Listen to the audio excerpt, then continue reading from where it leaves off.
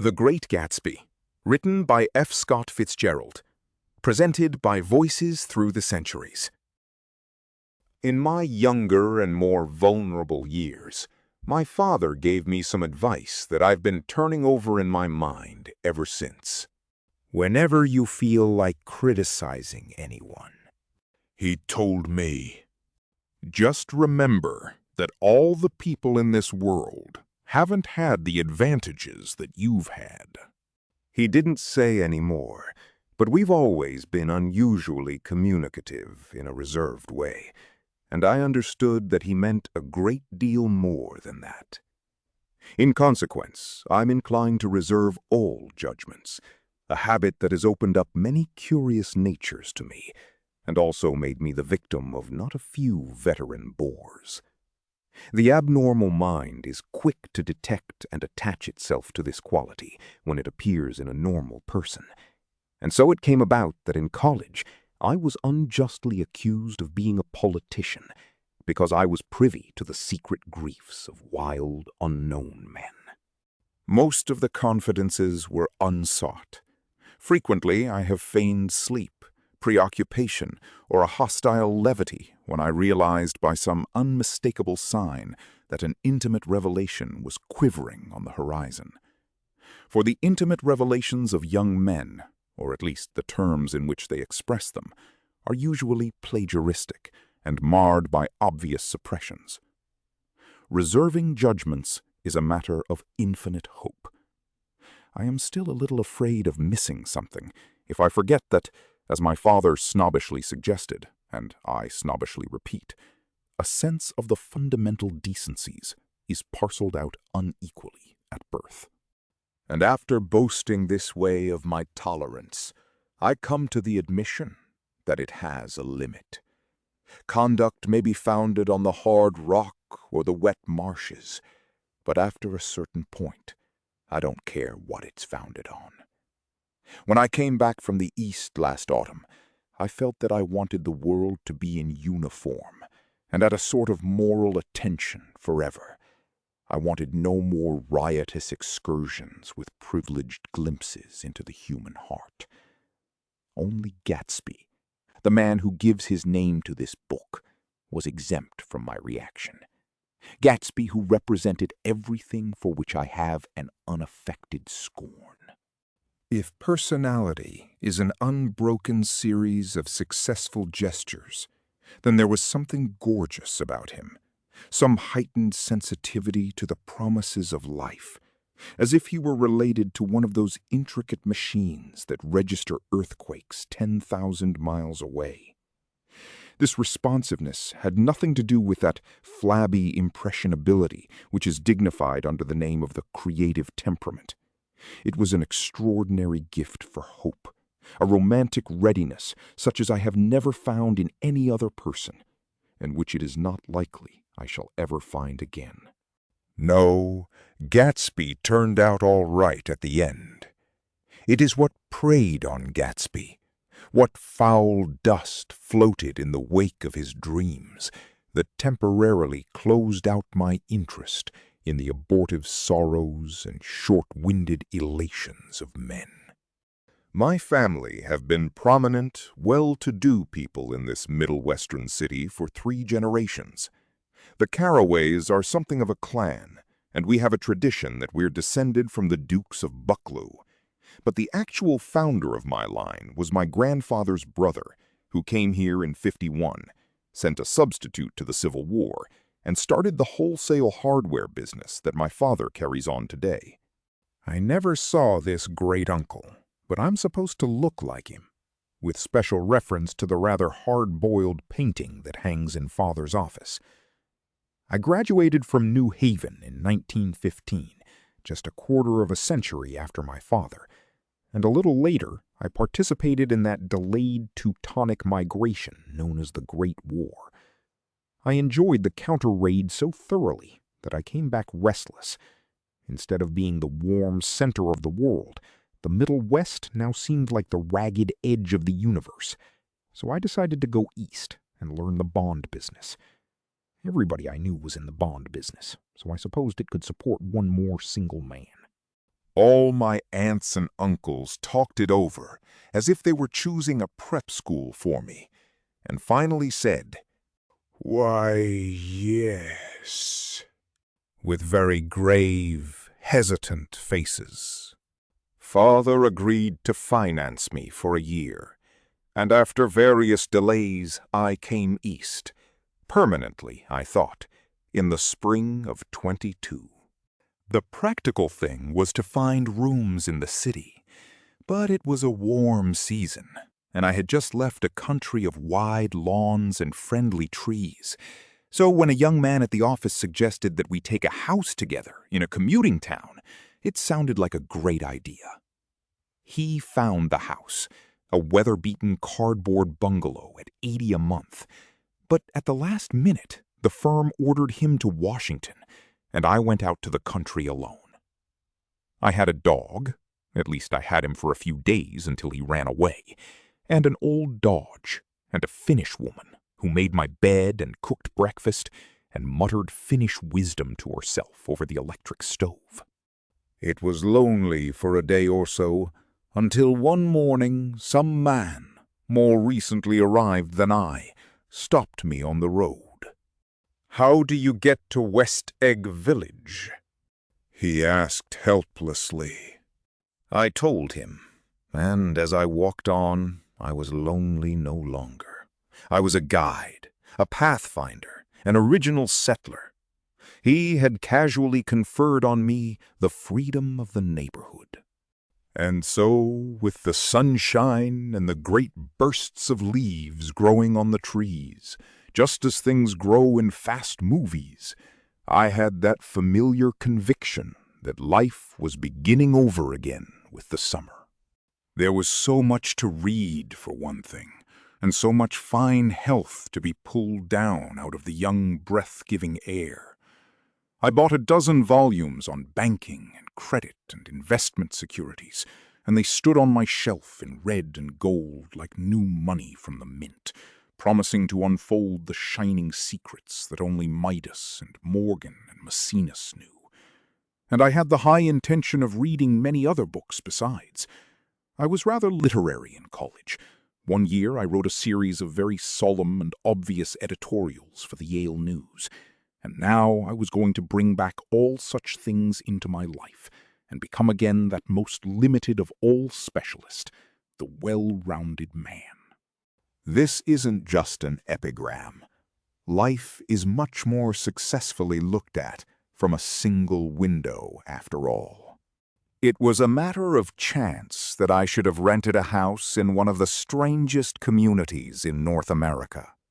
It was on that slender, riotous island which extends itself due east of New York, and where there are, among other natural curiosities, two unusual formations of land.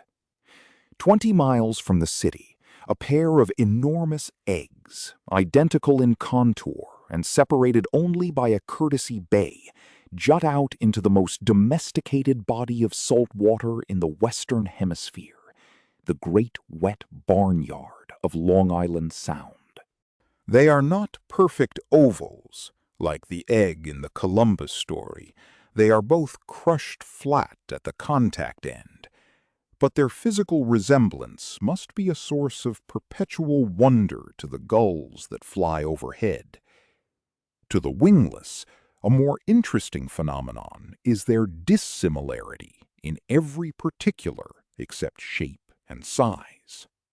I lived at West Egg, the less fashionable of the two, though this is a most superficial tag to express the bizarre and not a little sinister contrast between them.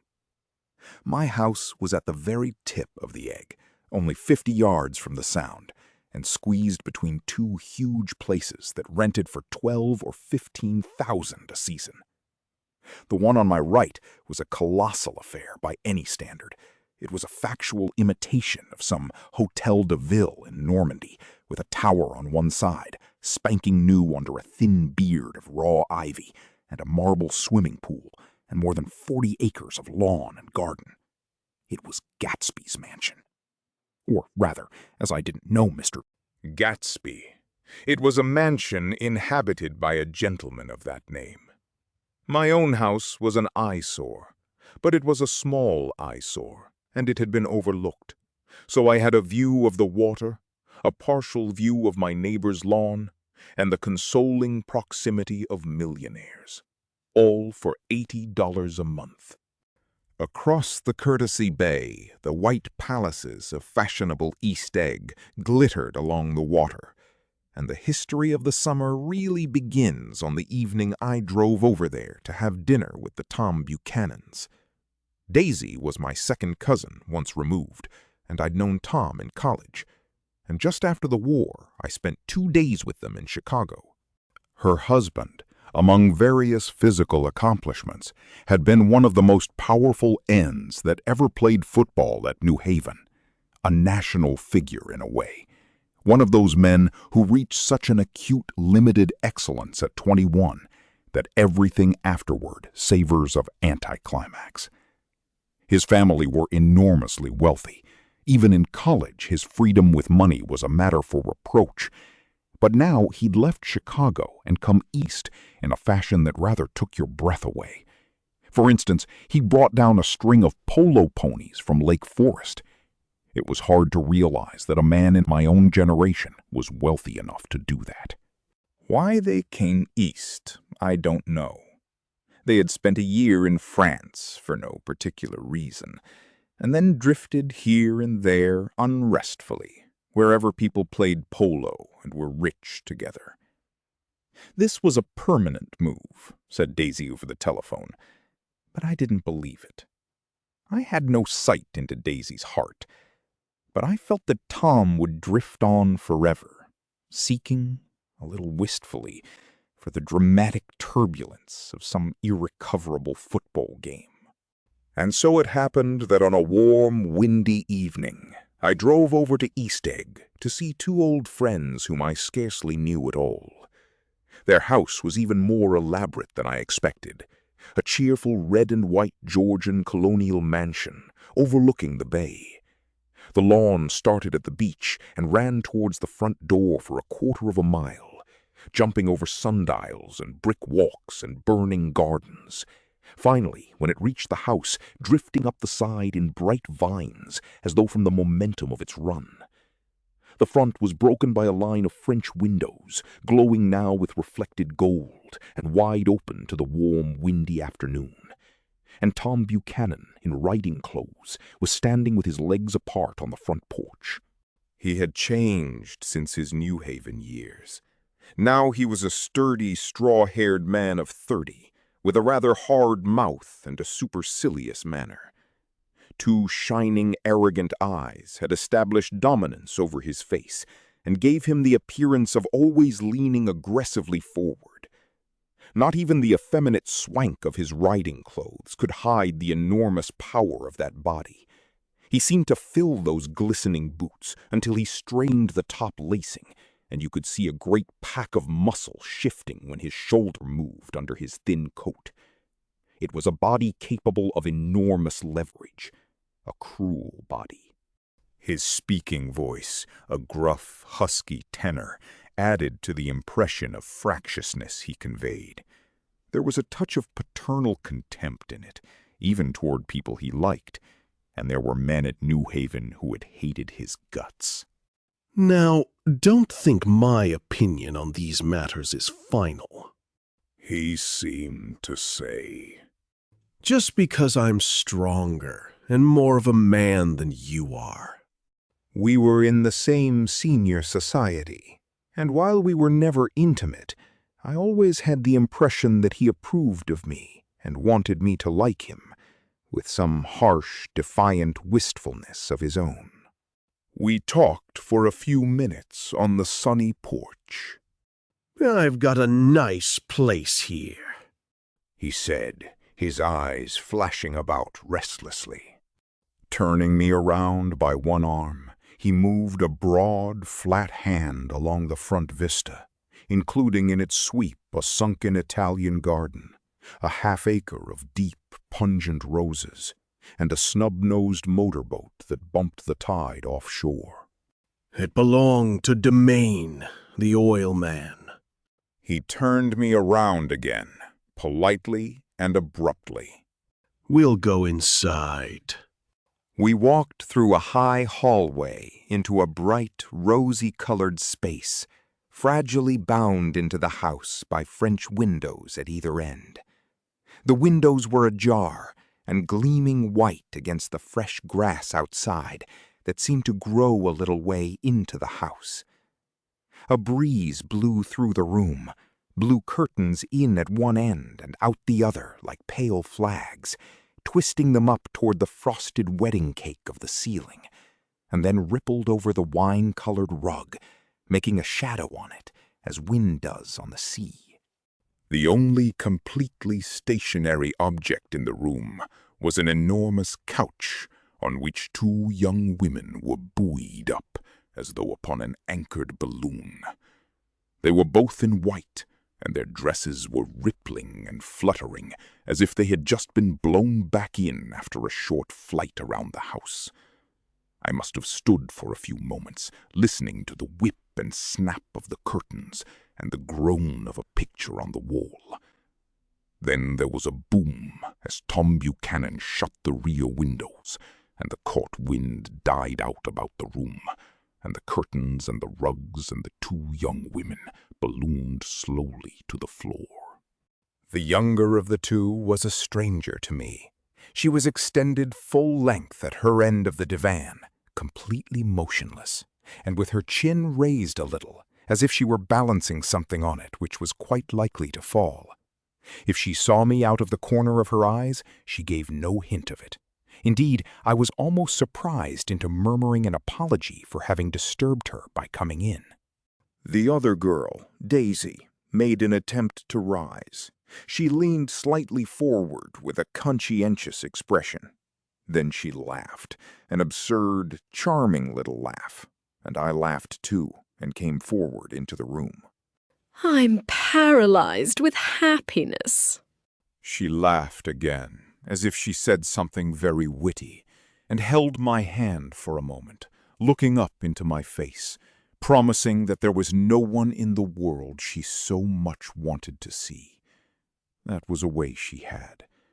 She hinted in a murmur that the surname of the balancing girl was Baker. I've heard it said that Daisy's murmur was only to make people lean toward her, an irrelevant criticism that made it no less charming. At any rate, Miss Baker's lips fluttered. She nodded at me almost imperceptibly, and then quickly tipped her head back again. The object she was balancing had obviously tottered a little and given her something of a fright. Again, a sort of apology arose to my lips. Almost any exhibition of complete self-sufficiency draws a stunned tribute from me. I looked back at my cousin, who began to ask me questions in her low, thrilling voice. It was the kind of voice that the ear follows up and down, as if each speech is an arrangement of notes that will never be played again. Her face was sad and lovely, with bright things in it, bright eyes and a bright, passionate mouth, but there was an excitement in her voice that men who had cared for her found difficult to forget, a singing compulsion, a whispered, "Listen," a promise that she had done gay, exciting things just a while since, and that there were gay, exciting things hovering in the next hour. I told her how I had stopped off in Chicago for a day on my way east, and how a dozen people had sent their love through me. Do they miss me? She cried ecstatically. The whole town is desolate.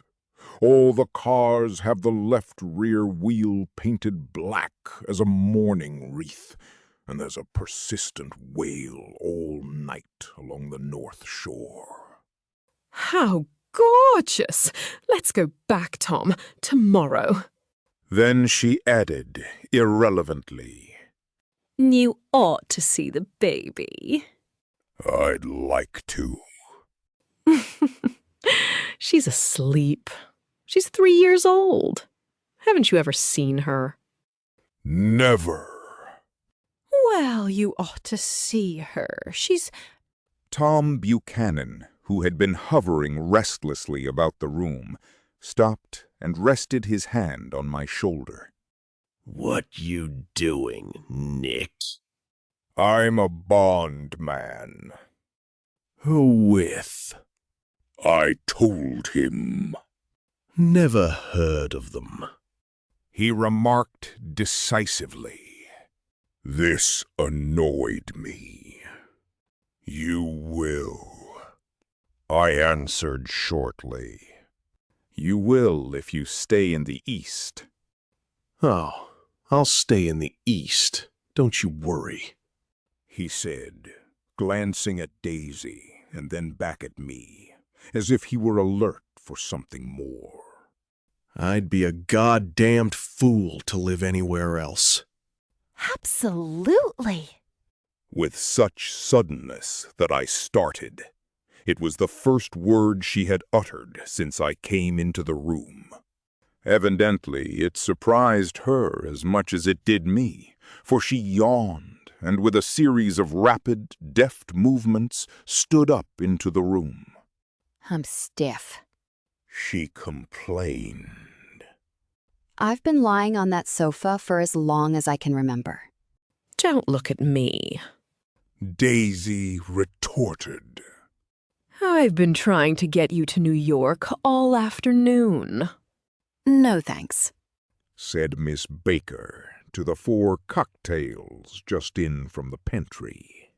I'm absolutely in training. Her host looked at her incredulously. You are?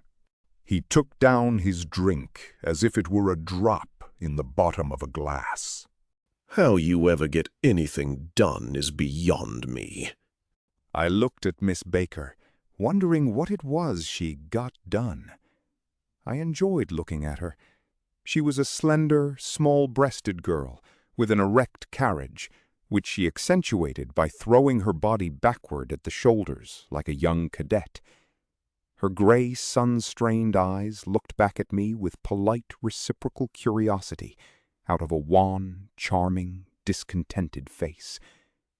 It occurred to me now that I had seen her, or a picture of her, somewhere before. Slender, small-breasted, gray eyes, jaunty, incurably dishonest, golf champion. You live in West Egg. She remarked contemptuously. I know somebody there. I don't know a single... You must know Gatsby. Gatsby? demanded Daisy. What Gatsby? Before I could reply that he was my neighbor, dinner was announced. Wedging his tense arm imperatively under mine, Tom Buchanan compelled me from the room, as though he were moving a checker to another square. Slenderly, languidly, their hands set lightly on their hips, the 2 young women preceded us out onto a rosy-colored porch, open toward the sunset, where 4 candles flickered on the table in the diminished wind. Why candles? Objected Daisy, frowning. In 2 weeks, it'll be the longest day in the year. She looked at us all radiantly. Do you always watch for the longest day of the year and then miss it? I always watch for the longest day in the year and then miss it. We ought to plan something. Yawned Miss Baker, sitting down at the table as if she were getting into bed. All right. Said Daisy. What'll we plan? She turned to me helplessly. What do people plan? Before I could answer, her eyes fastened with an odd expression on her little finger. Look. She complained. I heard it. We all looked. The knuckle was black and blue. You did it, Tom. she said accusingly. I know you didn't mean to, but you did do it. That's what I get for marrying a brute of a man, a great, big, hulking, physical specimen of a— I hate that word, hulking. Objected Tom crossly. Even in kidding. Hulking. Insisted Daisy. Sometimes she and Miss Baker talked at once, unobtrusively, and with a bantering inconsequence that was never quite chatter, that was as cool as their white dresses and their impersonal eyes in the absence of all desire. They were here, and they accepted Tom and me, making only a polite, pleasant effort to entertain or to be entertained. They knew that presently dinner would be over, and a little later the evening, too, would be over, and casually put away. It was sharply different from the West, where an evening was hurried from phase to phase towards its close in a continually disappointed anticipation, or else in sheer nervous dread of the moment itself. You make me feel uncivilized, Daisy. I confessed on my second glass of corky, but rather impressive claret. Can't you talk about crops or something? I meant nothing in particular by this remark, but it was taken up in an unexpected way. Civilization's going to pieces, Broke out Tom violently.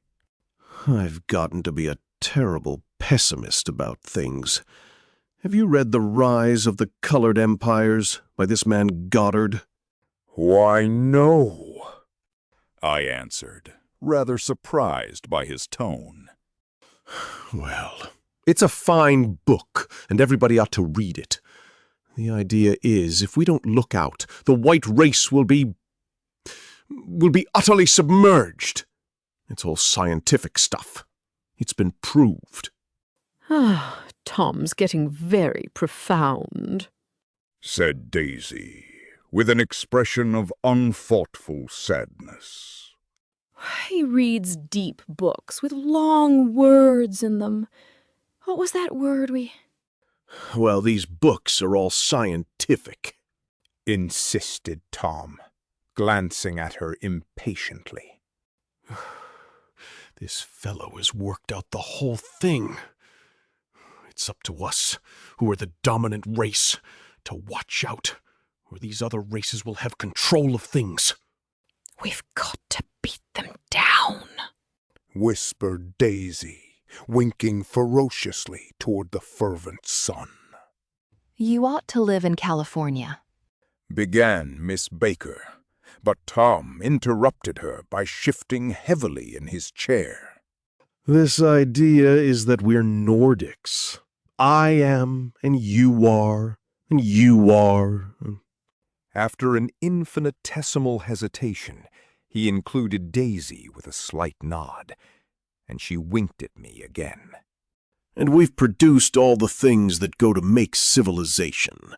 Oh, science and art and all that. Do you see? There was something pathetic in his concentration, as if his complacency, more acute than of old, was not enough to him any more. When, almost immediately, the telephone rang inside, and the butler left the porch, Daisy seized upon the momentary interruption and leaned towards me. I'll tell you a family secret, She whispered enthusiastically. It's about the butler's nose. Do you want to hear about the butler's nose? That's why I came over tonight. Well, he wasn't always a butler. He used to be the silver polisher for some people in New York that had a silver service for 200 people.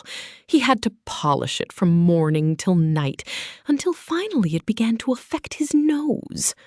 Things went from bad to worse. Things went from bad to worse. Suggested Miss Baker. Yes, things went from bad to worse, until finally he had to give up his position. For a moment, the last sunshine fell with romantic affection upon her glowing face. Her voice compelled me forward breathlessly as I listened. Then the glow faded, each light deserting her with lingering regret, like children leaving a pleasant street at dusk. The butler came back and murmured something close to Tom's ear, whereupon Tom frowned, pushed back his chair, and without a word went inside. As if his absence quickened something within her, Daisy leaned forward again, her voice glowing and singing. I love to see you at my table, Nick. You remind me of a rose, an absolute rose, doesn't he? She turned to Miss Baker for confirmation. An absolute rose? This was untrue. I am not even faintly like a rose.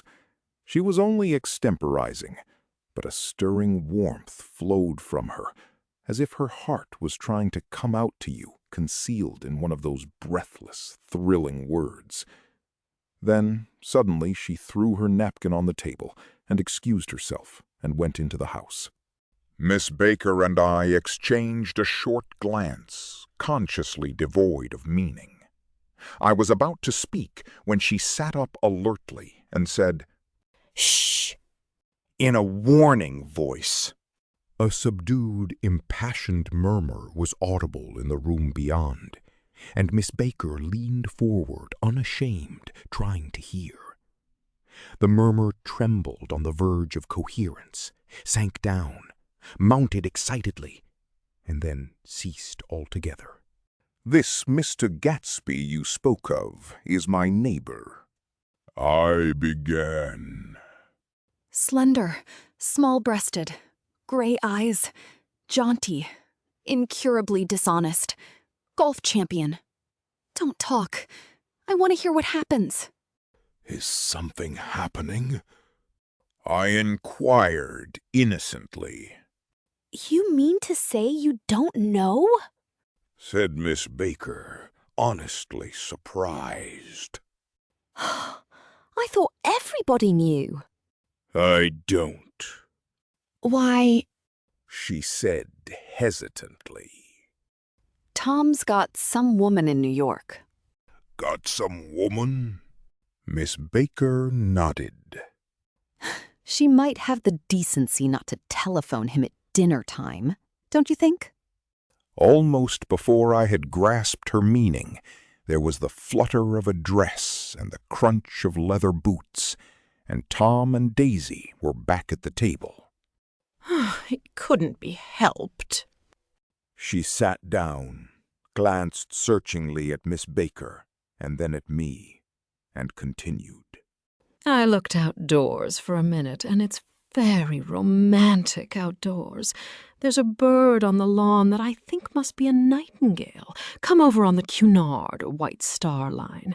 He's singing away. Her voice sang. It's romantic, isn't it, Tom? Very romantic, he said, and then miserably to me. If it's light enough after dinner, I want to take you down to the stables. The telephone rang inside, startlingly, and as Daisy shook her head decisively at Tom, the subject of the stables, in fact all subjects, vanished into air. Among the broken fragments of the last 5 minutes at table, I remember the candles being lit again, pointlessly, and I was conscious of wanting to look squarely at everyone, and yet to avoid all eyes. I couldn't guess what Daisy and Tom were thinking, but I doubt if even Miss Baker, who seemed to have mastered a certain hardy skepticism, was able utterly to put this fifth guest's shrill metallic urgency out of mind. To a certain temperament, the situation might have seemed intriguing. My own instinct was to telephone immediately for the police. The horses, needless to say, were not mentioned again.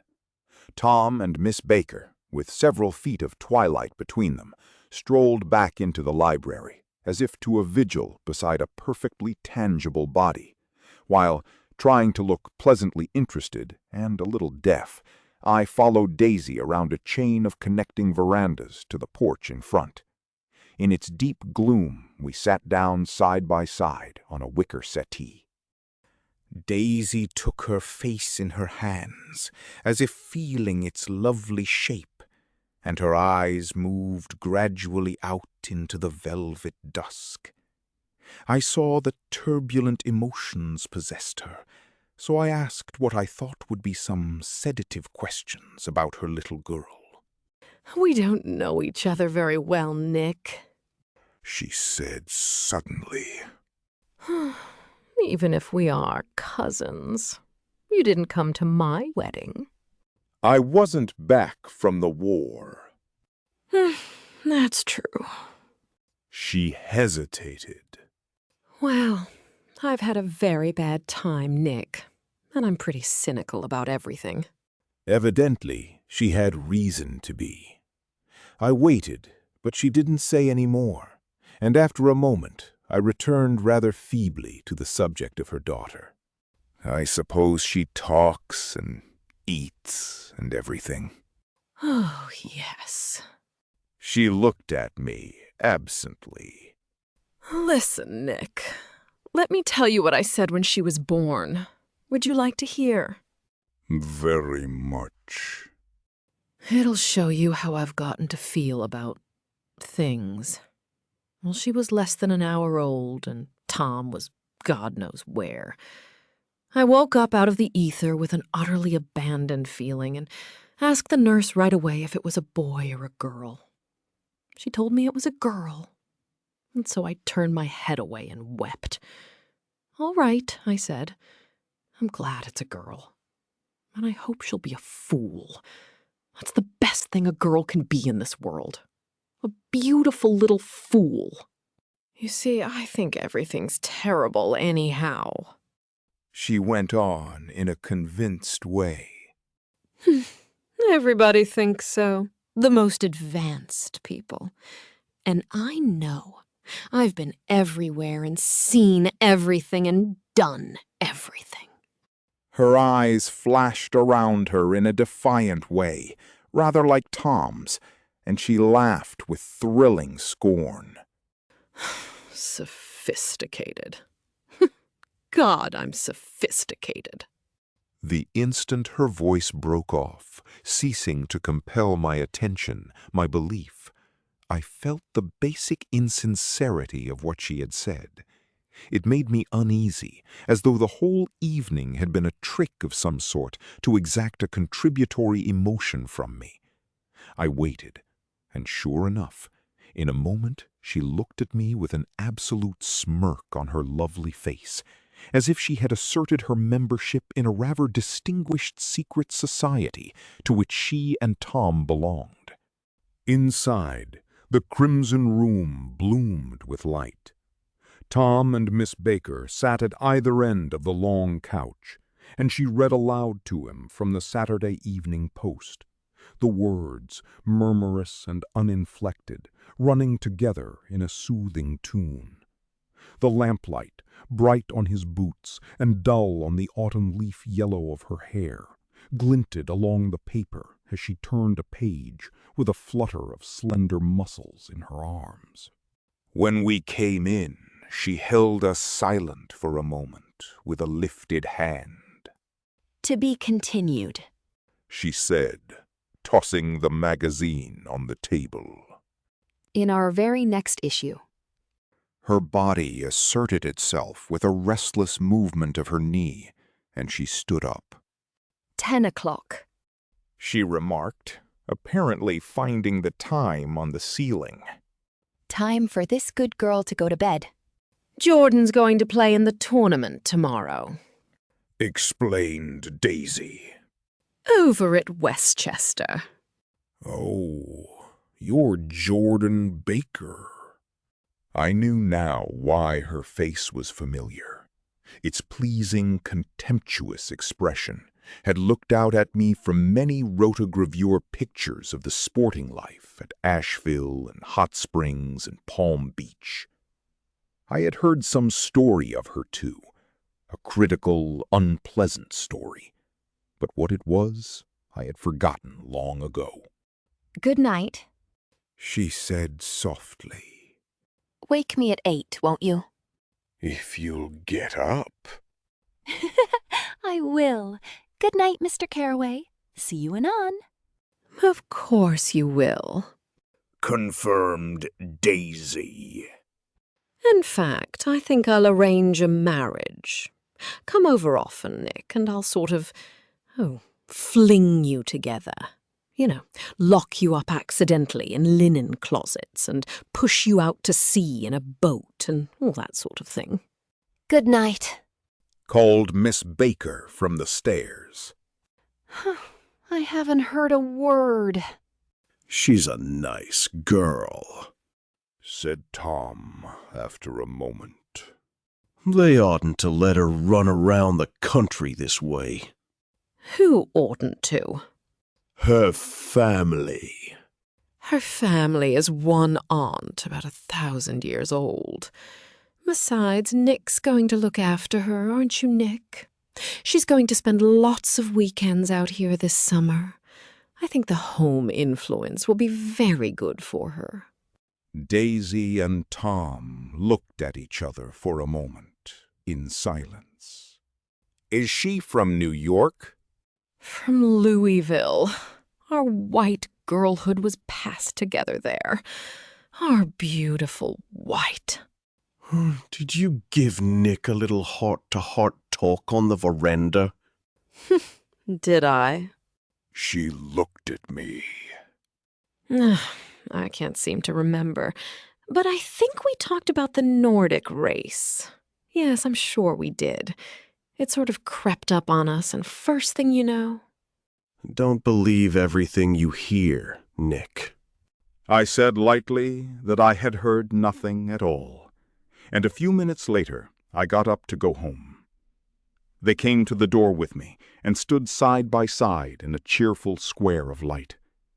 As I started my motor, Daisy peremptorily called. Wait, I forgot to ask you something, and it's important. We heard you were engaged to a girl out west. That's right, corroborated Tom kindly. We heard that you were engaged. It's a libel. I'm too poor. But we heard it, insisted Daisy, surprising me by opening up again in a flower-like way. We heard it from 3 people, so it must be true. Of course, I knew what they were referring to, but I wasn't even vaguely engaged. The fact that gossip had published the banns was one of the reasons I had come east. You can't stop going with an old friend on account of rumors, and on the other hand, I had no intention of being rumored into marriage. Their interest rather touched me and made them less remotely rich. Nevertheless, I was confused and a little disgusted as I drove away. It seemed to me that the thing for Daisy to do was to rush out of the house, child in arms, but apparently there were no such intentions in her head. As for Tom, the fact that he had some woman in New York was really less surprising than that he had been depressed by a book. Something was making him nibble at the edge of stale ideas, as if his sturdy physical egotism no longer nourished his peremptory heart. Already it was deep summer on roadhouse roofs and in front of wayside garages where new red petrol pumps sat out in pools of light. And when I reached my estate at West Egg, I ran the car under its shed and sat for a while on an abandoned grass roller in the yard. The wind had blown off, leaving a loud, bright night, with wings beating in the trees and a persistent organ sound as the full bellows of the earth blew the frogs full of life. The silhouette of a moving cat wavered across the moonlight, and, turning my head to watch it, I saw that I was not alone. 50 feet away, a figure had emerged from the shadow of my neighbor's mansion and was standing with his hands in his pockets, regarding the silver pepper of the stars. Something in his leisurely movements and the secure position of his feet upon the lawn suggested that it was Mr. Gatsby himself, come out to determine what share was his of our local heavens. I decided to call to him. Miss Baker had mentioned him at dinner, and that would do for an introduction. But I didn't call to him, for he gave a sudden intimation that he was content to be alone. He stretched out his arms toward the dark water in a curious way, and far as I was from him, I could have sworn he was trembling. Involuntarily, I glanced seaward, and distinguished nothing except a single green light, minute and far away, that might have been the end of a dock. When I looked once more for Gatsby, he had vanished, and I was alone again in the unquiet darkness.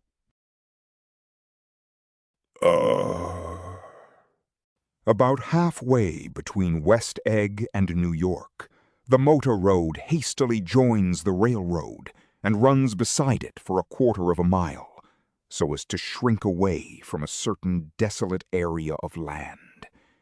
This is a valley of ashes, a fantastic farm where ashes grow like wheat into ridges and hills and grotesque gardens, where ashes take the forms of houses and chimneys and rising smoke, and finally, with a transcendent effort, of ash-gray men who move dimly and already crumbling through the powdery air. Occasionally, a line of gray cars crawls along an invisible track, gives out a ghastly creak, and comes to rest. And immediately the ash-gray men swarm up with leaden spades and stir up an impenetrable cloud which screens their obscure operations from your sight. But above the gray land and the spasms of bleak dust which drift endlessly over it, you perceive after a moment the eyes of Dr. T.J. Eckelberg. The eyes of Dr. T.J. Eckelberg are blue and gigantic. Their retinas are 1 yard high. They look out of no face, but instead from a pair of enormous yellow spectacles which pass over a non-existent nose. Evidently some wild wag of an oculist set them there to fatten his practice in the borough of Queens, and then sank down himself into eternal blindness, or forgot them and moved away. But his eyes, dimmed a little by many paintless days under sun and rain, brood on over the solemn dumping ground. The Valley of Ashes is bounded on one side by a small, foul river, and when the drawbridge is up to let barges through, the passengers on waiting trains can stare at the dismal scene for as long as half an hour. There is always a halt there of at least a minute, and it was because of this that I first met Tom Buchanan's mistress. The fact that he had one was insisted upon wherever he was known. His acquaintances resented the fact that he turned up in popular cafes with her, and, leaving her at a table, sauntered about, chatting with whomsoever he knew. Though I was curious to see her, I had no desire to meet her. But I did. I went up to New York with Tom on the train one afternoon, and when we stopped by the ash heaps, he jumped to his feet and, taking hold of my elbow, literally forced me from the car. We're getting off. He insisted. I want you to meet my girl. I think he'd tanked up a good deal at luncheon, and his determination to have my company bordered on violence. The supercilious assumption was that on Sunday afternoon I had nothing better to do. I followed him over a low, whitewashed railroad fence, and we walked back 100 yards along the road under Dr. Eckelberg's persistent stare. The only building in sight was a small block of yellow brick sitting on the edge of the wasteland, a sort of compact main street ministering to it, and contiguous to absolutely nothing. One of the 3 shops it contained was for rent, and another was an all-night restaurant, approached by a trail of ashes. The third was a garage. Repairs. George B. Wilson. Cars bought and sold. And I followed Tom inside. The interior was unprosperous and bare. The only car visible was the dust-covered wreck of a Ford, which crouched in a dim corner. It had occurred to me that this shadow of a garage must be a blind, and that sumptuous and romantic apartments were concealed overhead. When the proprietor himself appeared in the door of an office, wiping his hands on a piece of waste. He was a blond, spiritless man, anemic and faintly handsome. When he saw us, a damp gleam of hope sprang into his light blue eyes. "Hello, Wilson, old man," said Tom, slapping him jovially on the shoulder. "How's business?" I can't complain, answered Wilson, unconvincingly. When are you going to sell me that car? "Next week. I've got my man working on it now." Works pretty slow, don't he? "No, he doesn't," said Tom coldly. "And if you feel that way about it, maybe I'd better sell it somewhere else after all." I don't mean that," explained Wilson quickly. I just meant... His voice faded off, and Tom glanced impatiently around the garage. Then I heard footsteps on a stairs, and in a moment the thickish figure of a woman blocked out the light from the office door. She was in the middle 30s and faintly stout, but she carried her flesh sensuously, as some women can. Her face, above a spotted dress of dark blue crepe de chine, contained no facet or gleam of beauty, but there was an immediately perceptible vitality about her, as if the nerves of her body were continually smoldering. She smiled slowly, and, walking through her husband as if he were a ghost, shook hands with Tom, looking him flush in the eye. Then she wet her lips, and without turning around spoke to her husband in a soft, coarse voice. "Get some chairs, why don't you, so somebody can sit down?" Oh, sure! agreed Wilson hurriedly, and went toward the little office, mingling immediately with the cement color of the walls.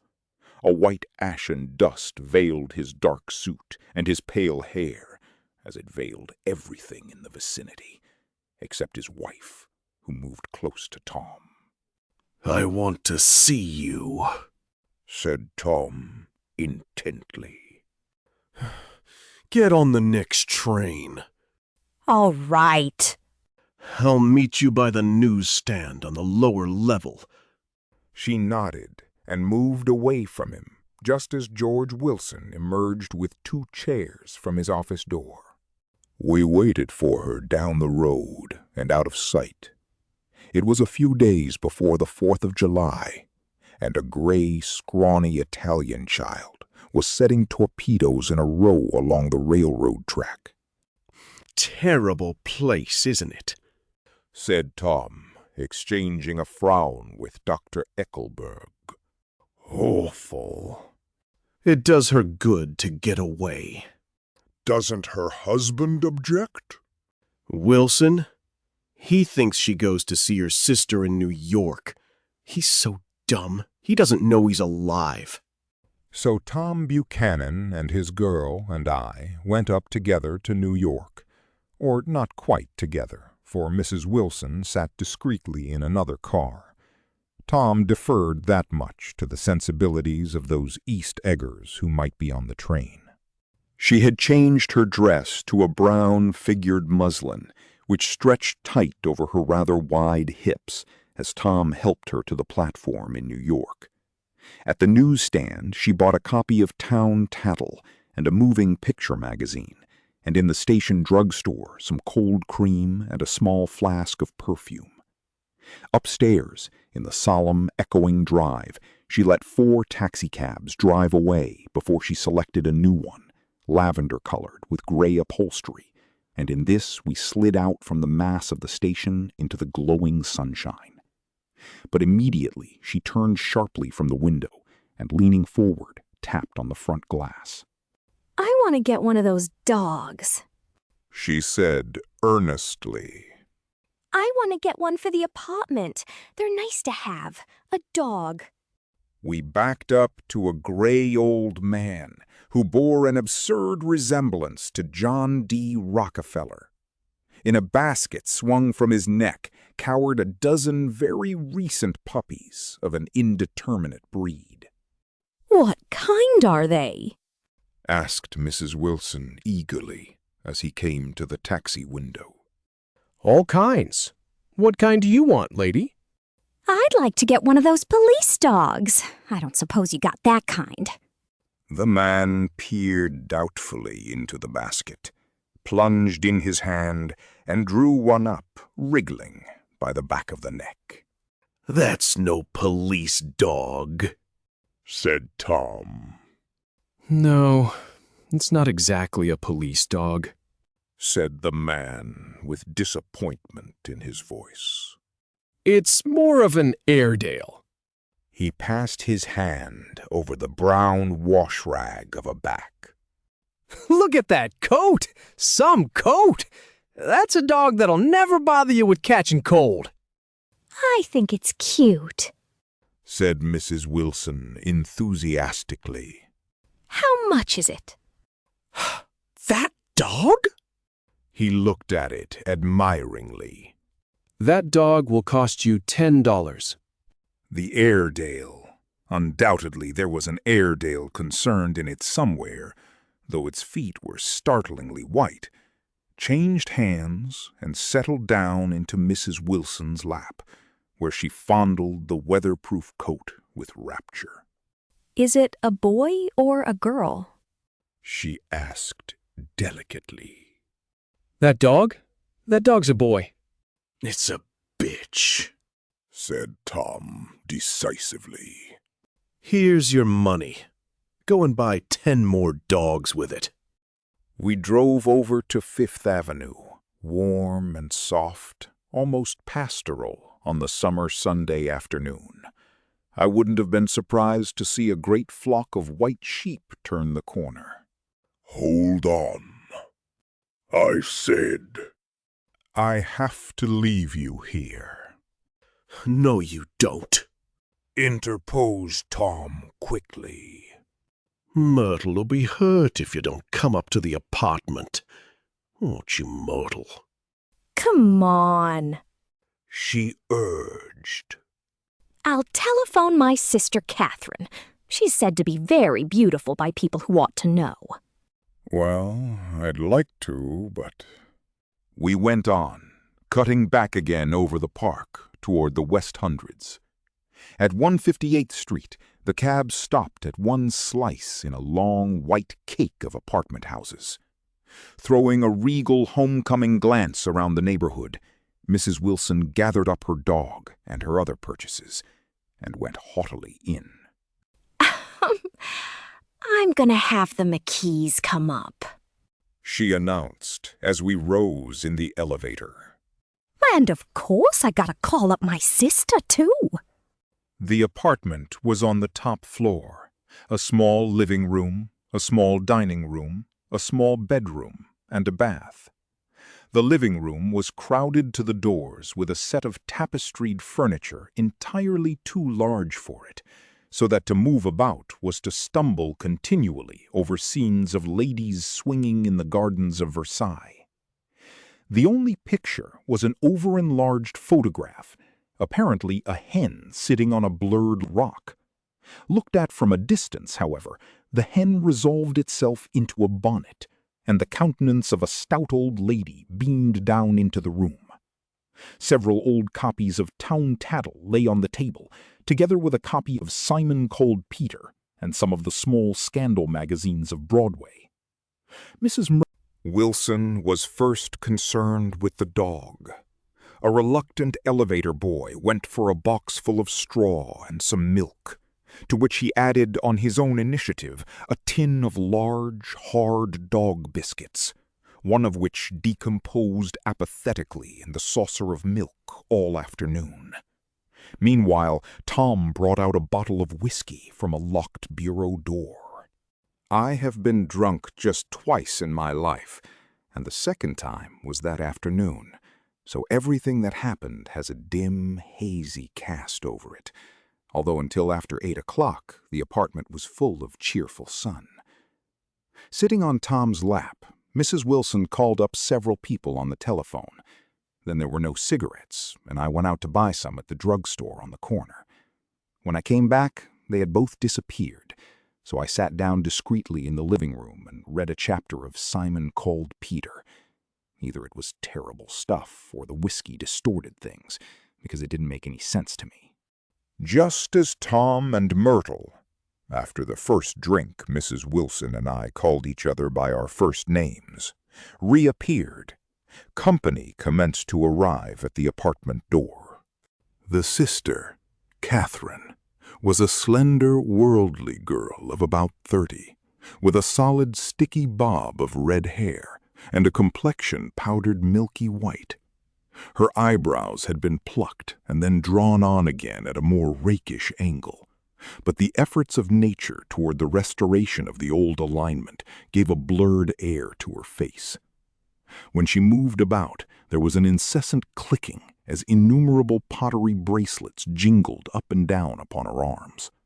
She came in with such a proprietary haste and looked around so possessively at the furniture that I wondered if she lived here.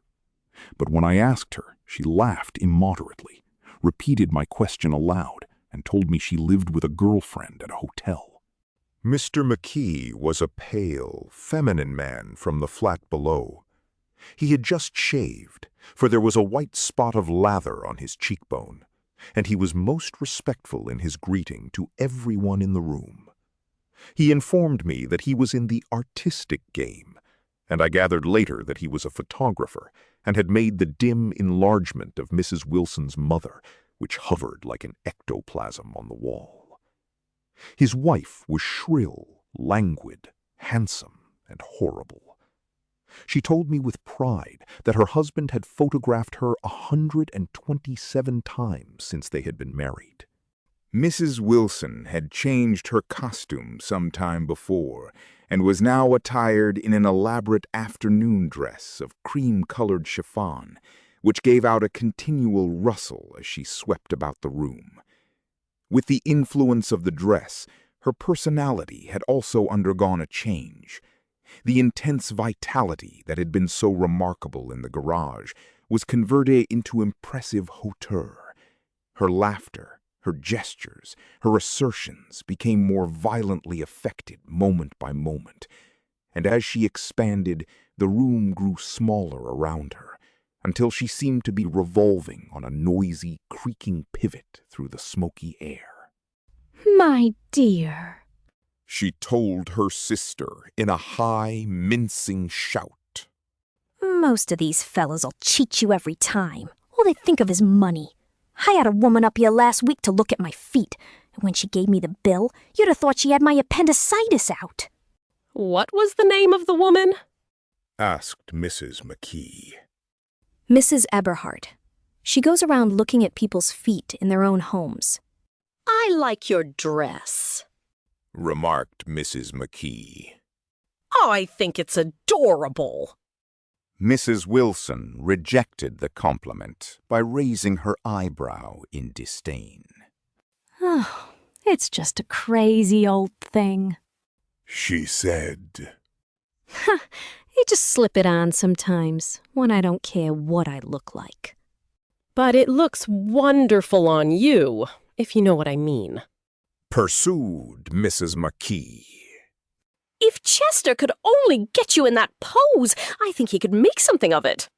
We all looked in silence at Mrs. Wilson, who removed a strand of hair from over her eyes and looked back at us with a brilliant smile. Mr. McKee regarded her intently with his head on one side, and then moved his hand back and forth slowly in front of his face. I should change the light, he said after a moment. I'd like to bring out the modeling of the features, and I'd try to get hold of all the back hair.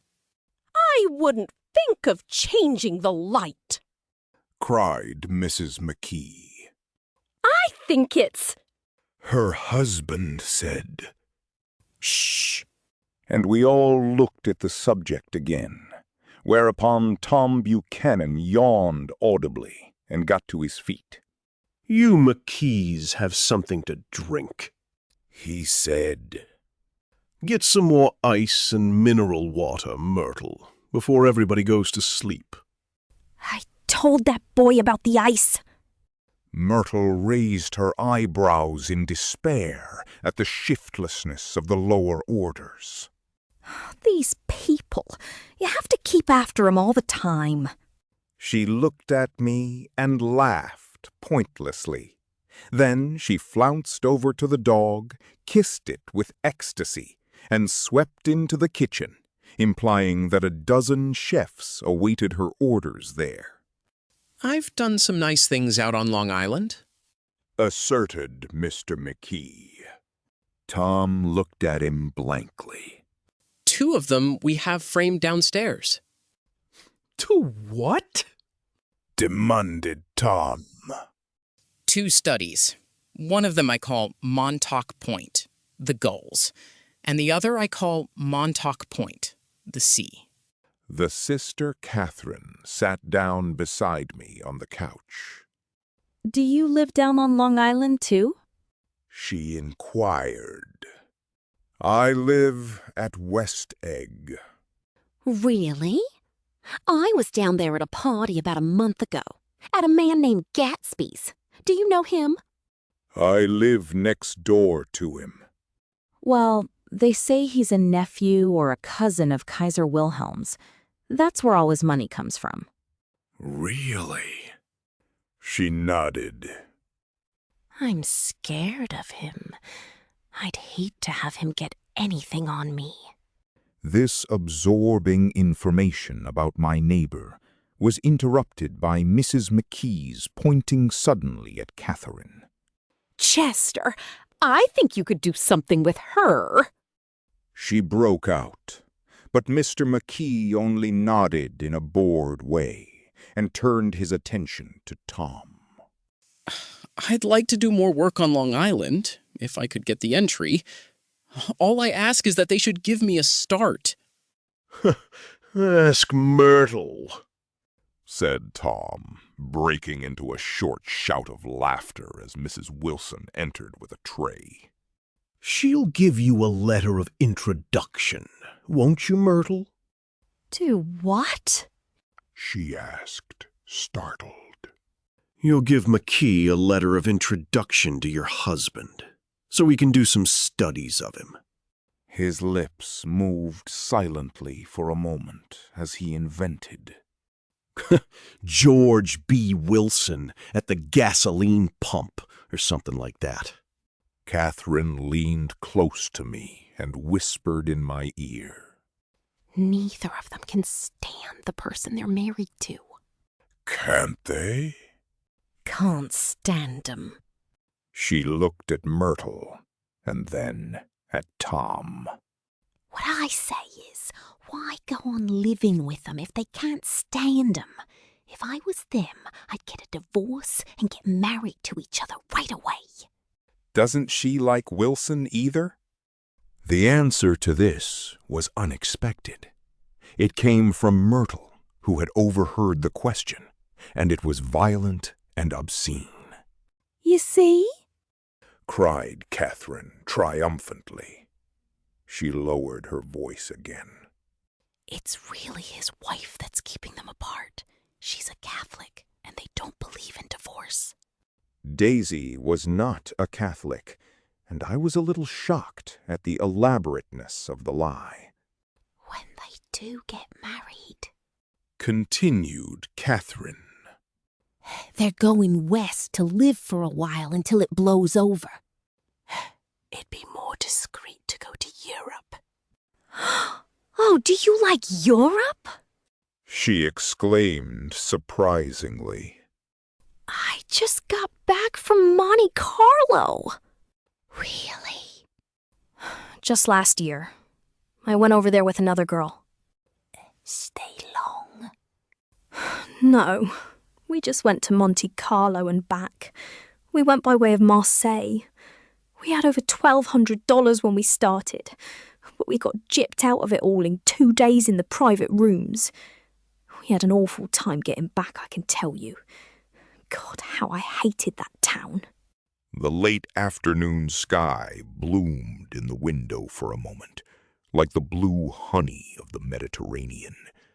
Then the shrill voice of Mrs. McKee called me back into the room. I almost made a mistake, too, she declared vigorously. I almost married a little kike who'd been after me for years. I knew he was below me. Everybody kept saying to me, Lucille, that man's way below you. But if I hadn't met Chester, he'd have got me sure. Yes, but listen, said Myrtle Wilson, nodding her head up and down. At least you didn't marry him. I know I didn't. Well, I married him, said Myrtle ambiguously. And that's the difference between your case and mine. Why did you, Myrtle? Demanded Catherine. Nobody forced you to. Myrtle considered. I married him because I thought he was a gentleman, she said finally. I thought he knew something about breeding, but he wasn't fit to lick my shoe. You were crazy about him for a while, said Catherine. Crazy about him? Cried Myrtle incredulously. Who said I was crazy about him? I never was any more crazy about him than I was about that man there. She pointed suddenly at me, and everyone looked at me accusingly. I tried to show by my expression that I expected no affection.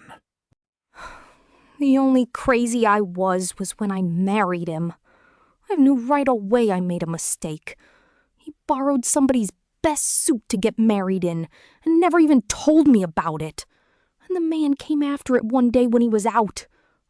Oh, was that your suit? I said. This is the first I ever heard about it.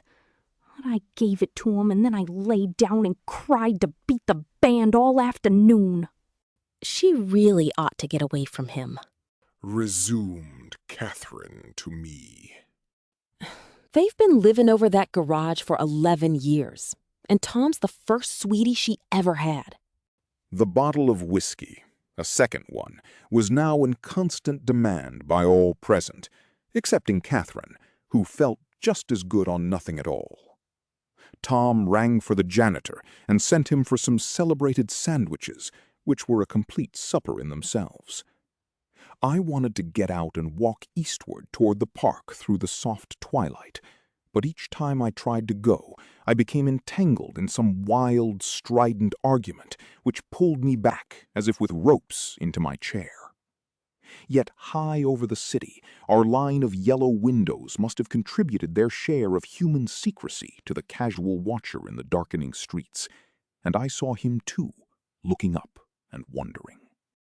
I was within and without, simultaneously enchanted and repelled by the inexhaustible variety of life. Myrtle pulled her chair close to mine, and suddenly her warm breath poured over me the story of her first meeting with Tom. It was on the 2 little seats facing each other that are always the last ones left on the train. I was going up to New York to see my sister and spend the night. He had on a dress suit and patent leather shoes, and I couldn't keep my eyes off him. But every time he looked at me, I had to pretend to be looking at the advertisement over his head. When we came into the station, he was next to me, and his white shirt front pressed against my arm, and so I told him I'd have to call a policeman. But he knew I lied. I was so excited that when I got into a taxi with him, I didn't hardly know I wasn't getting into a subway train. All I kept thinking about over and over was, you can't live forever. You can't live forever. She turned to Mrs. McKee, and the room rang full of her artificial laughter. My dear, she cried. I'm going to give you this dress as soon as I'm through with it. I've got to get another one tomorrow.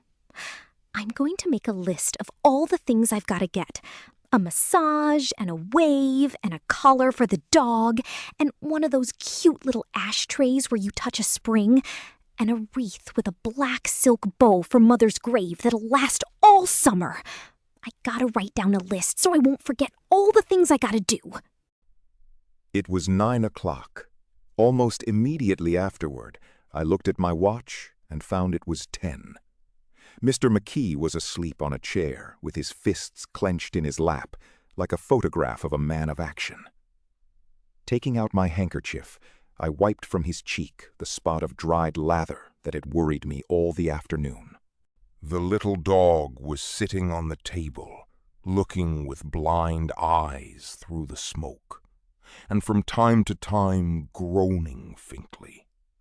People disappeared, reappeared, made plans to go somewhere, and then lost each other, searched for each other, found each other a few feet away. Sometime toward midnight, Tom Buchanan and Mrs. Wilson stood face to face, discussing, in impassioned voices, whether Mrs. Wilson had any right to mention Daisy's name. Daisy! Daisy! Daisy!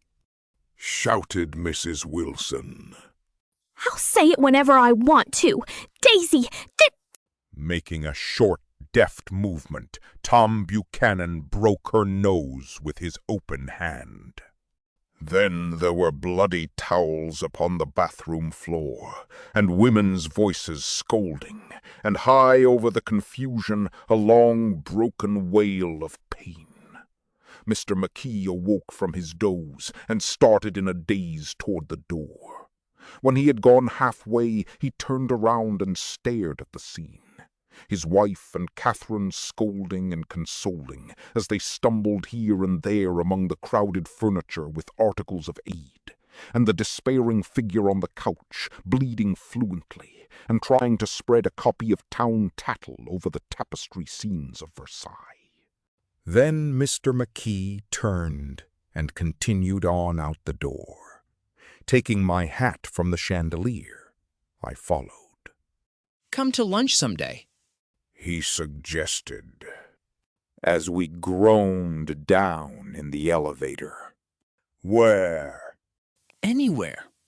Keep your hands off the lever, snapped the elevator boy. I beg your pardon, said Mr. McKee with dignity. I didn't know I was touching it. All right, I agreed. I'll be glad to. I was standing beside his bed, and he was sitting up between the sheets, clad in his underwear, with a great portfolio in his hands. Beauty and the Beast, loneliness, old grocery horse, brook and bridge. Then I was lying half asleep in the cold lower level of the Pennsylvania station, staring at the Morning Tribune and waiting for the 4 o'clock train.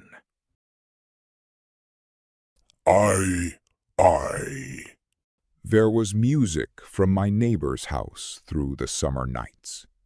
In his blue gardens, men and girls came and went like moths among the whisperings and the champagne and the stars. At high tide in the afternoon, I watched his guests diving from the tower of his raft, or taking the sun on the hot sand of his beach, while his 2 motorboats slit the waters of the Sound, drawing aquaplanes over cataracts of foam. On weekends, his Rolls-Royce became an omnibus, bearing parties to and from the city between 9 in the morning and long past midnight, while his station wagon scampered like a brisk yellow bug to meet all trains.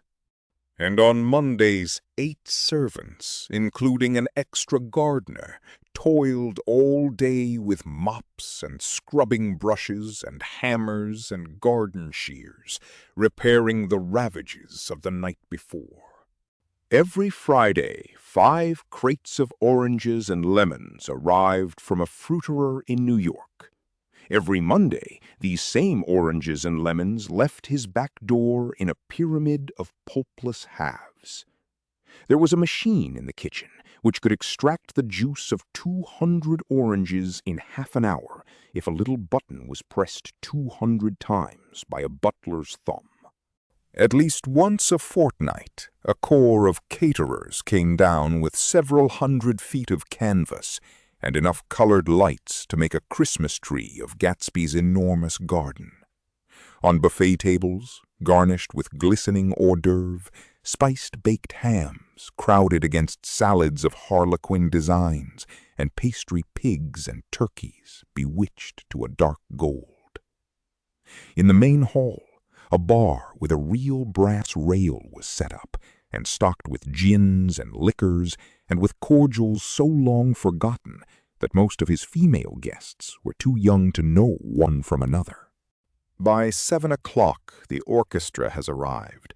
No thin 5-piece affair, but a whole pitful of oboes and trombones and saxophones and viols and cornets and piccolos and low and high drums. The last swimmers have come in from the beach now and are dressing upstairs. The cars from New York are parked 5 deep in the drive, and already the halls and salons and verandas are gaudy with primary colors, and hair bobbed in strange new ways, and shawls beyond the dreams of Castile. The bar is in full swing, and floating rounds of cocktails permeate the garden outside, until the air is alive with chatter and laughter and casual innuendo and introductions forgotten on the spot, and enthusiastic meetings between women who never knew each other's names. The lights grow brighter as the earth lurches away from the sun, and now the orchestra is playing yellow cocktail music, and the opera of voices pitches a key higher. Laughter is easier minute by minute, spilled with prodigality, tipped out at a cheerful word. The groups change more swiftly, swell with new arrivals, dissolve and form in the same breath. Already there are wanderers, confident girls who weave here and there among the stouter and more stable, become for a sharp, joyous moment the center of a group, and then, excited with triumph, glide on through the sea change of faces and voices and color under the constantly changing light. Suddenly, one of these gypsies, in trembling opal, seizes a cocktail out of the air, dumps it down for courage, and, moving her hands like Frisco, dances out alone on the canvas platform. A momentary hush. The orchestra leader varies his rhythm obligingly for her, and there is a burst of chatter as the erroneous news goes around that she is Gilda Gray's understudy from the Follies. The party has begun. I believe that on the first night I went to Gatsby's house, I was one of the few guests who had actually been invited. People were not invited. They went there. They got into automobiles which bore them out to Long Island, and somehow they ended up at Gatsby's door. Once there, they were introduced by somebody who knew Gatsby, and after that they conducted themselves according to the rules of behavior associated with an amusement park. Sometimes they came and went without having met Gatsby at all, came for the party with a simplicity of heart that was its own ticket of admission. I had been actually invited. A chauffeur in a uniform of robin's egg blue crossed my lawn early that Saturday morning, with a surprisingly formal note from his employer. The honor would be entirely Gatsby's, it said, if I would attend his little party that night. He had seen me several times and had intended to call on me long before, but a peculiar combination of circumstances had prevented it. Signed, J. Gatsby, in a majestic hand. Dressed up in white flannels, I went over to his lawn a little after 7 and wandered around rather ill at ease among swirls and eddies of people I didn't know, though here and there was a face I had noticed on the commuting train.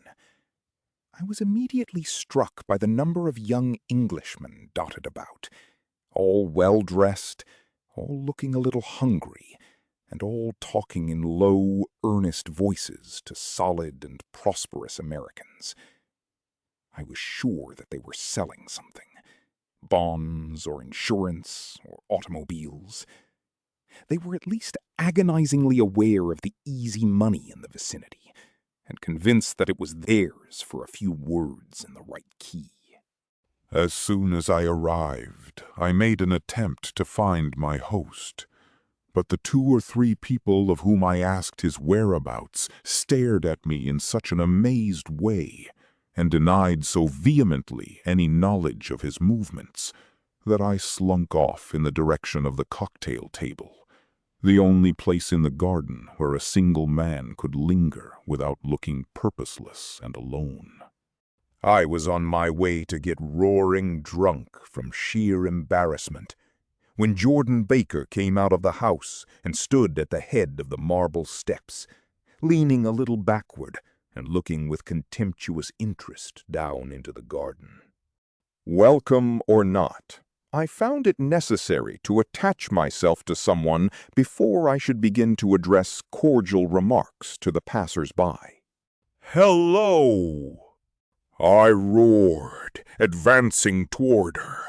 My voice seemed unnaturally loud across the garden. I thought you might be here. She responded absently as I came up. I remembered you lived next door to. She held my hand impersonally as a promise that she'd take care of me in a minute, and gave ear to 2 girls in twin yellow dresses who stopped at the foot of the steps. Hello! They cried together. Sorry you didn't win. That was for the golf tournament. She had lost in the finals the week before. You don't know who we are, said one of the girls in yellow. But we met you here about a month ago. You've dyed your hair since then, remarked Jordan, and I started. But the girls had moved casually on, and her remark was addressed to the premature moon, produced like the supper, no doubt, out of a caterer's basket. With Jordan's slender golden arm resting in mine, we descended the steps and sauntered about the garden. A tray of cocktails floated at us through the twilight, and we sat down at a table with the 2 girls in yellow and 3 men, each one introduced to us as Mr. Mumble. Do you come to these parties often? Inquired Jordan of the girl beside her. The last one was the one I met you at, answered the girl in an alert, confident voice. She turned to her companion. Wasn't it for you, Lucille? It was for Lucille, too. I like to come, Lucille said. I never care what I do, so I always have a good time. When I was here last, I tore my gown on a chair, and he asked me my name and address. Inside of a week, I got a package from Courrier's with a new evening gown in it. Did you keep it? Asked Jordan. Sure I did. I was gonna wear it tonight, but it was too big in the bust and had to be altered. It was gas blue with lavender beads. $265. There's something funny about a fellow that'll do a thing like that, said the other girl eagerly. He doesn't want any trouble with anybody. Who doesn't? I inquired. Gatsby. Somebody told me. The two girls and Jordan leaned together confidentially. Somebody told me they thought he killed a man once. A thrill passed over all of us. The three Mr. Mumbles bent forward and listened eagerly. I don't think it's so much that, argued Lucille skeptically. It's more that he was a German spy during the war. One of the men nodded in confirmation. I heard that from a man who knew all about him, grew up with him in Germany. He assured us positively, Oh, no! said the first girl. It couldn't be that, because he was in the American army during the war. As our credulity switched back to her, she leaned forward with enthusiasm. You look at him sometimes, when he thinks nobody's looking at him. I'll bet he killed a man. She narrowed her eyes and shivered. Lucille shivered. We all turned and looked around for Gatsby. It was testimony to the romantic speculation he inspired that there were whispers about him from those who had found little that it was necessary to whisper about in this world. The first supper, there would be another one after midnight, was now being served, and Jordan invited me to join her own party, who were spread around a table on the other side of the garden. There were 3 married couples, and Jordan's escort, a persistent undergraduate given to violent innuendo, and obviously under the impression that sooner or later Jordan was going to yield him up her person to a greater or lesser degree.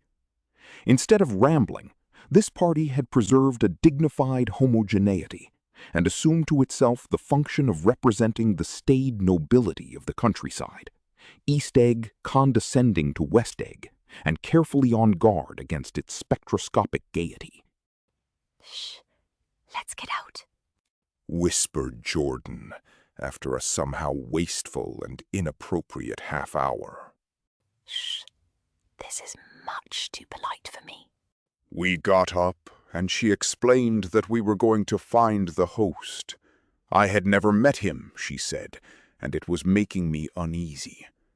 The undergraduate nodded in a cynical, melancholy way. The bar, where we glanced first, was crowded, but Gatsby was not there. She couldn't find him from the top of the steps, and he wasn't on the veranda. On a chance, we tried an important-looking door and walked into a high Gothic library, paneled with carved English oak, and probably transported complete from some ruin overseas.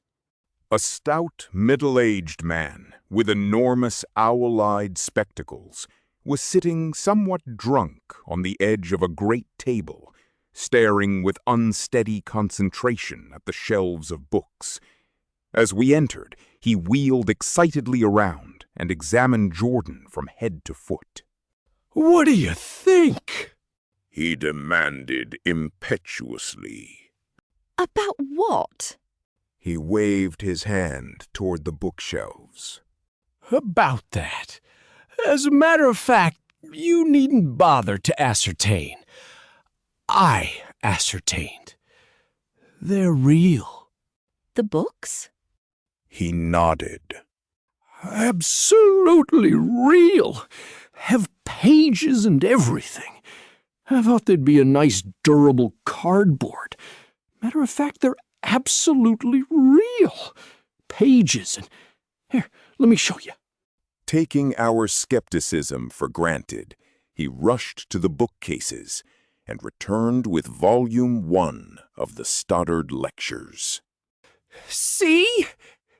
He cried triumphantly. It's a bona fide piece of printed matter! It fooled me! This fella's a regular Belasco. It's a triumph!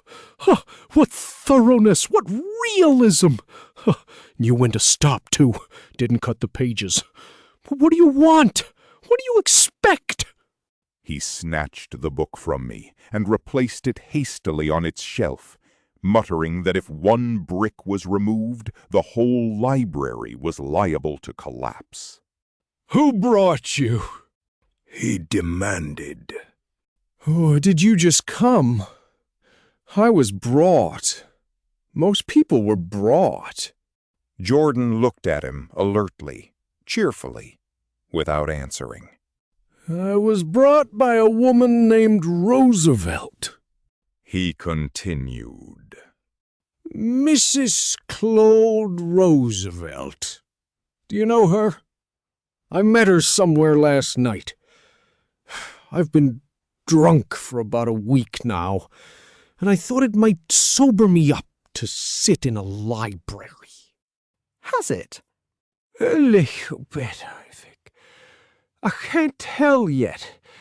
I've only been here an hour. I'd tell you about the books. The real. There. You told us. We shook hands with him gravely and went back outdoors. There was dancing now on the canvas in the garden, old men pushing young girls backward in eternal graceless circles, superior couples holding each other tortuously, fashionably, and keeping in the corners, and a great number of single girls dancing individually or relieving the orchestra for a moment of the burden of the banjo or the traps. By midnight, the hilarity had increased. A celebrated tenor had sung in Italian, and a notorious contralto had sung in jazz, and between the numbers, people were doing stunts all over the garden, while happy, vacuous bursts of laughter rose toward the summer sky. A pair of stage twins, who turned out to be the girls in yellow, did a baby act in costume, and champagne was served in glasses bigger than finger bowls.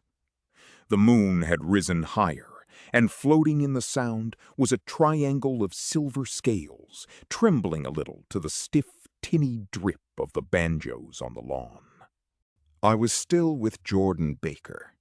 We were sitting at a table with a man of about my age and a rowdy little girl who gave way upon the slightest provocation to uncontrollable laughter. I was enjoying myself now. I had taken 2 finger bowls of champagne, and the scene had changed before my eyes into something significant, elemental, and profound. At a lull in the entertainment, the man looked at me and smiled. Your face is familiar, he said politely. Weren't you in the 1st Division during the war? Why, yes. I was in the 28th Infantry. I was in the 16th until June 1918. I knew I'd seen you somewhere before. We talked for a moment about some wet, gray little villages in France. Evidently he lived in this vicinity, for he told me that he had just bought a hydroplane and was going to try it out in the morning. Want to go with me, old sport? Just near the shore, along the Sound. What time? Any time that suits you best. It was on the tip of my tongue to ask his name, when Jordan looked around and smiled. Having a gay time now? She inquired. Much better. I turned again to my new acquaintance. This is an unusual party for me. I haven't even seen the host. I live over there. I waved my hand at the invisible hedge in the distance, and this man Gatsby sent over his chauffeur with an invitation. For a moment, he looked at me as if he failed to understand. I'm Gatsby, he said suddenly. What? I exclaimed. Oh, I beg your pardon. I thought you knew, old sport. I'm afraid I'm not a very good host. He smiled understandingly, much more than understandingly. It was one of those rare smiles with a quality of eternal reassurance in it that you may come across 4 or 5 times in life. It faced, or seemed to face, the whole eternal world for an instant, and then concentrated on you with an irresistible prejudice in your favor. It understood you just so far as you wanted to be understood, believed in you as you would like to believe in yourself, and assured you that it had precisely the impression of you that, at your best, you hoped to convey. Precisely at that point, it vanished, and I was looking at an elegant young roughneck, a year or 2 over 30, whose elaborate formality of speech just missed being absurd. Some time before he introduced himself, I'd got a strong impression that he was picking his words with care. Almost at the moment when Mr. Gatsby identified himself, a butler hurried toward him with the information that Chicago was calling him on the wire. He excused himself with a small bow that included each of us in turn. If you want anything, just ask for it, old sport, he urged me. Excuse me, I will rejoin you later. When he was gone, I turned immediately to Jordan, constrained to assure her of my surprise. Who is he? I demanded. Do you know? He's just a man named Gatsby. Where is he from, I mean? And what does he do? Now you're started on the subject. She answered with a wan smile. Well, he told me once he was an Oxford man. A dim background started to take shape behind him, but at her next remark, it faded away. However, I don't believe it. Why not? I don't know. She insisted. I just don't think he went there. Something in her tone reminded me of the other girl's "I think he killed a man," and had the effect of stimulating my curiosity.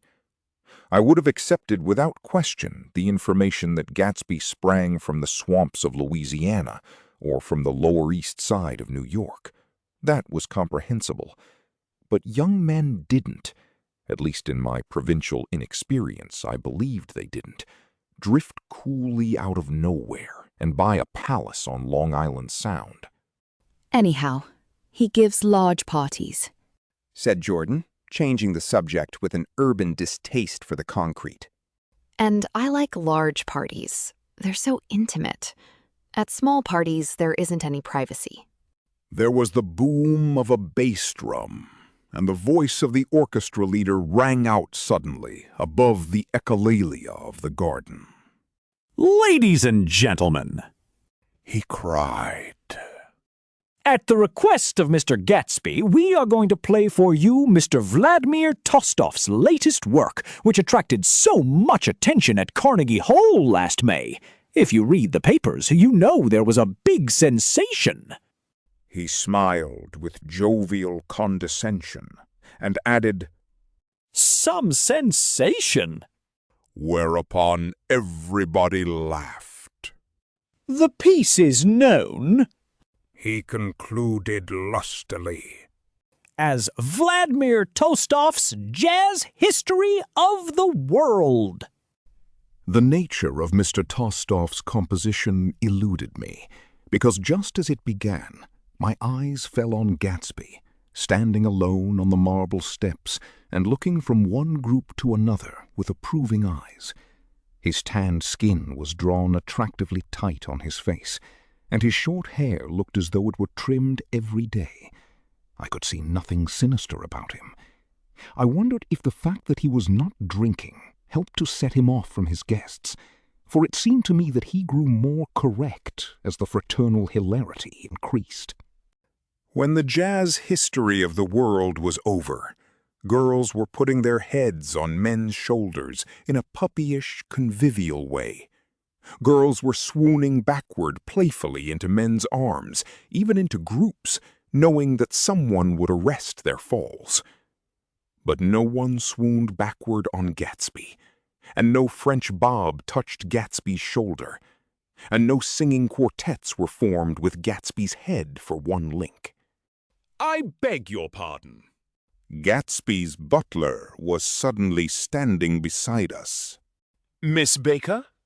He inquired. I beg your pardon, but Mr. Gatsby would like to speak to you alone. With me? She exclaimed in surprise. Yes, madam. She got up slowly, raising her eyebrows at me in astonishment, and followed the butler toward the house. I noticed that she wore her evening dress, all her dresses, like sports clothes. There was a jauntiness about her movements, as if she had first learned to walk upon golf courses on clean, crisp mornings. I was alone, and it was almost 2. For some time, confused and intriguing sounds had issued from a long, many-windowed room which overhung the terrace. Eluding Jordan's undergraduate, who was now engaged in an obstetrical conversation with 2 chorus girls, and who implored me to join him, I went inside. The large room was full of people. One of the girls in yellow was playing the piano, and beside her stood a tall, red-haired young lady from a famous chorus, engaged in song. She had drunk a quantity of champagne, and during the course of her song she had decided, ineptly, that everything was very, very sad. She was not only singing, she was weeping too. Whenever there was a pause in the song, she filled it with gasping, broken sobs, and then took up the lyric again in a quavering soprano. The tears coursed down her cheeks, not freely, however, for when they came into contact with her heavily beaded eyelashes, they assumed an inky color and pursued the rest of their way in slow black rivulets. A humorous suggestion was made that she sing the notes on her face, whereupon she threw up her hands, sank into a chair, and went off into a deep, vinous sleep. She had a fight with a man who says he's her husband, explained a girl at my elbow. I looked around. Most of the remaining women were now having fights with men said to be their husbands. Even Jordan's party, the quartet from East Egg, were rent asunder by dissension. One of the men was talking with curious intensity to a young actress, and his wife, after attempting to laugh at the situation in a dignified and indifferent way, broke down entirely and resorted to flank attacks. At intervals, she appeared suddenly at his side like an angry diamond and hissed, "You promised!" into his ear. The reluctance to go home was not confined to wayward men. The hall was at present occupied by 2 deplorably sober men and their highly indignant wives. The wives were sympathizing with each other in slightly raised voices. "Whenever he sees I'm having a good time, he wants to go home." "Never heard anything so selfish in my life." "We're always the first ones to leave." "So are we." "Well, we're almost the last tonight," said one of the men sheepishly. "The orchestra left half an hour ago." In spite of the wives' agreement that such malevolence was beyond credibility, the dispute ended in a short struggle, and both wives were lifted, kicking, into the night. As I waited for my hat in the hall, the door of the library opened, and Jordan Baker and Gatsby came out together. He was saying some last word to her, but the eagerness in his manner tightened abruptly into formality as several people approached him to say goodbye. Jordan's party were calling impatiently to her from the porch, but she lingered for a moment to shake hands. "I've just heard the most amazing thing," she whispered. "Shh. How long were we in there?" "Why, about an hour." It was simply amazing. She repeated abstractedly. She yawned gracefully in my face. Please come and see me. Phone book. Under the name of Mrs. Sigourney Howard, my aunt. She was hurrying off as she talked. Her brown hand waved a jaunty salute as she melted into her party at the door. Rather ashamed that on my first appearance I had stayed so late, I joined the last of Gatsby's guests, who were clustered around him. I wanted to explain that I'd hunted for him early in the evening, and to apologize for not having known him in the garden. Don't mention it, old sport. He enjoined me eagerly. Don't give it another thought, old sport. The familiar expression held no more familiarity than the hand which reassuringly brushed my shoulder. And don't forget, we're going up in the hydroplane tomorrow morning at 9 o'clock. Then the butler, behind his shoulder. Philadelphia wants you on the phone, sir. All right, in a minute. Tell him I'll be right there. Good night. Good night. Good night. He smiled, and suddenly there seemed to be a pleasant significance in having been among the last to go, as if he had desired it all the time. Good night, old sport. Good night. But as I walked down the steps, I saw that the evening was not quite over. 50 feet from the door, a dozen headlights illuminated a bizarre and tumultuous scene. In the ditch beside the road, right side up, but violently shorn of one wheel, rested a new coupe, which had left Gatsby's drive not 2 minutes before. The sharp jut of a wall accounted for the detachment of the wheel, which was now getting considerable attention from half a dozen curious chauffeurs. However, as they had left their cars blocking the road, a harsh, discordant din from those in the rear had been audible for some time, and added to the already violent confusion of the scene. A man in a long duster had dismounted from the wreck, and now stood in the middle of the road, looking from the car to the tire, and from the tire to the observers in a pleasant, puzzled way. See, he explained. It went in the ditch. The fact was infinitely astonishing to him, and I recognized first the unusual quality of wonder, and then the man. It was the late patron of Gatsby's library. How'd it happen? He shrugged his shoulders. I know nothing whatever about mechanics, he said decisively. But how did it happen? Did you run into the wall? Don't ask me, said Owl Eyes, washing his hands of the whole matter. I know very little about driving. Next to nothing. It happened, and that's all I know. Well, if you're a poor driver, you oughtn't to try driving at night. But I wasn't even trying, he explained indignantly. I wasn't even trying. An awed hush fell upon the bystanders. Do you want to commit suicide? You're lucky it was just a wheel. A bad driver and not even trying. You don't understand, explained the criminal. Wasn't driving. There's another man in the car. The shock that followed this declaration found voice in a sustained "ah" as the door of the coupe swung slowly open. The crowd, it was now a crowd, stepped back involuntarily, and when the door had opened wide, there was a ghostly pause. Then, very gradually, part by part, a pale, dangling individual stepped out of the wreck, pawing tentatively at the ground with a large, uncertain dancing shoe.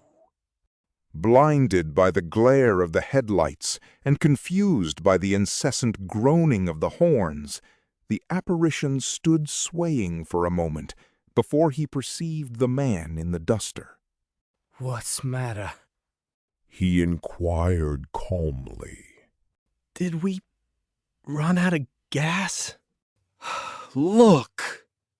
Half a dozen fingers pointed at the amputated wheel. He stared at it for a moment, and then looked upward as though he suspected that it had dropped from the sky. "It came off." "Someone explained." He nodded.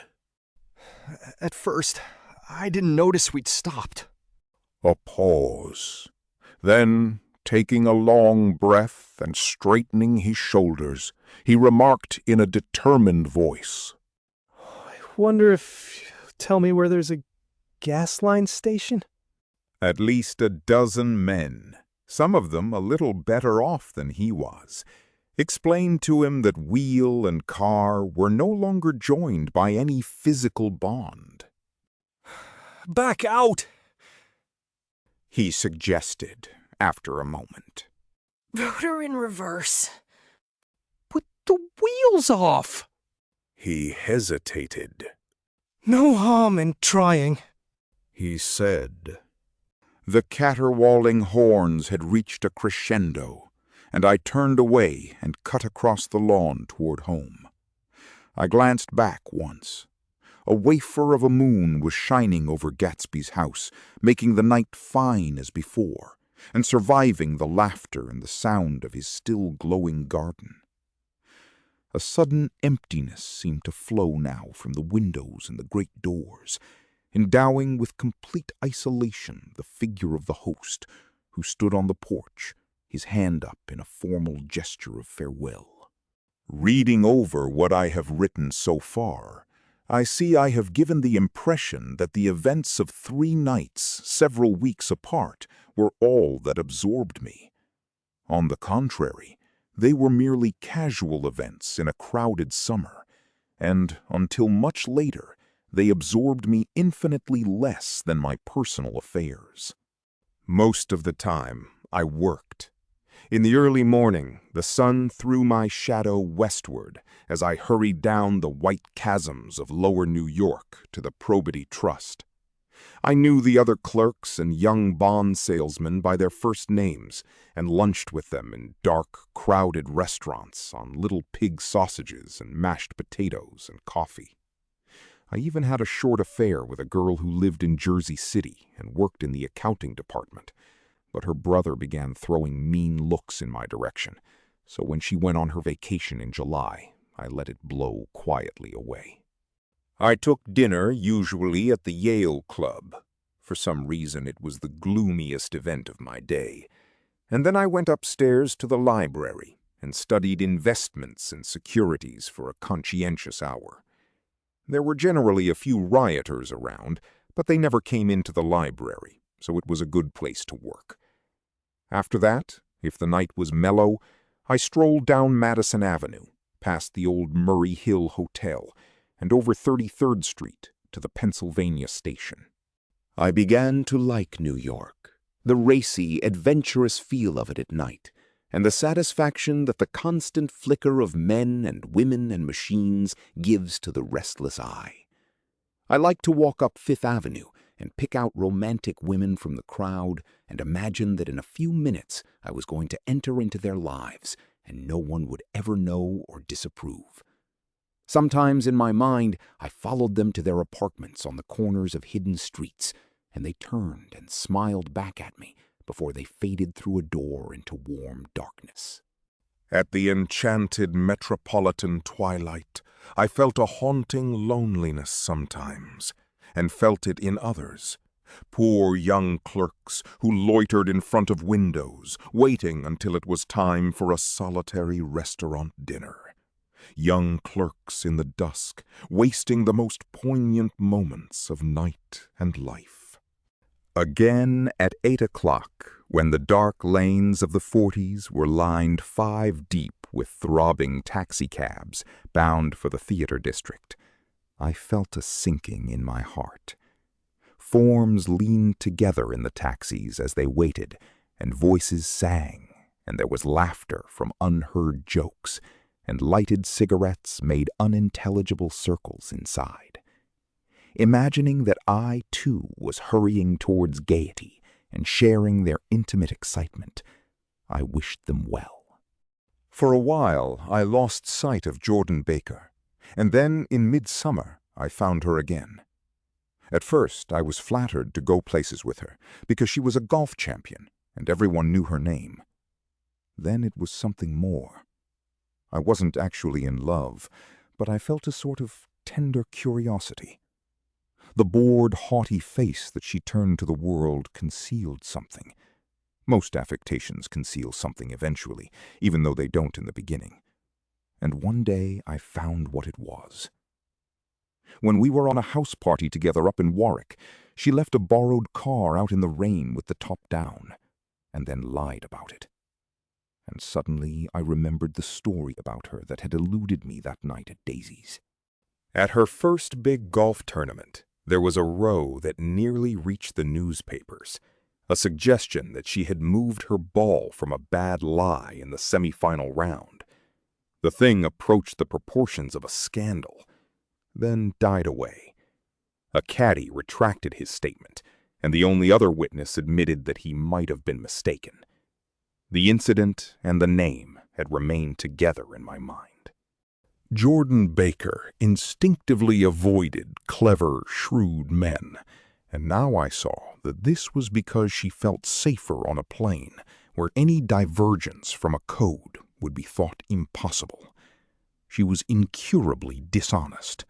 She wasn't able to endure being at a disadvantage, and, given this unwillingness, I suppose she had begun dealing in subterfuges when she was very young in order to keep that cool, insolent smile turned to the world, and yet satisfy the demands of her hard, jaunty body.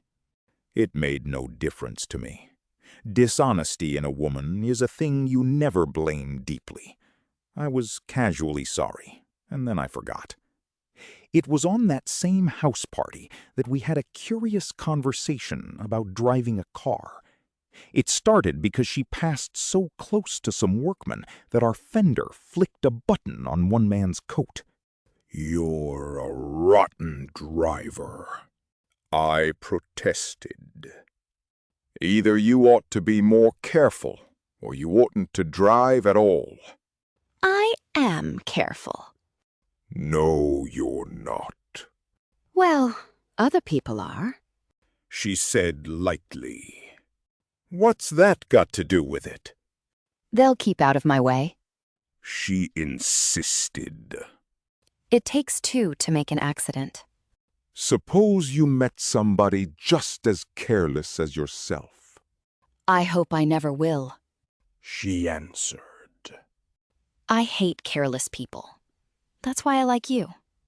Her gray, sun-strained eyes stared straight ahead, but she had deliberately shifted our relations, and for a moment I thought I loved her. But I am slow-thinking and full of interior rules that act as brakes on my desires, and I knew that first I had to get myself definitely out of that tangle back home.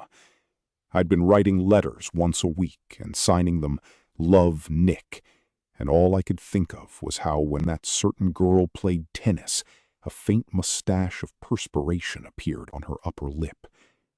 Nevertheless, there was a vague understanding that had to be tactfully broken off before I was free. Everyone suspects himself of at least one of the cardinal virtues, and this is mine. I am one of the few honest people that I have ever known. IV. On Sunday morning, while church bells rang in the villages along shore, the world and its mistress returned to Gatsby's house and twinkled hilariously on his lawn. "He's a bootlegger," said the young ladies, moving somewhere between his cocktails and his flowers. "One time he killed a man who had found out that he was nephew to von Hindenburg and second cousin to the devil. Reach me a rose, honey, and pour me a last drop into that there crystal glass." Once I wrote down on the empty spaces of a timetable the names of those who came to Gatsby's house that summer. It is an old timetable now, disintegrating at its folds, and headed, "This schedule in effect July 5th, 1922. But I can still read the gray names, and they will give you a better impression than my generalities of those who accepted Gatsby's hospitality and paid him the subtle tribute of knowing nothing whatever about him. From East Egg, then, came the Chester Beckers and the Leaches, and a man named Bunsen, whom I knew at Yale, and Dr. Webster Civet, who was drowned last summer up in Maine, and the Hornbeams and the Willie Voltaires, and a whole clan named Blackbuck, who always gathered in a corner and flipped up their noses like goats at whosoever came near, and the Ismeys and the Christies, or rather Hubert Auerbach and Mr. Christie's wife, and Edgar Beaver, whose hair, they say, turned cotton white one winter afternoon for no good reason at all. Clarence Endive was from East Egg, as I remember. He came only once, in white knickerbockers, and had a fight with a bum named Etty in the garden. From farther out on the island came the Cheadles and the O.R.P. Schraders and the Stonewall Jackson Abrams of Georgia and the Fishguards and the Ripley Snells. Snell was there 3 days before he went to the penitentiary, so drunk out on the gravel drive that Mrs. Ulysses Sweat's automobile ran over his right hand. The Danceys came too, and S.B. Whitebait, who was well over 60, and Morris A. Flink, and the Hammerheads, and Beluga, the tobacco importer, and Beluga's girls. From West Egg came the Poles and the Mulradys, and Cecil Roebuck, and Cecil Schoen, and Gulick, the state senator, and Newton Orchid, who controlled films par excellence, and Eckhoust, and Clyde Cohen, and Don S. Schwartz, the son, and Arthur McCarty, all connected with the movies in one way or another, and the Catlips, and the Bembergs, and G. Earl Muldoon, brother to that Muldoon who afterwards strangled his wife. De Fontano, the promoter, came there, and Ed LeGros, and James B. Rotgut Ferret, and the de Jongs, and Ernest Lilly. They came to gamble, and when Ferret wandered into the garden, it meant he was cleaned out, and Associated Traction would have to fluctuate profitably next day. A man named Klipspringer was there so often that he became known as the Boarder. I doubt if he had any other home. Of theatrical people, there were Gus Ways, and Horace O'Donovan, and Lester Meyer, and George Duckweed, and Francis Bowl. Also from New York were the Chromes, and the Backisons, and the Denekers, and Russell Betty, and the Corrigans, and the Kellehers, and the Dewars, and the Scullys, and S.W. Belcher, and the Smirks, and the young Quinns, divorced now, and Henry L. Palmetto, who killed himself by jumping in front of a subway train in Times Square. Benny McClenahan arrived always with 4 girls. They were never quite the same ones in physical person, but they were so identical one with another that it inevitably seemed they had been there before. I have forgotten their names. Jacqueline, I think, or else Consuela, or Gloria, or Judy, or June. And their last names were either the melodious names of flowers and months, or the sterner ones of the great American capitalists, whose cousins, if pressed, they would confess themselves to be.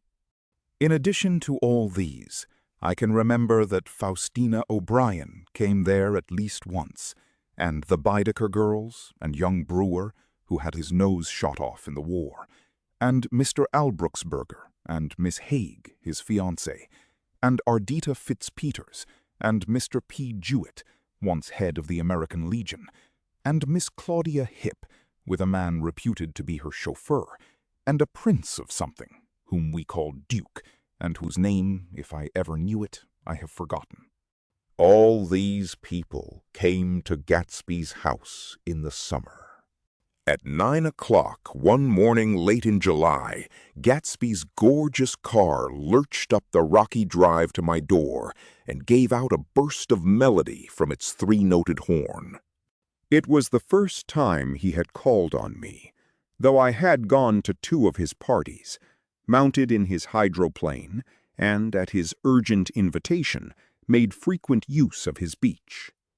"Good morning, old sport. You're having lunch with me today, and I thought we'd ride up together." He was balancing himself on the dashboard of his car, with that resourcefulness of movement that is so peculiarly American, that comes, I suppose, with the absence of lifting work in youth, and, even more, with the formless grace of our nervous, sporadic games.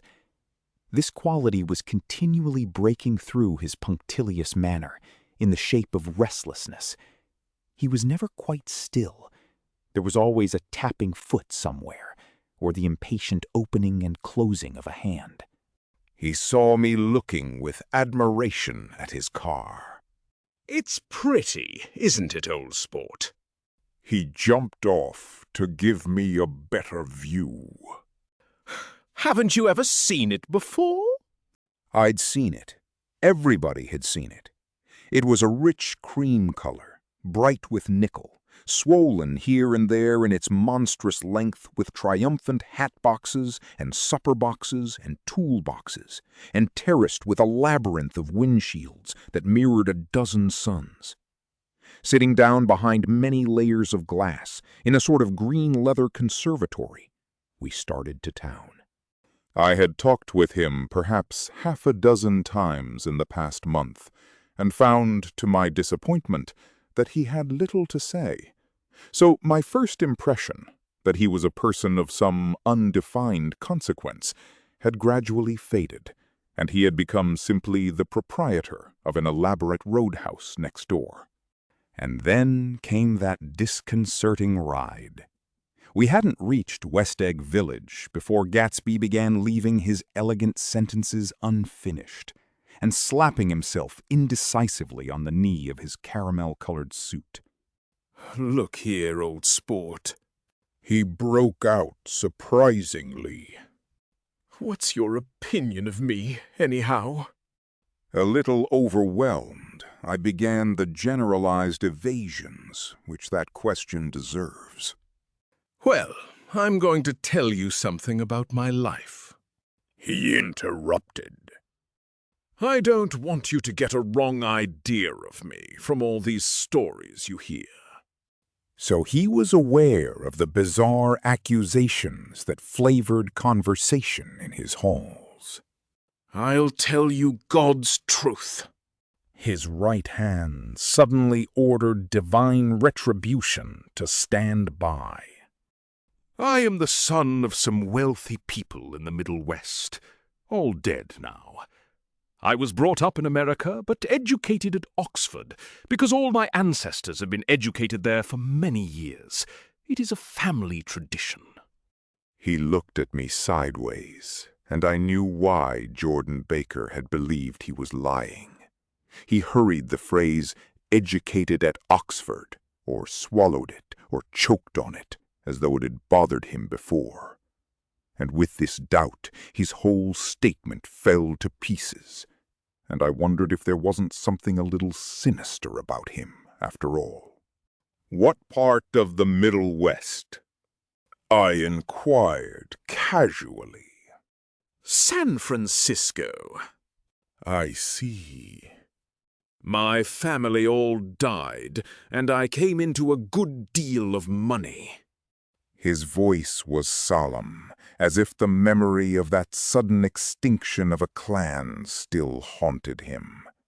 For a moment I suspected that he was pulling my leg, but a glance at him convinced me otherwise.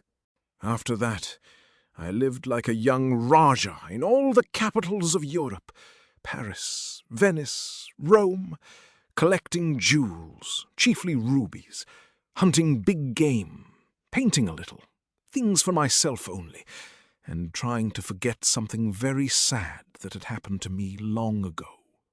With an effort, I managed to restrain my incredulous laughter.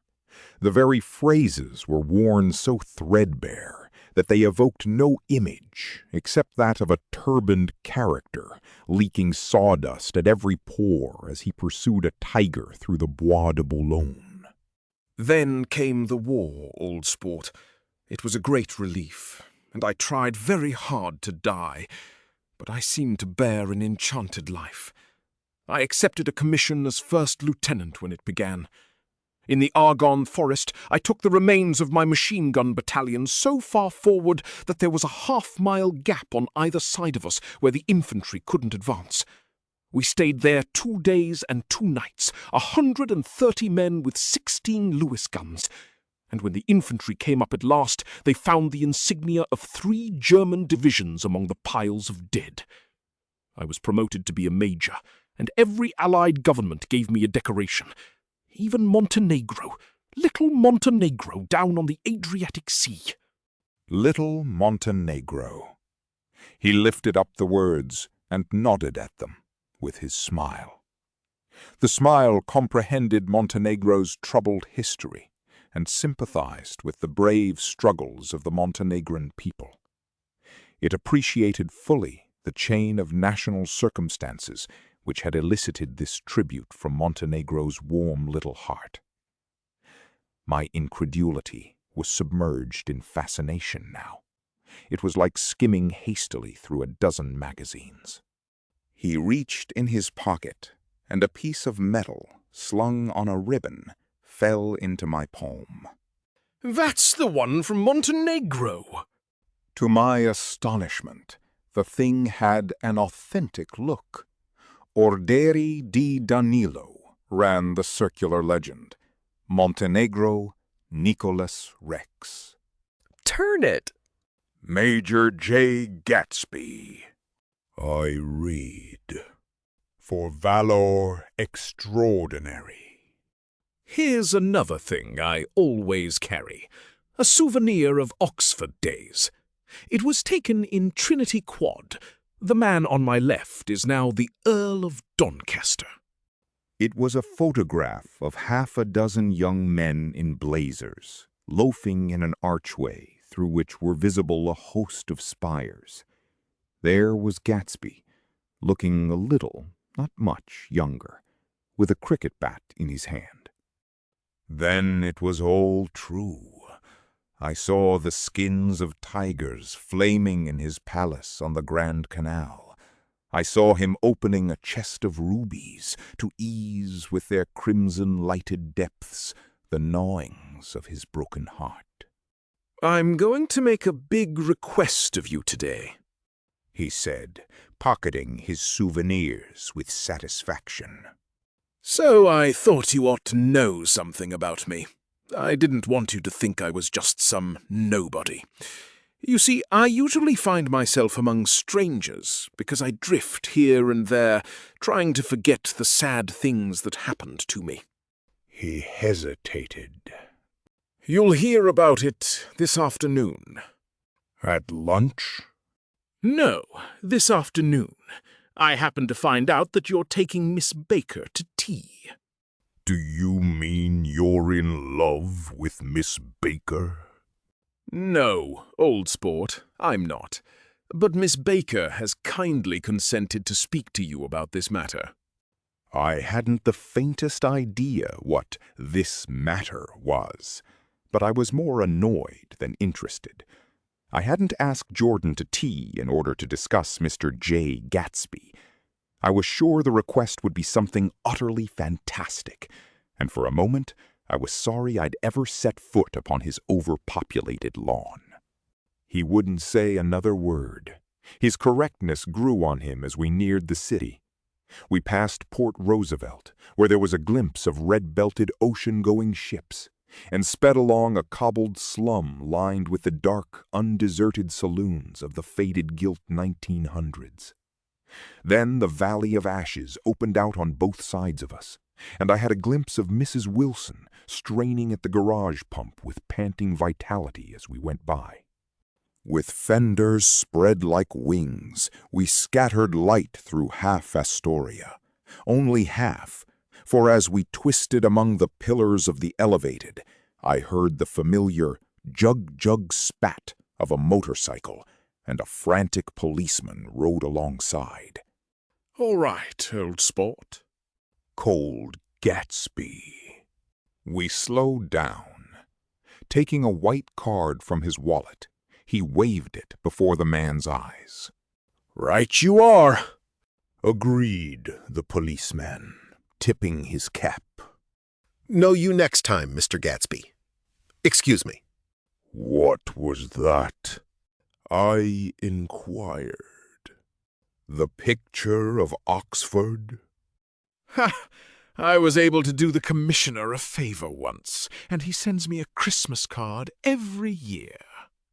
Over the great bridge, with the sunlight through the girders making a constant flicker upon the moving cars, with the city rising up across the river in white heaps and sugar lumps, all built with a wish, out of non-olfactory money.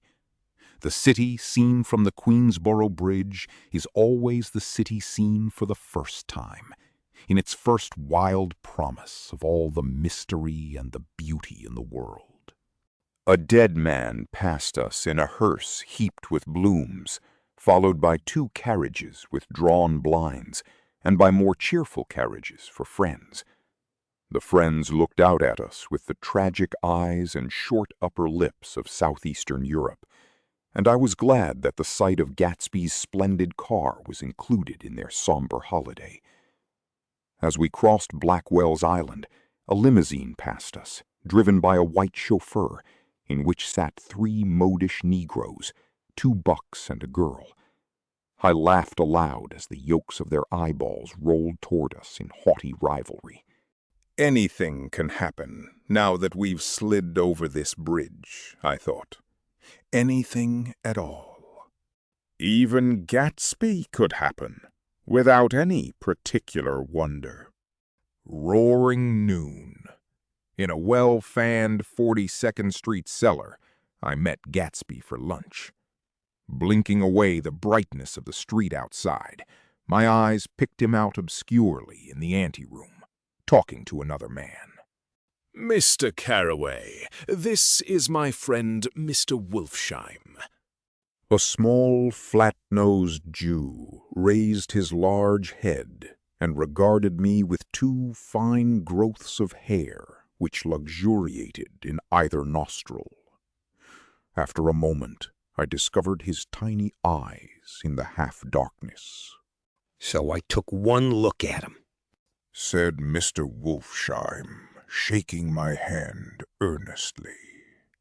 "And what do you think I did?" What? I inquired politely. But evidently he was not addressing me, for he dropped my hand and covered Gatsby with his expressive nose. I handed the money to Catspaw, and I said, "All right, Catspaw, don't pay him a penny till he shuts his mouth." He shut it then and there. Gatsby took an arm of each of us and moved forward into the restaurant, whereupon Mr. Wolfshiem swallowed a new sentence he was starting and lapsed into a somnambulatory abstraction. "Highballs?" asked the head waiter. "This is a nice restaurant here," said Mr. Wolfshiem, looking at the Presbyterian nymphs on the ceiling. "But I like across the street better."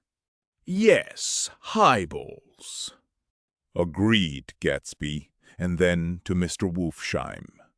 "It's too hot over there." "Hot and small, yes," said Mr. Wolfshiem. "But full of memories." What place is that? I asked. "The old Metropole." brooded Mr. Wolfshiem gloomily. Filled with faces dead and gone. Filled with friends gone now forever. I can't forget so long as I live the night they shot Rosie Rosenthal there.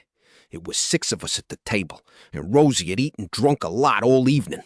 When it was almost morning, the waiter came up to him with a funny look and says somebody wants to speak to him outside. All right, says Rosie, and begins to get up, and I pulled him down in his chair. Let the bastards come in here if they want you, Rosie, but don't you so help me move outside this room. It was 4 o'clock in the morning then, and if we'd have raised the blinds, we'd have seen daylight. Did he go? I asked innocently. Sure he went. Mr. Wolfshiem's nose flashed at me indignantly. He turned around in the door and says, "Don't let that waiter take away my coffee."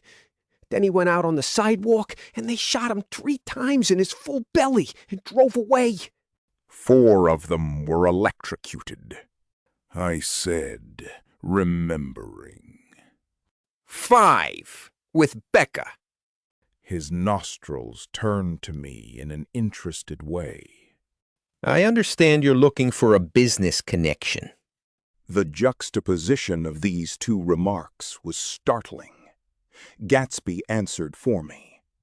"Oh, no," he exclaimed. "This isn't the man." No? Mr. Wolfshiem seemed disappointed. "This is just a friend. I told you we'd talk about that some other time." I beg your pardon, said Mr. Wolfshiem. I had a wrong man. A succulent hash arrived, and Mr. Wolfshiem, forgetting the more sentimental atmosphere of the old metropole, began to eat with ferocious delicacy. His eyes, meanwhile, roved very slowly all around the room. He completed the arc by turning to inspect the people directly behind. I think that, except for my presence, he would have taken one short glance beneath our own table. "Look here, old sport," said Gatsby, leaning toward me. "I'm afraid I made you a little angry this morning in the car." There was the smile again, but this time I held out against it. "I don't like mysteries," I answered. "And I don't understand why you won't come out frankly and tell me what you want. Why has it all got to come through Miss Baker?" "Oh, it's nothing underhand," he assured me. "Miss Baker's a great sportswoman, you know, and she'd never do anything that wasn't all right."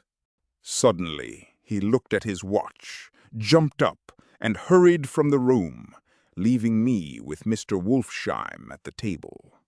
"He has the telephone," said Mr. Wolfshiem, following him with his eyes. "Fine fella, isn't he? Handsome to look at and a perfect gentleman." "Yes." "He's an Oxford man." "Oh!" "He went to Oxford College in England. You know Oxford College?" "I've heard of it." "It's one of the most famous colleges in the world." "Have you known Gatsby for a long time?" I inquired. "Several years," he answered in a gratified way. "I made the pleasure of his acquaintance just after the war, but I knew I had discovered a man of fine breeding after I talked with him an hour. I said to myself, there's the kind of man you'd like to take home and introduce to your mother and sister." He paused. "I see you're looking at my cuff buttons." I hadn't been looking at them, but I did now. They were composed of oddly familiar pieces of ivory. "Finest specimens of human molars," he informed me. Well, I inspected them.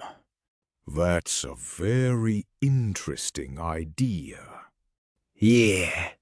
He flipped his sleeves up under his coat.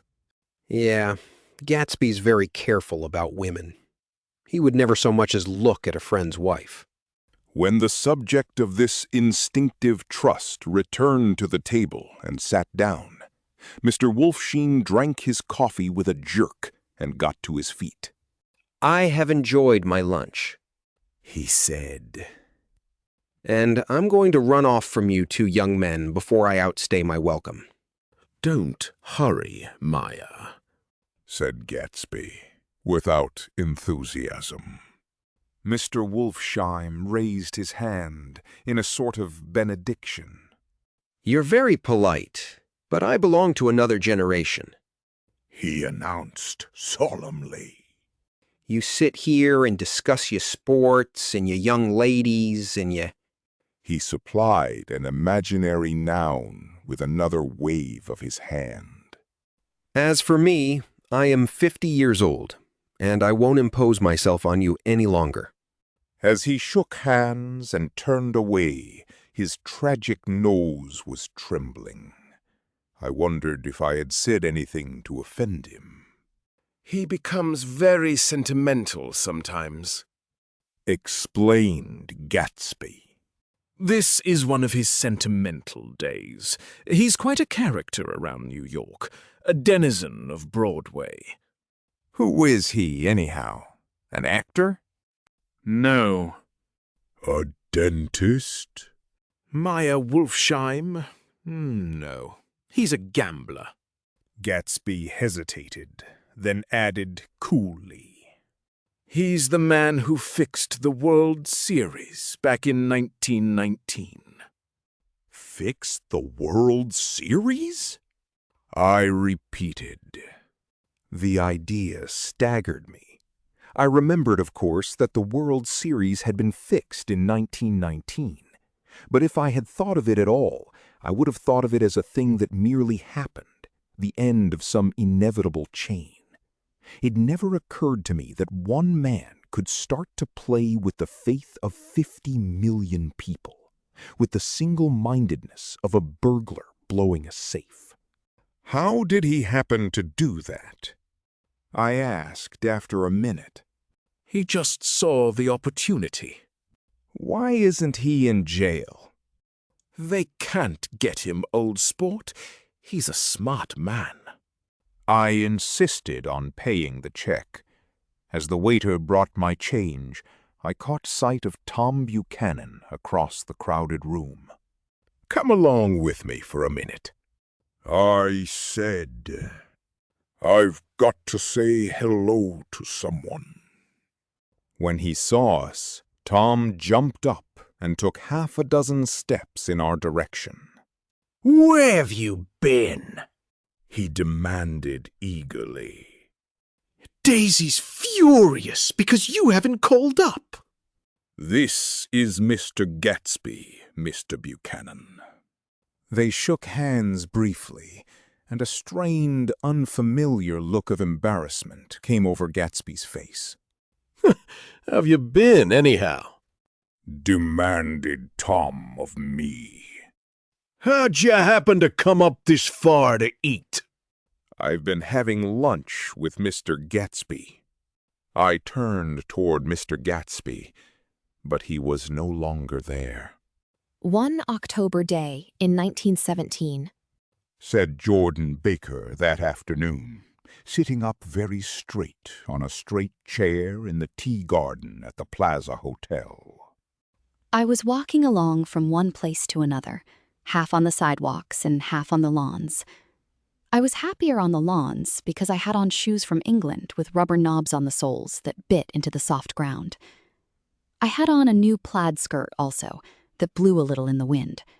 And whenever this happened, the red, white, and blue banners in front of all the houses stretched out stiff and said tut, tut, tut, tut in a disapproving way. The largest of the banners and the largest of the lawns belonged to Daisy Faye's house.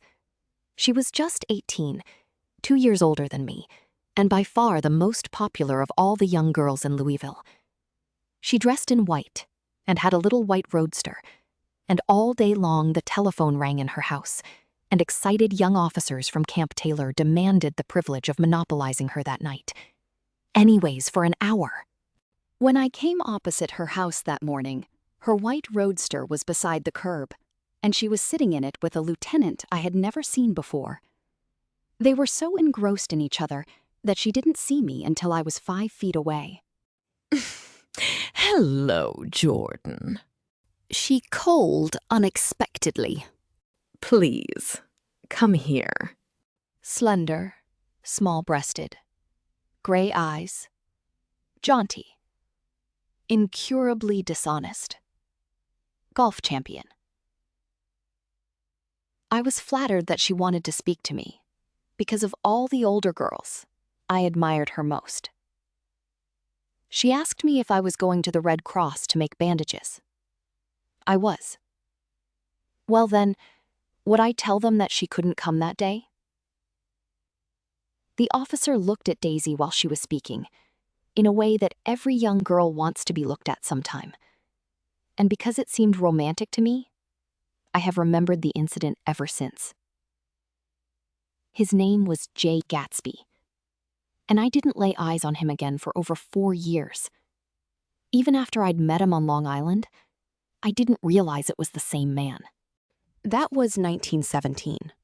By the next year, I had a few beaux myself, and I began to play in tournaments, so I didn't see Daisy very often. She went with a slightly older crowd, when she went with anyone at all. Wild rumors were circulating about her. How her mother had found her packing her bag one winter night to go to New York and say goodbye to a soldier who was going overseas. She was effectually prevented, but she wasn't on speaking terms with her family for several weeks. After that, she didn't play around with the soldiers anymore, but only with a few flat-footed, short-sighted young men in town who couldn't get into the army at all. Slender, small-breasted, gray eyes, jaunty, incurably dishonest, golf champion. By the next autumn, she was gay again, gay as ever. She had a debut after the armistice, and in February she was presumably engaged to a man from New Orleans. In June, she married Tom Buchanan of Chicago, with more pomp and circumstance than Louisville ever knew before. He came down with 100 people in 4 private cars and hired a whole floor of the Mulbach Hotel, and the day before the wedding, he gave her a string of pearls valued at $350,000. I was a bridesmaid. I came into her room half an hour before the bridal dinner and found her lying on her bed, as lovely as the June night in her flowered dress, and as drunk as a monkey. She had a bottle of Sauterne in one hand and a letter in the other. Congratulate me, she muttered. Never had a drink before, but oh, how I do enjoy it. What's the matter, Daisy? I was scared, I can tell you. I'd never seen a girl like that before. Here, dearies. She groped around in a wastebasket she had with her on the bed and pulled out the string of pearls. Take 'em downstairs and give 'em back to whoever they belong to. Tell 'em all Daisy's changed her mind. Say, Daisy's changed her mind. She began to cry. She cried and cried. I rushed out and found her mother's maid, and we locked the door and got her into a cold bath. She wouldn't let go of the letter. She took it into the tub with her and squeezed it up in a wet ball, and only let me leave it in the soap dish when she saw that it was coming to pieces like snow. But she didn't say another word. We gave her spirits of ammonia and put ice on her forehead and hooked her back into her dress, and half an hour later, when we walked out of the room, the pearls were around her neck, and the incident was over.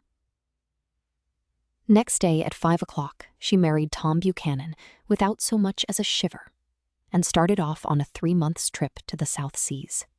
I saw them in Santa Barbara when they came back, and I thought I'd never seen a girl so mad about her husband. If he left the room for a minute, she'd look around uneasily and say, "Where's Tom gone?" and wear the most abstracted expression until she saw him coming in the door. She used to sit on the sand with his head in her lap by the hour, rubbing her fingers over his eyes and looking at him with unfathomable delight. It was touching to see them together, It made you laugh in a hushed, fascinated way. That was in August. A week after I left Santa Barbara, Tom ran into a wagon on the Ventura Road one night and ripped a front wheel off his car. The girl who was with him got into the papers too, because her arm was broken. She was one of the chambermaids in the Santa Barbara Hotel. The next April, Daisy had her little girl, and they went to France for a year. I saw them one spring in Cannes, and later in Deauville, and then they came back to Chicago to settle down. Daisy was popular in Chicago, as you know. They moved with a fast crowd, all of them young and rich and wild, but she came out with an absolutely perfect reputation. Perhaps because she doesn't drink. It's a great advantage not to drink among hard-drinking people. You can hold your tongue, and moreover, you can time any little irregularity of your own so that everybody else is so blind that they don't see or care. Perhaps Daisy never went in for Amor at all, and yet there's something in that voice of hers. Well, about 6 weeks ago, she heard the name Gatsby for the first time in years. It was when I asked you, do you remember, if you knew Gatsby in West Egg? After you had gone home, she came into my room and woke me up and said, "What? Gatsby?" And when I described him, I was half asleep. She said in the strangest voice that it must be the man she used to know. It wasn't until then that I connected this Gatsby with the officer in her white car. When Jordan Baker had finished telling all this, we had left the plaza for half an hour and were driving in a Victoria through Central Park. The sun had gone down behind the tall apartments of the movie stars in the West 50s, and the clear voices of children, already gathered like crickets on the grass, rose through the hot twilight. I'm the Sheik of Araby. Your love belongs to me. At night, when you're asleep, into your tent I'll creep. It was a strange coincidence. I said. But it wasn't a coincidence at all. Why not? Gatsby bought that house so that Daisy would be just across the bay. Then it had not been merely the stars to which he had aspired on that June night. He came alive to me, delivered suddenly from the womb of his purposeless splendor. He wants to know, continued Jordan, if you'll invite Daisy to your house some afternoon, and then let him come over. The modesty of the demand shook me. He had waited 5 years and bought a mansion where he dispensed starlight to casual moths so that he could come over some afternoon to a stranger's garden. Did I have to know all this before he could ask such a little thing? He's afraid. He's waited so long. He thought you might be offended. You see, he's regular tough underneath it all. Something worried me. Why didn't he ask you to arrange a meeting? He wants her to see his house. She explained. And your house is right next door. Oh. I think he half expected her to wander into one of his parties some night. Went on, Jordan. But she never did. Then he began asking people casually if they knew her, and I was the first one he found. It was that night he sent for me at his dance, and you should have heard the elaborate way he worked up to it. Of course, I immediately suggested a luncheon in New York, and I thought he'd go mad. I don't want to do anything out of the way. He kept saying, I want to see her right next door. When I said you were a particular friend of Tom's, he started to abandon the whole idea. He doesn't know very much about Tom, though he says he's read a Chicago paper for years, just on the chance of catching a glimpse of Daisy's name. It was dark now, and as we dipped under a little bridge, I put my arm around Jordan's golden shoulder and drew her toward me and asked her to dinner. Suddenly, I wasn't thinking of Daisy and Gatsby anymore, but of this clean, hard, limited person who dealt in universal skepticism and who leaned back jauntily just within the circle of my arm. A phrase began to beat in my ears with a sort of heady excitement. There are only the pursued, the pursuing, the busy, and the tired. And Daisy ought to have something in her life, murmured Jordan to me. Does she want to see Gatsby? She's not to know about it. Gatsby doesn't want her to know. You're just supposed to invite her to tea. We passed a barrier of dark trees, and then the facade of 59th Street. A block of delicate pale light beamed down into the park. Unlike Gatsby and Tom Buchanan, I had no girl whose disembodied face floated along the dark cornices and blinding signs, and so I drew up the girl beside me, tightening my arms. Her wan, scornful mouth smiled, and so I drew her up again, closer, this time to my face. When I came home to West Egg that night, I was afraid for a moment that my house was on fire. 2 o'clock, and the whole corner of the peninsula was blazing with light, which fell unreal on the shrubbery and made thin, elongating glints upon the roadside wires. Turning a corner, I saw that it was Gatsby's house, lit from tower to cellar. At first I thought it was another party, a wild rout that had resolved itself into hide-and-go-seek or sardines in the box, with all the house thrown open to the game. But there wasn't a sound, only wind in the trees, which blew the wires and made the lights go off and on again, as if the house had winked into the darkness. As my taxi groaned away, I saw Gatsby walking toward me across his lawn. Your place looks like the World's Fair. I said. Does it? He turned his eyes toward it absently. I have been glancing into some of the rooms. Let's go to Coney Island, old sport. In my car. It's too late. Well, suppose we take a plunge in the swimming pool. I haven't made use of it all summer. I've got to go to bed. All right. He waited, looking at me with suppressed eagerness. I talked with Miss Baker, I said after a moment. I'm going to call up Daisy tomorrow and invite her over here to tea. Oh, that's all right, he said carelessly. I don't want to put you to any trouble. What day would suit you? What day would suit you? He corrected me quickly. I don't want to put you to any trouble, you see. How about the day after tomorrow? He considered for a moment. Then, with reluctance, I want to get the grass cut, he said. We both looked down at the grass. There was a sharp line where my ragged lawn ended, and the darker, well-kept expanse of his began. I suspected that he meant my grass. There's another little thing, he said uncertainly, and hesitated. Would you rather put it off for a few days? I asked. Oh, it isn't about that. At least, he fumbled with a series of beginnings. Why, look here, old sport. You don't make much money, do you? Not very much.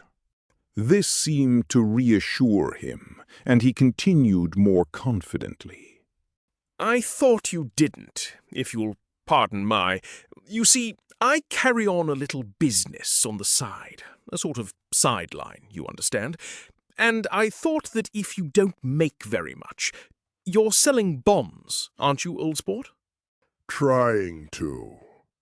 Well, this would interest you. It wouldn't take up much of your time, and you might pick up a nice bit of money. It happens to be a rather confidential sort of thing. I realize now that under different circumstances, that conversation might have been one of the crises of my life. But because the offer was obviously and tactlessly for a service to be rendered, I had no choice except to cut him off there. "I've got my hands full," I said. "I'm much obliged, but I couldn't take on any more work." "You wouldn't have to do any business with Wolfshiem." Evidently, he thought that I was shying away from the connection mentioned at lunch, but I assured him he was wrong. He waited a moment longer, hoping I'd begin a conversation, but I was too absorbed to be responsive, so he went unwillingly home. The evening had made me light-headed and happy. I think I walked into a deep sleep as I entered my front door. So I don't know whether or not Gatsby went to Coney Island, or for how many hours he glanced into rooms while his house blazed gaudily on. I called up Daisy from the office next morning and invited her to come to tea. "Don't bring Tom." I warned her. What? "Don't bring Tom." Who is Tom? She asked innocently. The day agreed upon was pouring rain. At 11 o'clock, a man in a raincoat, dragging a lawnmower, tapped at my front door and said that Mr. Gatsby had sent him over to cut my grass. This reminded me that I had forgotten to tell my Finn to come back, so I drove into West Egg Village to search for her among soggy, whitewashed alleys and to buy some cups and lemons and flowers. The flowers were unnecessary, for at 2 o'clock a greenhouse arrived from Gatsby's, with innumerable receptacles to contain it. An hour later, the front door opened nervously, and Gatsby, in a white flannel suit, silver shirt, and gold-colored tie, hurried in. He was pale, and there were dark signs of sleeplessness beneath his eyes. "Is everything all right?" he asked immediately. "The grass looks fine, if that's what you mean." "What grass?" he inquired blankly. "Oh, the grass in the yard." He looked out the window at it, but judging from his expression, I don't believe he saw a thing. "Looks very good," he remarked vaguely. "One of the papers said they thought the rain would stop about 4. I think it was the Journal. Have you got everything you need in the shape of tea?" I took him into the pantry, where he looked a little reproachfully at the Finn. Together we scrutinized the 12 lemon cakes from the delicatessen shop. "Will they do?" I asked. Of course, they're fine." And he added hollowly, "Old sport." The rain cooled about 3:30 to a damp mist, through which occasional thin drops swam like dew. Gatsby looked with vacant eyes through a copy of Clay's Economics, starting at the finished tread that shook the kitchen floor, and peering towards the bleared windows from time to time, as if a series of invisible but alarming happenings were taking place outside. Finally, he got up and informed me in an uncertain voice that he was going home. "Why's that?" "Nobody's coming to tea. It's too late." He looked at his watch, as if there was some pressing demand on his time elsewhere.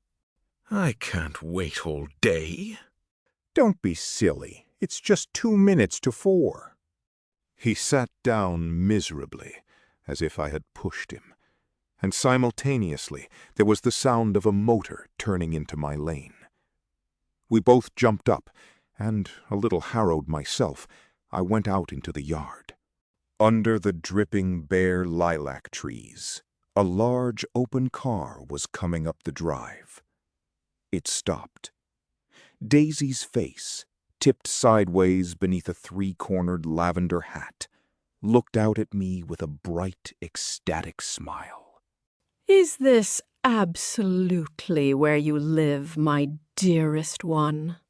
The exhilarating ripple of her voice was a wild tonic in the rain. I had to follow the sound of it for a moment, up and down with my ear alone, before any words came through. A damp streak of hair lay like a dash of blue paint across her cheek, and her hand was wet with glistening drops as I took it to help her from the car. Are you in love with me? She said low in my ear. Oh, why did I have to come alone? That's the secret of Castle Rackrent. Tell your chauffeur to go far away and spend an hour. Come back in an hour, Ferdy. Then, in a grave murmur, His name is Ferdy. Does the gasoline affect his nose? I don't think so. She said innocently. Why? We went in. To my overwhelming surprise, the living room was deserted. Well, that's funny, I exclaimed. What's funny? She turned her head as there was a light, dignified knocking at the front door. I went out and opened it. Gatsby, pale as death, with his hands plunged like weights in his coat pockets, was standing in a puddle of water, glaring tragically into my eyes. With his hands still in his coat pockets, he stalked by me into the hall, turned sharply as if he were on a wire, and disappeared into the living room. It wasn't a bit funny. Aware of the loud beating of my own heart, I pulled the door to against the increasing rain. For half a minute, there wasn't a sound. Then, from the living room, I heard a sort of choking murmur and part of a laugh, followed by Daisy's voice on a clear, artificial note. I certainly am awfully glad to see you again. A pause. It endured horribly. I had nothing to do in the hall, so I went into the room. Gatsby, his hands still in his pockets, was reclining against the mantelpiece in a strained counterfeit of perfect ease, even of boredom. His head leaned back so far that it rested against the face of a defunct mantelpiece clock, and from this position his distraught eyes stared down at Daisy, who was sitting, frightened but graceful, on the edge of a stiff chair. "We've met before," muttered Gatsby. His eyes glanced momentarily at me, and his lips parted with an abortive attempt at a laugh. Luckily, the clock took this moment to tilt dangerously at the pressure of his head, whereupon he turned and caught it with trembling fingers and set it back in place. Then he sat down, rigidly, his elbow on the arm of the sofa and his chin in his hand. "I'm sorry about the clock," he said. My own face had now assumed a deep tropical burn. I couldn't muster up a single commonplace out of the 1,000 in my head. "It's an old clock," I told them idiotically. I think we all believed for a moment that it had smashed in pieces on the floor. We haven't met for many years, said Daisy, her voice as matter-of-fact as it could ever be.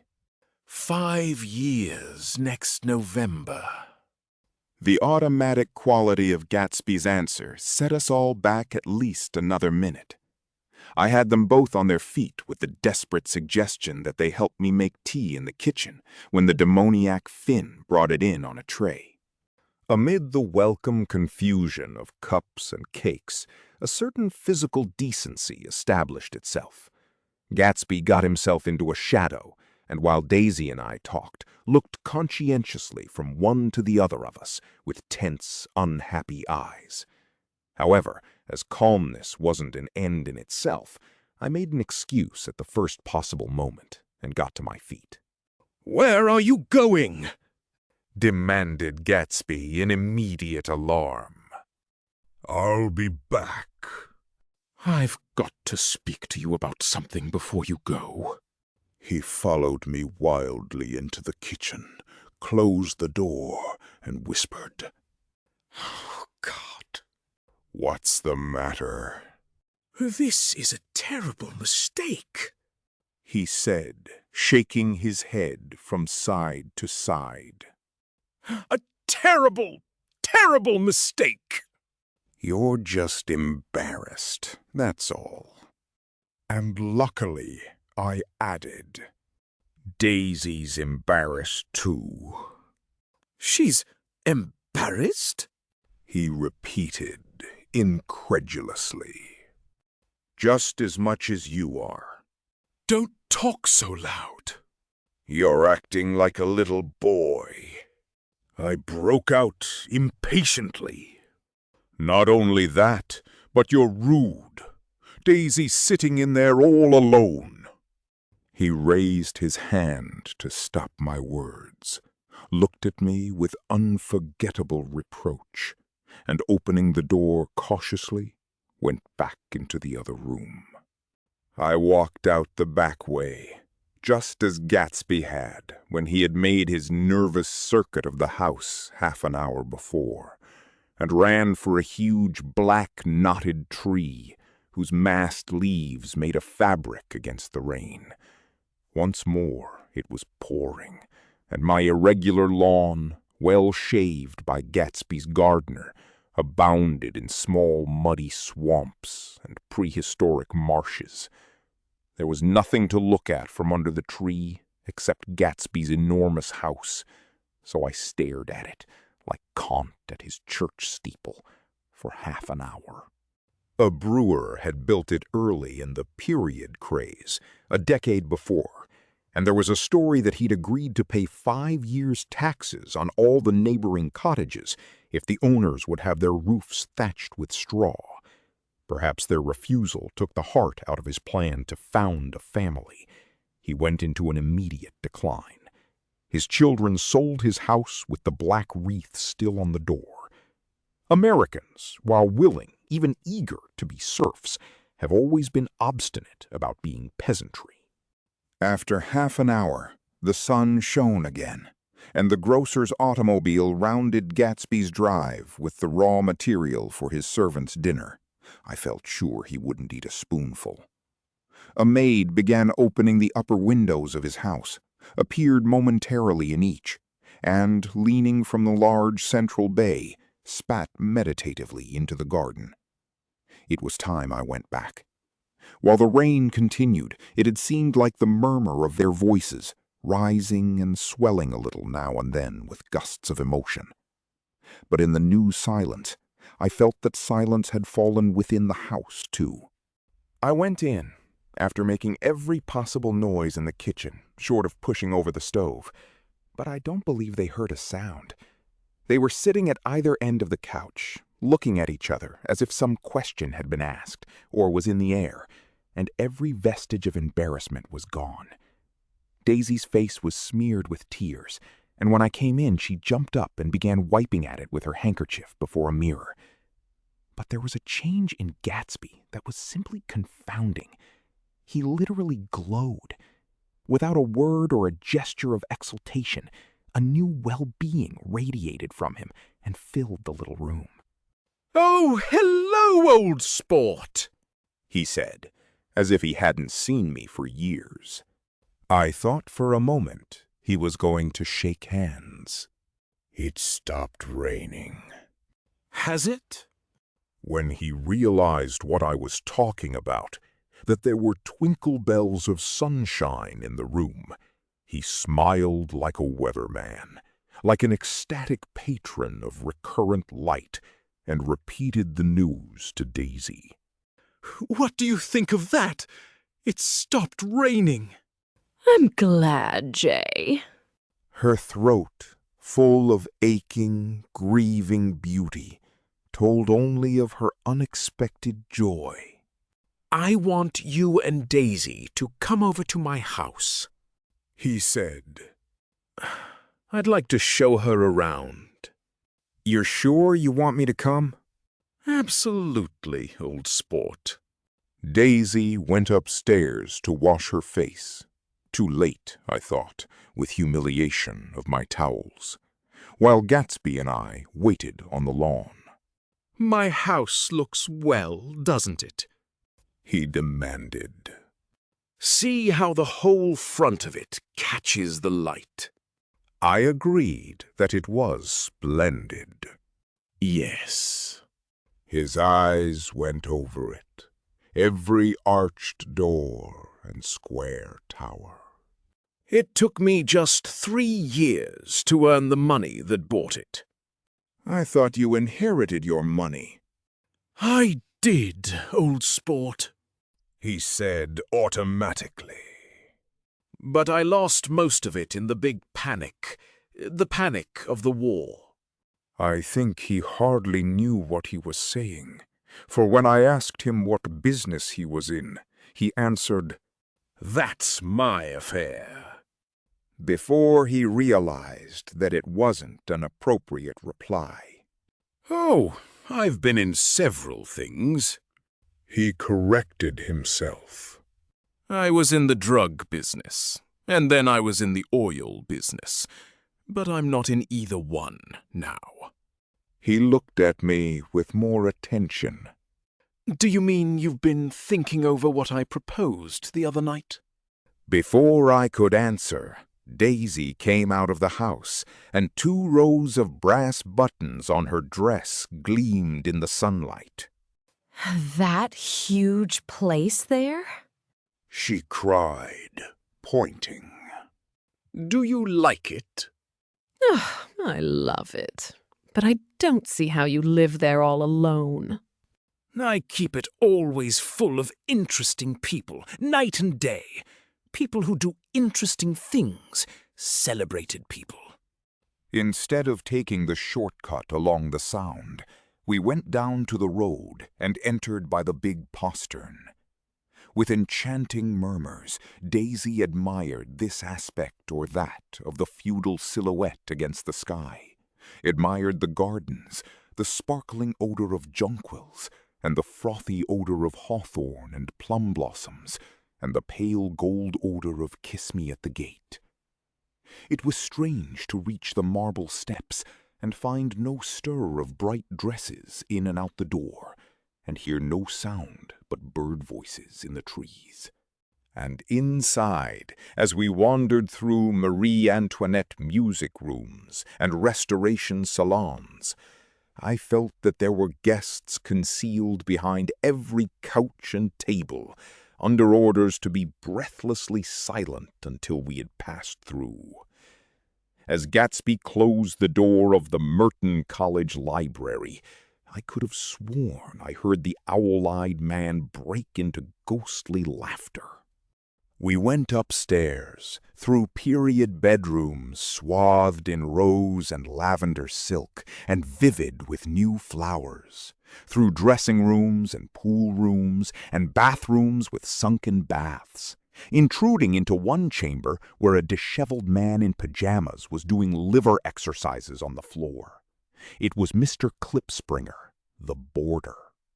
I had seen him wandering hungrily about the beach that morning. Finally, we came to Gatsby's own apartment, a bedroom and a bath and an Adam's study, where we sat down and drank a glass of some chartreuse he took from a cupboard in the wall. He hadn't once ceased looking at Daisy, and I think he revalued everything in his house according to the measure of response it drew from her well-loved eyes. Sometimes, too, he stared around at his possessions in a dazed way, as though in her actual and astounding presence none of it was any longer real. Once he nearly toppled down a flight of stairs. His bedroom was the simplest room of all, except where the dresser was garnished with a toilet set of pure, dull gold. Daisy took the brush with delight and smoothed her hair, whereupon Gatsby sat down and shaded his eyes and began to laugh. "It's the funniest thing, old sport," he said hilariously. "I can't. When I tried to—" He had passed visibly through 2 states and was entering upon a third. After his embarrassment and his unreasoning joy, he was consumed with wonder at her presence. He had been full of the idea so long, dreamed it right through to the end, waited with his teeth set, so to speak, at an inconceivable pitch of intensity.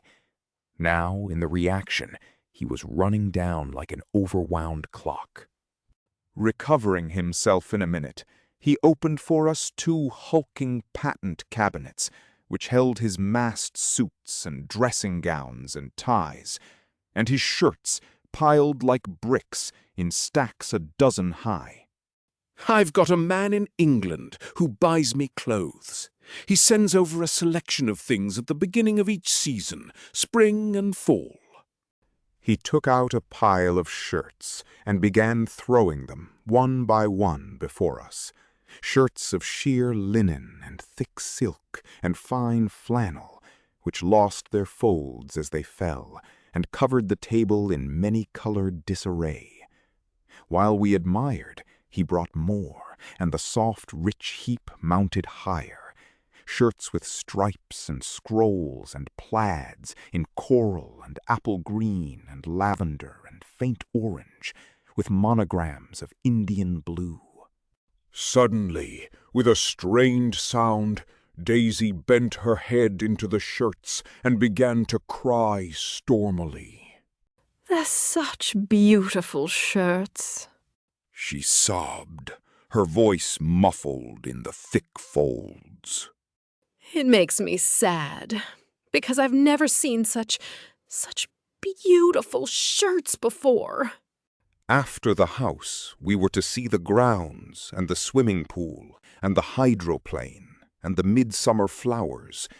But outside Gatsby's window, it began to rain again. So we stood in a row, looking at the corrugated surface of the Sound. "If it wasn't for the mist, we could see your home across the bay," said Gatsby. "You always have a green light that burns all night at the end of your dock." Daisy put her arm through his abruptly, but he seemed absorbed in what he had just said. Possibly it had occurred to him that the colossal significance of that light had now vanished forever. Compared to the great distance that had separated him from Daisy, it had seemed very near to her, almost touching her. It had seemed as close as a star to the moon. Now it was again a green light on a dock. His count of enchanted objects had diminished by 1. I began to walk about the room, examining various indefinite objects in the half-darkness. A large photograph of an elderly man in yachting costume attracted me, hung on the wall over his desk. "Who's this?" That's Mr. Dan Cody, old sport."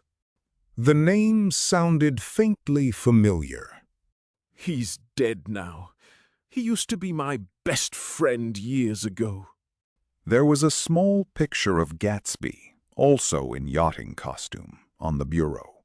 Gatsby with his head thrown back defiantly, taken apparently when he was about 18. "I adore it," exclaimed Daisy. "The pompadour. You never told me you had a pompadour. Or a yacht." "Look at this," said Gatsby quickly. "Here's a lot of clippings about you." They stood side by side examining it. I was going to ask to see the rubies when the phone rang, and Gatsby took up the receiver. "Yes. Well, I can't talk now. I can't talk now, old sport. I said a small town. He must know what a small town is. Well, he's no use to us if Detroit is his idea of a small town. He rang off. Come here. Quick! Cried Daisy at the window. The rain was still falling, but the darkness had parted in the west, and there was a pink and golden billow of foamy clouds above the sea. Look at that, she whispered, and then, after a moment, I'd like to just get one of those pink clouds and put you in it and push you around. I tried to go then, but they wouldn't hear of it. Perhaps my presence made them feel more satisfactorily alone. I know what we'll do, said Gatsby. We'll have Klipspringer play the piano. He went out of the room, calling, Ewing! And returned in a few minutes, accompanied by an embarrassed, slightly worn young man with shell-rimmed glasses and scanty blonde hair. He was now decently clothed in a sport shirt, open at the neck, sneakers, and duck trousers of a nebulous hue. Did we interrupt your exercise? Inquired Daisy politely. I was asleep, cried Mr. Klipspringer in a spasm of embarrassment. That is, I'd been asleep. Then I got up. Klipspringer plays the piano?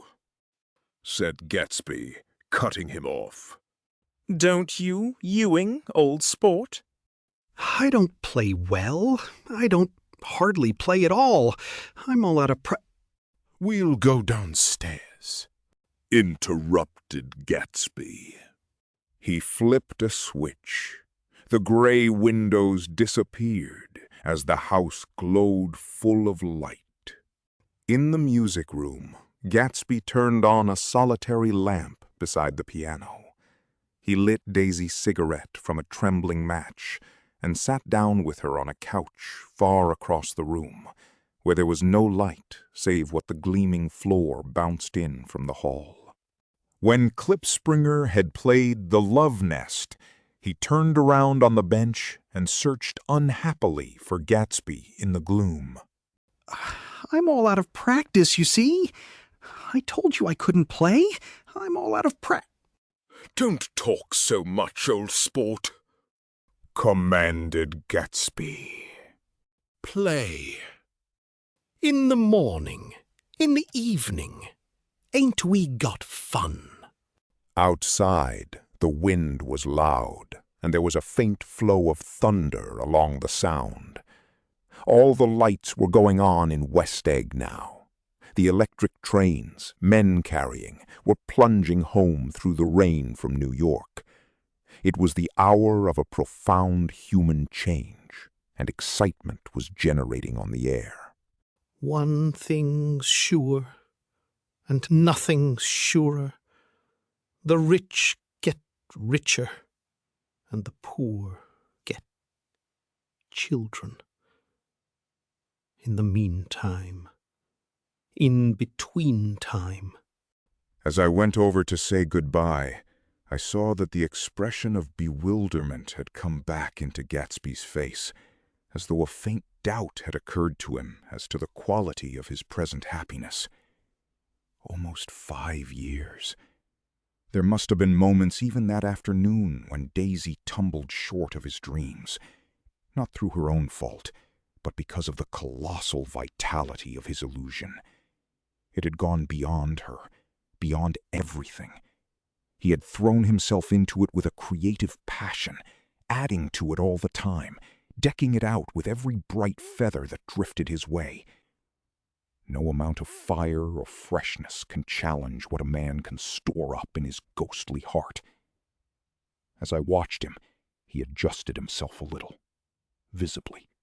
His hand took hold of hers, and as she said something low in his ear, he turned toward her with a rush of emotion.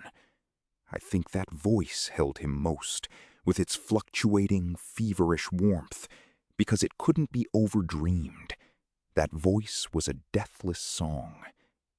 They had forgotten me, but Daisy glanced up and held out her hand. Gatsby didn't know me now at all. I looked once more at them, and they looked back at me, remotely, possessed by intense life. Then I went out of the room and down the marble steps into the rain, leaving them there together. The Eye. About this time, an ambitious young reporter from New York arrived one morning at Gatsby's door and asked him if he had anything to say. Anything to say about what? Inquired Gatsby politely. Why, any statement to give out?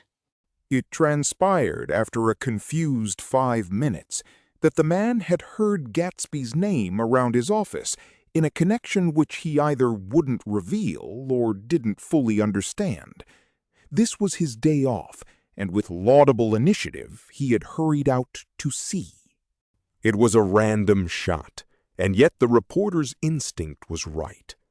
Gatsby's notoriety, spread about by the hundreds who had accepted his hospitality and so become authorities upon his past, had increased all summer until he fell just short of being news. Contemporary legends, such as the underground pipeline to Canada, attached themselves to him, and there was one persistent story that he didn't live in a house at all, but in a boat that looked like a house and was moved secretly up and down the Long Island shore. Just why these inventions were a source of satisfaction to James Gatz of North Dakota isn't easy to say. James Gatz. That was really, or at least legally, his name. He had changed it at the age of 17, and at the specific moment that witnessed the beginning of his career, when he saw Dan Cody's yacht drop anchor over the most insidious flat on Lake Superior. It was James Gatz who had been loafing along the beach that afternoon in a torn green jersey and a pair of canvas pants. But it was already J. Gatsby who borrowed a rowboat, pulled out to the Ptolemy, and informed Cody that a wind might catch him and break him up in half an hour. I suppose he'd had the name ready for a long time, even then. His parents were shiftless and unsuccessful farm people. His imagination had never really accepted them as his parents at all.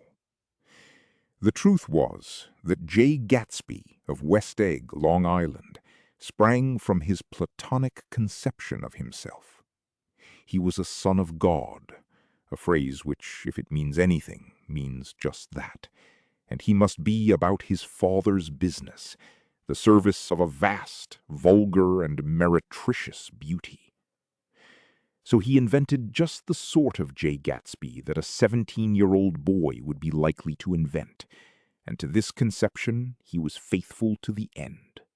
For over a year he had been beating his way along the south shore of Lake Superior as a clam digger and a salmon fisher, or in any other capacity that brought him food and bed.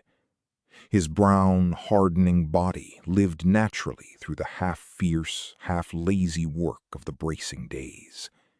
He knew women early, and since they spoiled him, he became contemptuous of them, of young virgins because they were ignorant, of the others because they were hysterical about things which, in his overwhelming self-absorption, he took for granted. But his heart was in a constant, turbulent riot. The most grotesque and fantastic conceits haunted him in his bed at night. A universe of ineffable gaudiness spun itself out in his brain while the clock ticked on the washstand, and the moon soaked with wet light his tangled clothes upon the floor. Each night he added to the pattern of his fancies until drowsiness closed down upon some vivid scene with an oblivious embrace. For a while, these reveries provided an outlet for his imagination. They were a satisfactory hint of the unreality of reality, a promise that the rock of the world was founded securely on a fairy's wing. An instinct toward his future glory had led him, some months before, to the small Lutheran College of St. Olaf's in southern Minnesota. He stayed there 2 weeks, dismayed at its ferocious indifference to the drums of his destiny, to destiny itself, and despising the janitor's work with which he was to pay his way through. Then he drifted back to Lake Superior, and he was still searching for something to do on the day that Dan Cody's yacht dropped anchor in the shallows along shore. Cody was 50 years old then, a product of the Nevada silver fields, of the Yukon, of every rush for metal since '75. The transactions in Montana copper that made him many times a millionaire found him physically robust, but on the verge of soft-mindedness. And, suspecting this, an infinite number of women tried to separate him from his money. The none too savory ramifications by which Ella Kay, the newspaper woman, played Madame de Maintenon to his weakness and sent him to sea in a yacht were common property of the turgid journalism in 1902. He had been coasting along all too hospitable shores for 5 years when he turned up as James Gats's destiny in Little Girl Bay. To young Gats, resting on his oars and looking up at the railed deck, that yacht represented all the beauty and glamour in the world. I suppose he smiled at Cody. He had probably discovered that people liked him when he smiled. At any rate, Cody asked him a few questions. One of them elicited the brand new name, and found that he was quick and extravagantly ambitious. A few days later, he took him to Duluth and bought him a blue coat, 6 pairs of white duck trousers, and a yachting cap. And when the Tuolumne left for the West Indies and the Barbary Coast, Gatsby left too. He was employed in a vague personal capacity.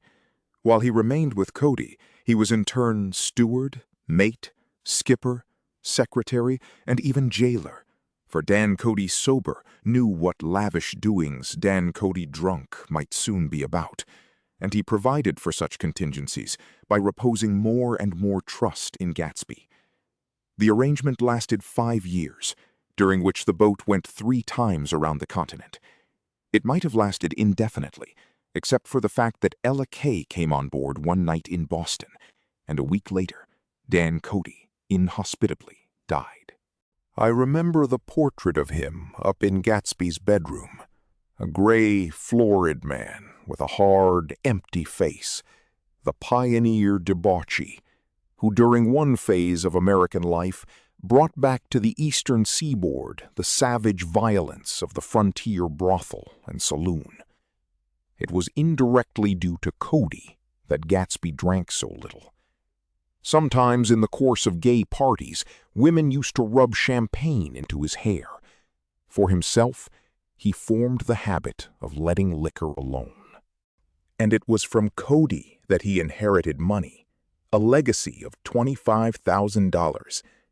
He didn't get it. He never understood the legal device that was used against him, but what remained of the millions went intact to Ella Kay. He was left with his singularly appropriate education. The vague contour of J. Gatsby had filled out to the substantiality of a man.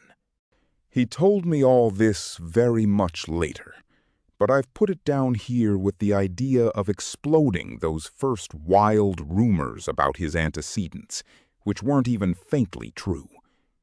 Moreover, he told it to me at a time of confusion, when I had reached the point of believing everything and nothing about him. So I take advantage of this short halt, while Gatsby, so to speak, caught his breath, to clear this set of misconceptions away. It was a halt, too, in my association with his affairs. For several weeks, I didn't see him or hear his voice on the phone. Mostly I was in New York, trotting around with Jordan and trying to ingratiate myself with her senile aunt. But finally, I went over to his house one Sunday afternoon. I hadn't been there 2 minutes when somebody brought Tom Buchanan in for a drink. I was startled, naturally, but the really surprising thing was that it hadn't happened before. They were a party of 3 on horseback, Tom and a man named Sloane, and a pretty woman in a brown riding habit who had been there previously. "I'm delighted to see you, old sport," said Gatsby, standing on his porch. I'm delighted that you dropped in. As though they cared. Sit right down. Have a cigarette or a cigar. He walked around the room quickly, ringing bells. I'll have something to drink for you in just a minute. He was profoundly affected by the fact that Tom was there, but he would be uneasy anyhow until he had given them something, realizing in a vague way that that was all they came for. Mr. Sloane wanted nothing. A lemonade? No thanks. A little champagne? Nothing at all, thanks. I'm sorry. Did you have a nice ride? Very good roads around here. I suppose the automobiles. Yeah. Moved by an irresistible impulse, Gatsby turned to Tom, who had accepted the introduction as a stranger. I believe we've met somewhere before, Mr. Buchanan. Oh, yes, said Tom, gruffly polite, but obviously not remembering.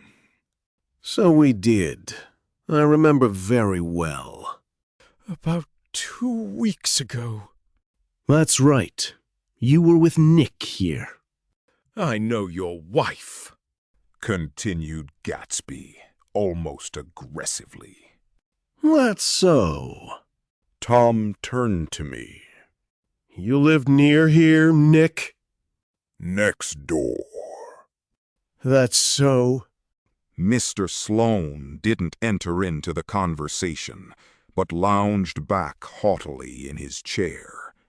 The woman said nothing either, until, unexpectedly, after 2 highballs, she became cordial. We'll all come over to your next party, Mr. Gatsby, she suggested. What do you say? Certainly.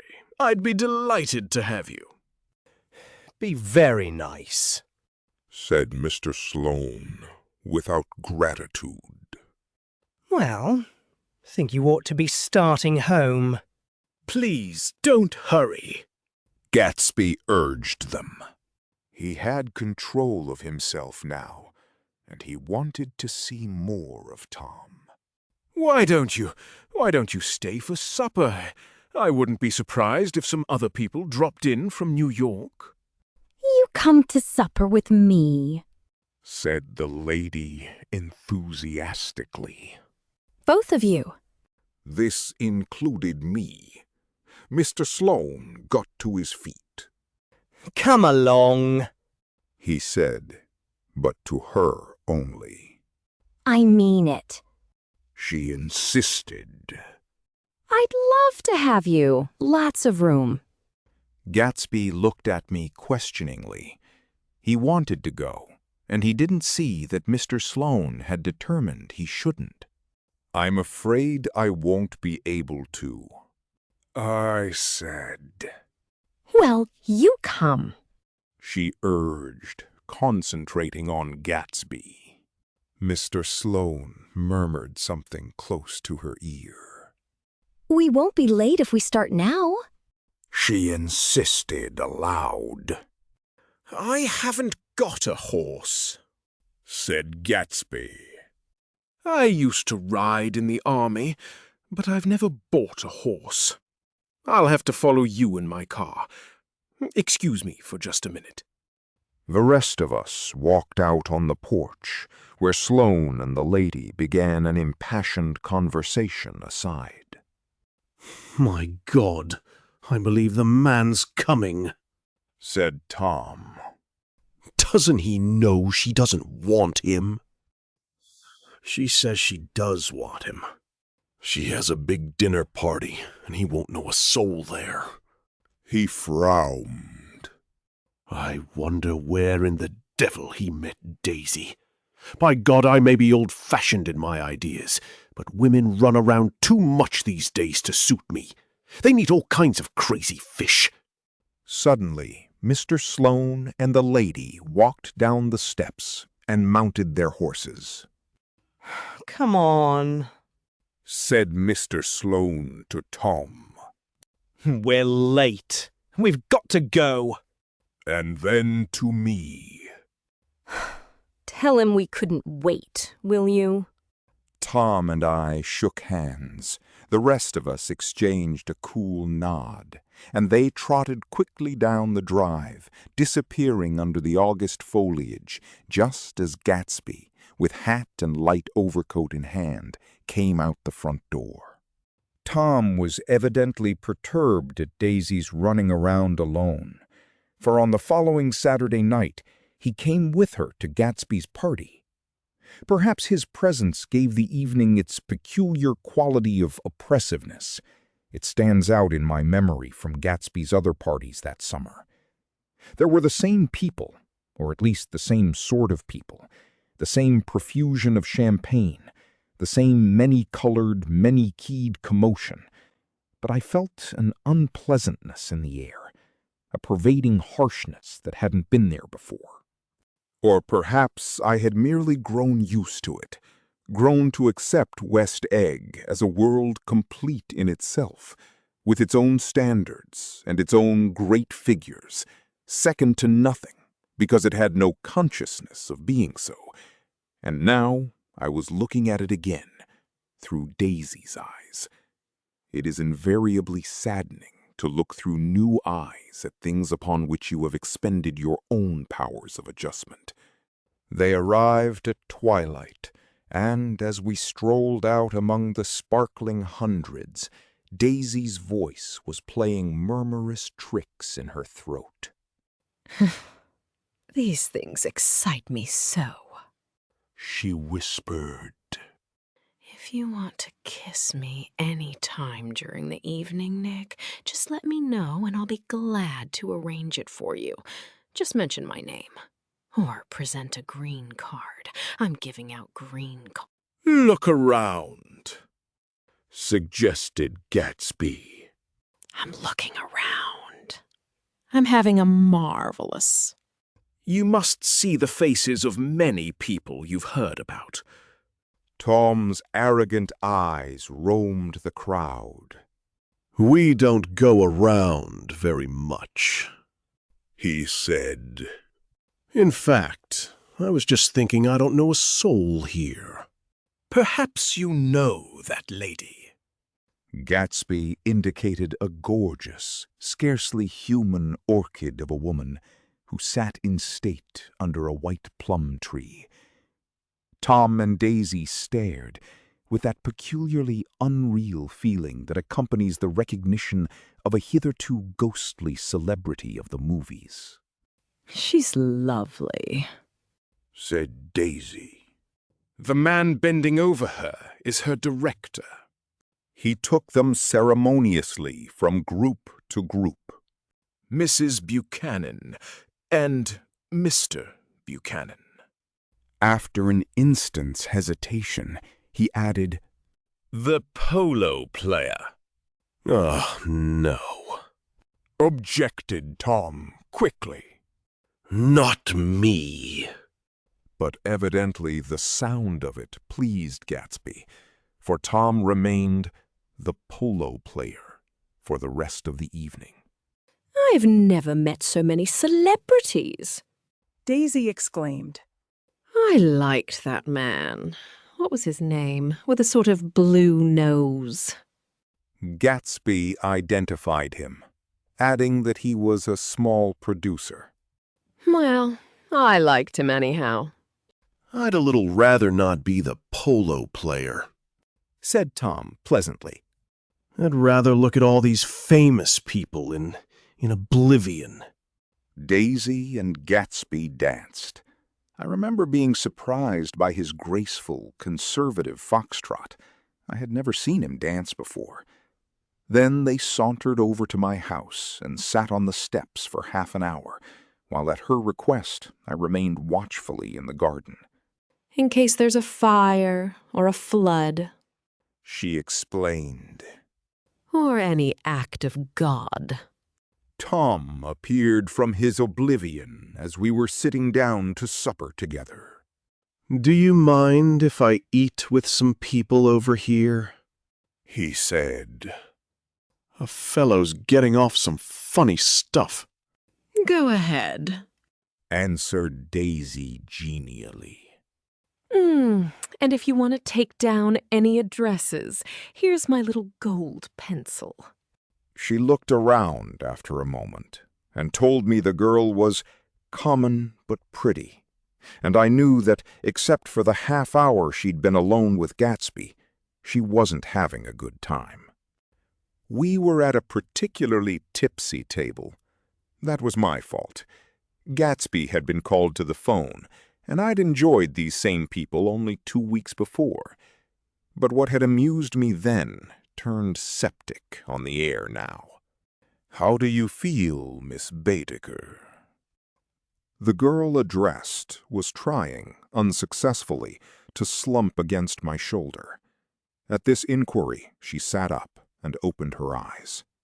"What?" A massive and lethargic woman who had been urging Daisy to play golf with her at the local club tomorrow spoke in Miss Baedeker's defense. "Oh, she's all right now. When she's had 5 or 6 cocktails, she always starts screaming like that. I tell her she ought to leave it alone." "I do leave it alone," affirmed the accused hollowly. "We heard you yelling, so I said to Doc Civet here, 'There's somebody that needs your help, Doc.'" "She's much obliged, I'm sure," said another friend without gratitude. "But you got her dress all wet when you stuck her head in the pool." "Anything I hate is to get my head stuck in a pool," mumbled Miss Baedeker. "They almost drowned me once over in New Jersey." "Then you ought to leave it alone," countered Dr. Civet. "Speak for yourself," cried Miss Baedeker violently. "Your hand shakes. I wouldn't let you operate on me." It was like that. Almost the last thing I remember was standing with Daisy and watching the moving picture director and his star. They were still under the white plum tree, and their faces were touching, except for a pale, thin ray of moonlight between. It occurred to me that he had been very slowly bending toward her all evening to attain this proximity, and even while I watched, I saw him stoop one ultimate degree and kiss at her cheek. "I like her," said Daisy. "I think she's lovely." But the rest offended her, and inarguably because it wasn't a gesture, but an emotion. She was appalled by West Egg, this unprecedented place that Broadway had begotten upon a Long Island fishing village.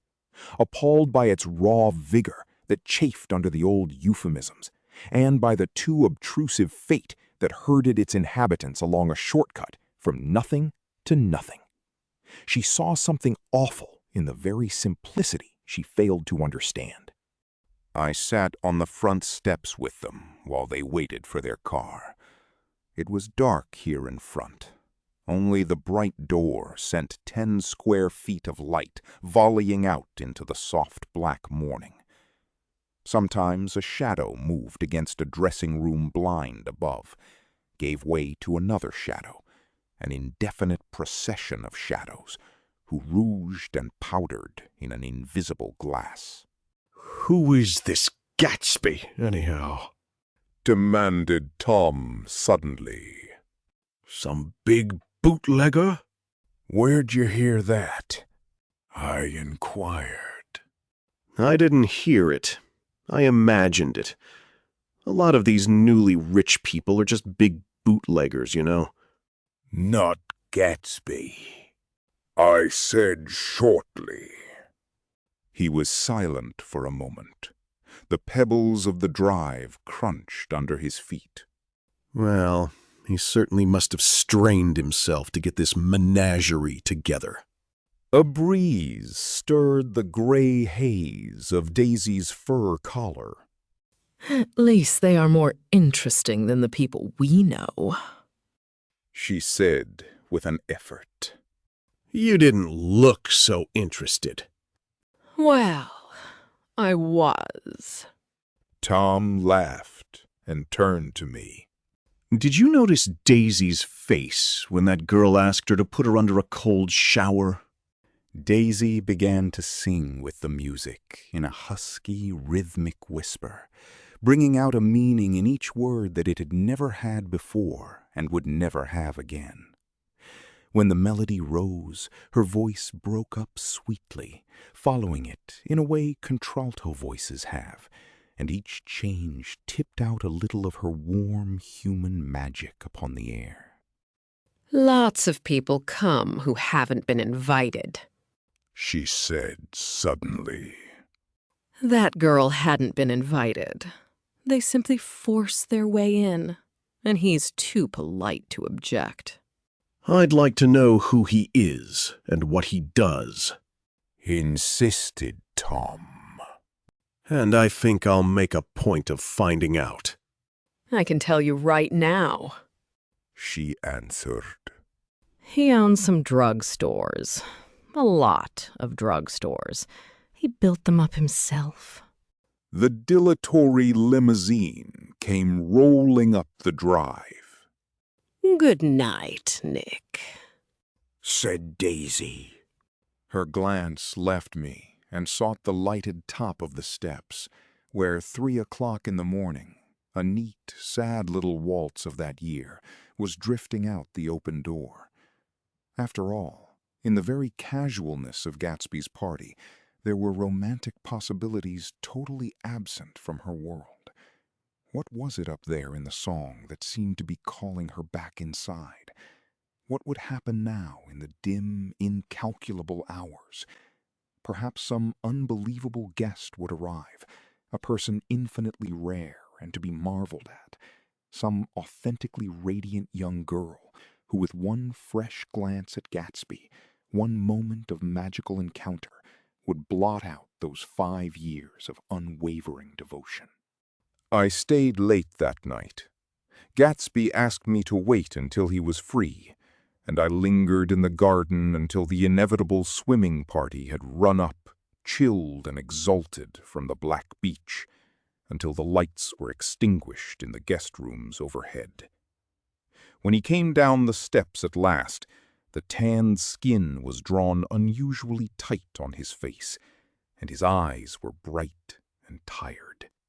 She didn't like it, he said immediately. Of course she did. She didn't like it, he insisted. She didn't have a good time. He was silent, and I guessed at his unutterable depression. I feel far away from her, he said. It's hard to make her understand. You mean about the dance? The dance? He dismissed all the dances he had given with a snap of his fingers. Old sport, the dance is unimportant. He wanted nothing less of Daisy than that she should go to Tom and say, "I never loved you." After she had obliterated 4 years with that sentence, they could decide upon the more practical measures to be taken. One of them was that after she was free, they were to go back to Louisville and be married from her house, just as if it were 5 years ago. And she doesn't understand, he said. She used to be able to understand. We'd sit for hours. He broke off and began to walk up and down a desolate path of fruit rinds and discarded favors and crushed flowers. I wouldn't ask too much of her, I ventured. You can't repeat the past. Can't repeat the past? He cried incredulously. Why, of course you can. He looked around him wildly, as if the past were lurking here in the shadow of his house, just out of reach of his hand. I'm going to fix everything, just the way it was before," he said, nodding determinedly. "She'll see." He talked a lot about the past, and I gathered that he wanted to recover something, some idea of himself, perhaps, that had gone into loving Daisy. His life had been confused and disordered since then, but if he could once return to a certain starting place and go over it all slowly, he could find out what that thing was. One autumn night, 5 years before, they had been walking down the street when the leaves were falling, and they came to a place where there were no trees and the sidewalk was white with moonlight. They stopped here and turned toward each other. Now it was a cool night, with that mysterious excitement in it which comes at the 2 changes of the year. The quiet lights in the houses were humming out into the darkness, and there was a stir and bustle among the stars. Out of the corner of his eye, Gatsby saw that the blocks of the sidewalks really formed a ladder and mounted to a secret place above the trees. He could climb to it if he climbed alone, and once there, he could suck on the pap of life, gulp down the incomparable milk of wonder. His heart beat faster as Daisy's white face came up to his own. He knew that when he kissed this girl and forever wed his unutterable visions to her perishable breath, his mind would never romp again like the mind of God. So he waited, listening for a moment longer to the tuning fork that had been struck upon a star. Then he kissed her. At his lips' touch, she blossomed for him like a flower, and the incarnation was complete. Through all he said, even through his appalling sentimentality, I was reminded of something, an elusive rhythm, a fragment of lost words that I had heard somewhere a long time ago. For a moment, a phrase tried to take shape in my mouth, and my lips parted like a dumb man's, as though there was more struggling upon them than a wisp of startled air.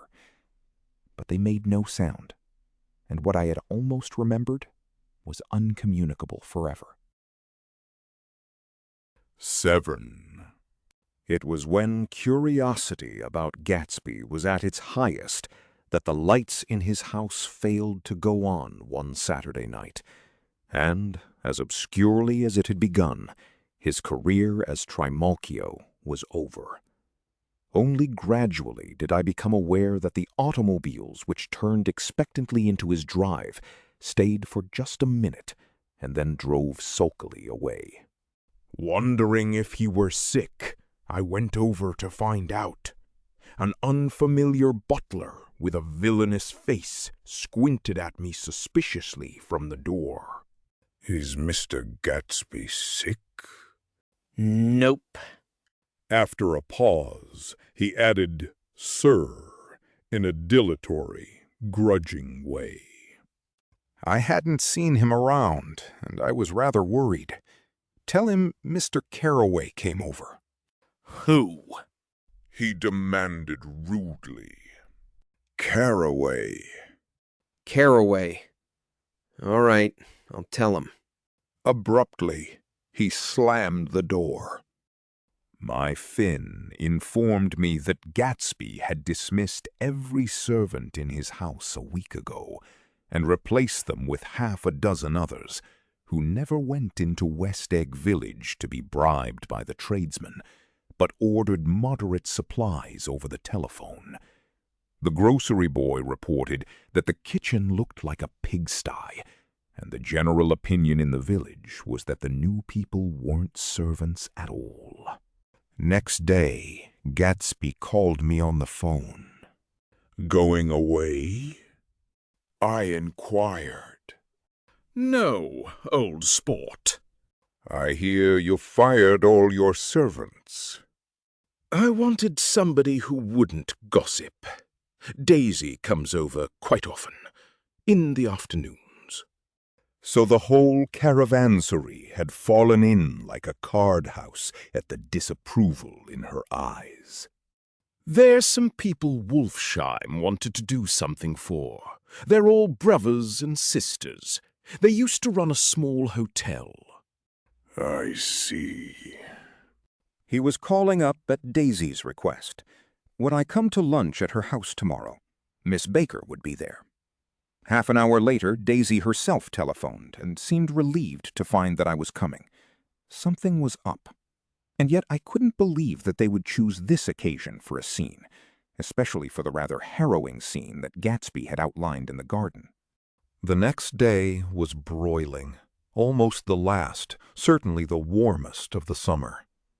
As my train emerged from the tunnel into sunlight, only the hot whistles of the National Biscuit Company broke the simmering hush at noon.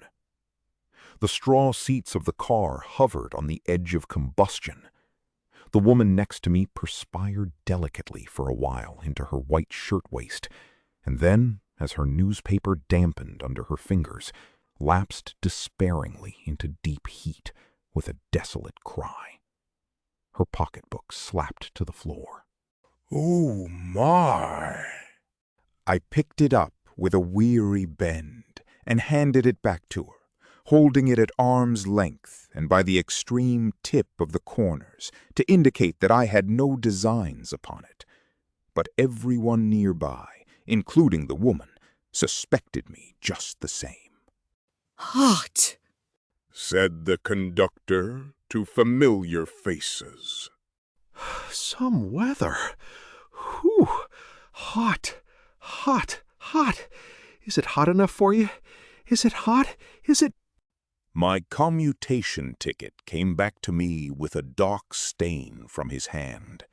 That anyone should care in this heat, whose flushed lips he kissed, whose head made damp the pajama pocket over his heart.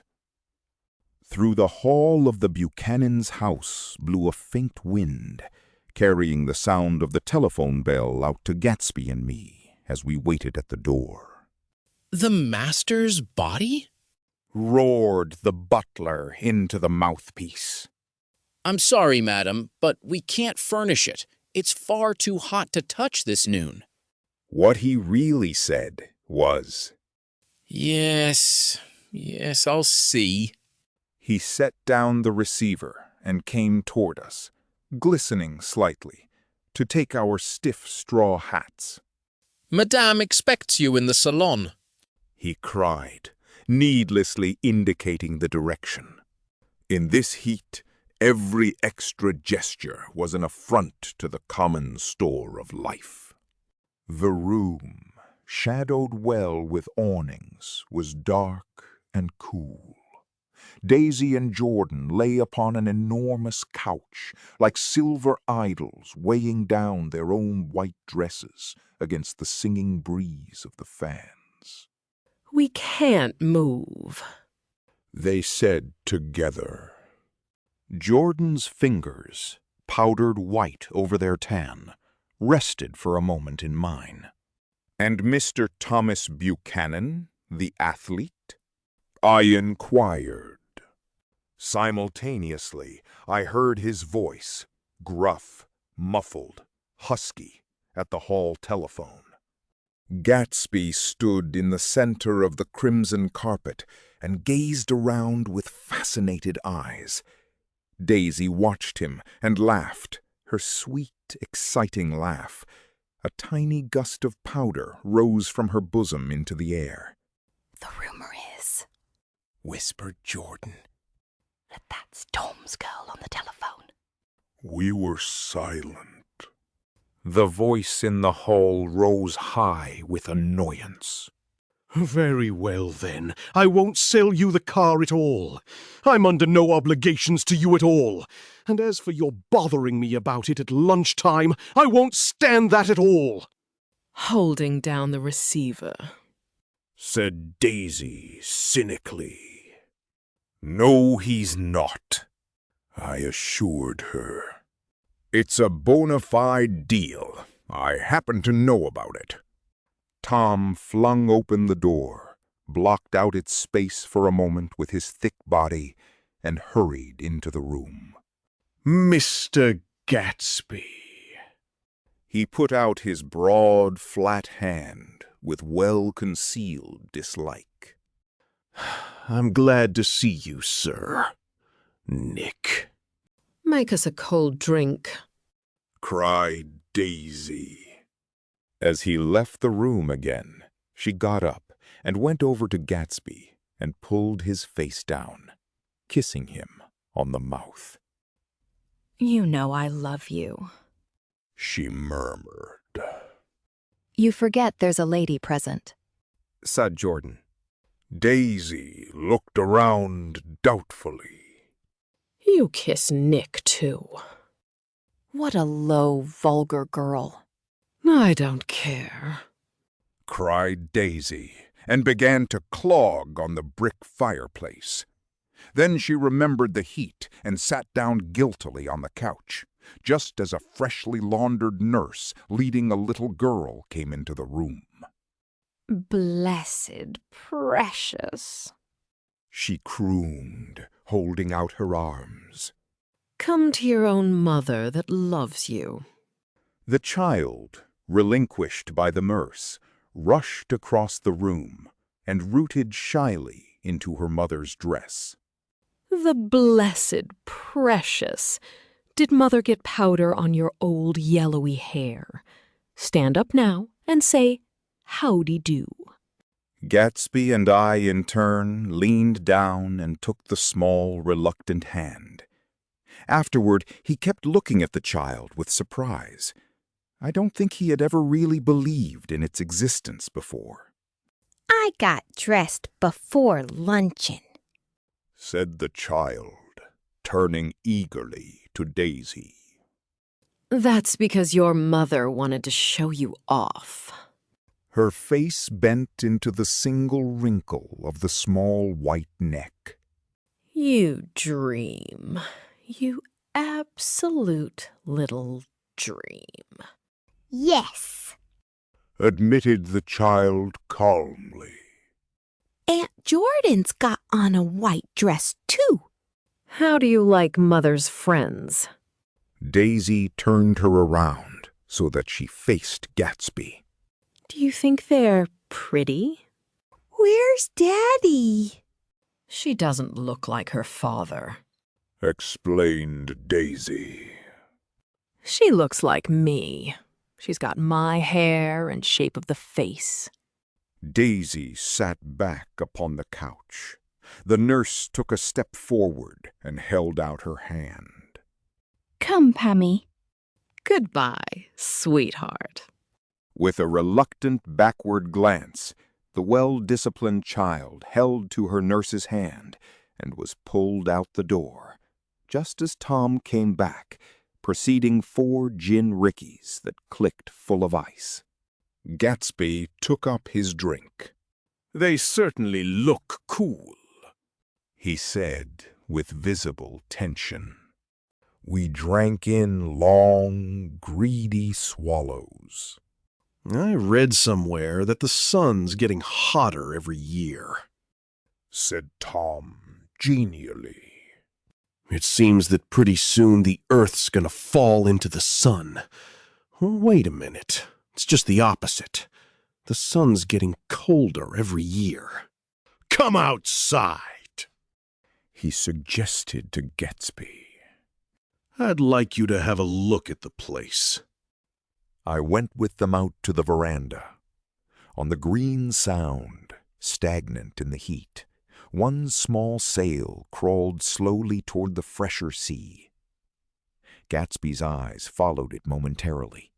He raised his hand and pointed across the bay. I'm right across from you. So you are. Our eyes lifted over the rose beds and the hot lawn and the weedy refuse of the dog days along shore. Slowly, the white wings of the boat moved against the blue, cool limit of the sky. Ahead lay the scalloped ocean and the abounding blessed isles. There's sport for you, said Tom, nodding. I'd like to be out there with him for about an hour. We had luncheon in the dining room, darkened too against the heat, and drank down nervous gaiety with the cold ale. What'll we do with ourselves this afternoon? Cried Daisy. And the day after that, and the next 30 years. Don't be morbid. Jordan said. Life starts all over again when it gets crisp in the fall. But it's so hot, insisted Daisy, on the verge of tears. And everything's so confused. Let's all go to town. Her voice struggled on through the heat, beating against it, molding its senselessness into forms. I've heard of making a garage out of a stable, Tom was saying to Gatsby. But I'm the first man who ever made a stable out of a garage. Who wants to go to town? Demanded Daisy insistently. Gatsby's eyes floated toward her. Ah, she cried. You look so cool.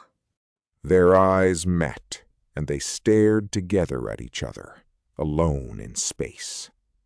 With an effort, she glanced down at the table. You always look so cool, she repeated. She had told him that she loved him, and Tom Buchanan saw. He was astounded. His mouth opened a little, and he looked at Gatsby, and then back at Daisy, as if he had just recognized her as someone he knew a long time ago. You resemble the advertisement of the man, she went on innocently. You know the advertisement of the man. All right, broke in Tom quickly. I'm perfectly willing to go to town. Come on, we're all going to town. He got up, his eyes still flashing between Gatsby and his wife. No one moved. Come on! His temper cracked a little. What's the matter, anyhow? If we're going to town, let's start. His hand, trembling with his effort at self-control, bore to his lips the last of his glass of ale. Daisy's voice got us to our feet and out onto the blazing gravel drive. Are we just going to go? She objected. Like this? Aren't we going to let anyone smoke a cigarette first? Everybody smoked all through lunch. Oh, let's have fun. She begged him. It's too hot to fuss. He didn't answer. Have it your own way, she said. Come on, Jordan. They went upstairs to get ready, while we three men stood there, shuffling the hot pebbles with our feet. A silver curve of the moon hovered already in the western sky. Gatsby started to speak, changed his mind, but not before Tom wheeled and faced him expectantly. Have you got your stables here? Asked Gatsby with an effort. About 1/4 mile down the road. Oh. A pause. I don't see the idea of going to town, broke out Tom savagely. Women get these notions in their heads. Shall we take anything to drink? Called Daisy from an upper window. I'll get some whiskey, answered Tom. He went inside. Gatsby turned to me rigidly. I can't say anything in his household sport. She's got an indiscreet voice, I remarked. It's full of... I hesitated. Her voice is full of money, he said suddenly. That was it. I'd never understood before. It was full of money. That was the inexhaustible charm that rose and fell in it, the jingle of it, the cymbal song of it. High in a white palace, the king's daughter, the golden girl. Tom came out of the house, wrapping a quart bottle in a towel, followed by Daisy and Jordan, wearing small, tight hats of metallic cloth and carrying light capes over their arms. "Shall we all go in my car?" suggested Gatsby. He felt the hot green leather of the seat. "I ought to have left it in the shade." "Is it standard shift?" demanded Tom. "Yes." "Well, you take my coupe and let me drive your car to town." The suggestion was distasteful to Gatsby. I don't think there's much gas," he objected. "Plenty of gas," said Tom boisterously. He looked at the gauge. "And if it runs out, I can stop at a drugstore. You can buy anything at a drugstore nowadays." A pause followed this apparently pointless remark. Daisy looked at Tom, frowning, and an indefinable expression, at once definitely unfamiliar and vaguely recognizable, as if I had only heard it described in words, passed over Gatsby's face. "Come on, Daisy," said Tom, pressing her with his hand toward Gatsby's car. "I'll take you in this circus wagon." He opened the door, but she moved out from the circle of his arm. "You take Nick and Jordan. We'll follow you in the coupe." She walked close to Gatsby, touching his coat with her hand. Jordan and Tom and I got into the front seat of Gatsby's car. Tom pushed the unfamiliar gears tentatively, and we shot off into the oppressive heat, leaving them out of sight behind. "Did you see that?" demanded Tom. "See what?" He looked at me keenly, realizing that Jordan and I must have known all along. "You think I'm pretty dumb, don't you?" he suggested. "Perhaps I am, but I have almost a second sight sometimes that tells me what to do. Maybe you don't believe that, but science." He paused. The immediate contingency overtook him, pulled him back from the edge of theoretical abyss. "I've made a small investigation of this fellow," he continued. "I could have gone deeper if I'd known." Do you mean you've been to a medium? Inquired Jordan humorously. "What?" Confused, he stared at us as we laughed. "Amazing!" About Gatsby. "About Gatsby? No, I haven't. I said I'd been making a small investigation of his past." "And you found he was an Oxford man?" said Jordan helpfully. "An Oxford man?" He was incredulous. "Like hell he is. He wears a pink suit." Nevertheless, he's an Oxford man. "Oxford, New Mexico," snorted Tom contemptuously. "Or something like that." Listen, Tom, if you're such a snob, why did you invite him to lunch? Demanded Jordan crossly. "Daisy invited him. She knew him before we were married. God knows where." We were all irritable now with the fading ale, and aware of it, we drove for a while in silence. Then, as Dr. T.J. Eckelberg's faded eyes came into sight down the road, I remembered Gatsby's caution about gasoline. "We've got enough to get us to town," said Tom. But there's a garage right here, Objected Jordan. I don't want to get stalled in this baking heat. Tom threw on both brakes impatiently, and we slid to an abrupt, dusty stop under Wilson's sign. After a moment, the proprietor emerged from the interior of his establishment and gazed hollow-eyed at the car. Let's have some gas, cried Tom roughly. What do you think we stopped for? To admire the view? I'm sick, said Wilson without moving. Been sick all day. What's the matter? I'm all run down. Well, shall I help myself? Tom demanded. You sounded well enough on the phone. With an effort, Wilson left the shade and support of the doorway, and breathing hard, unscrewed the cap of the tank. In the sunlight, his face was green. I didn't mean to interrupt your lunch, he said. But I need money pretty bad, and I was wondering what you were going to do with your old car. How do you like this one?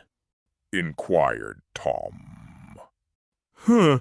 I bought it last week.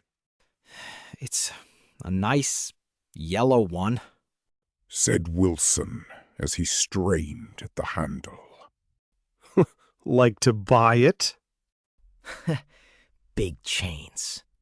Wilson smiled faintly. No, but I could make some money on the other. What do you want money for all of a sudden? I've been here too long. I want to get away. My wife and I want to go west. Your wife does?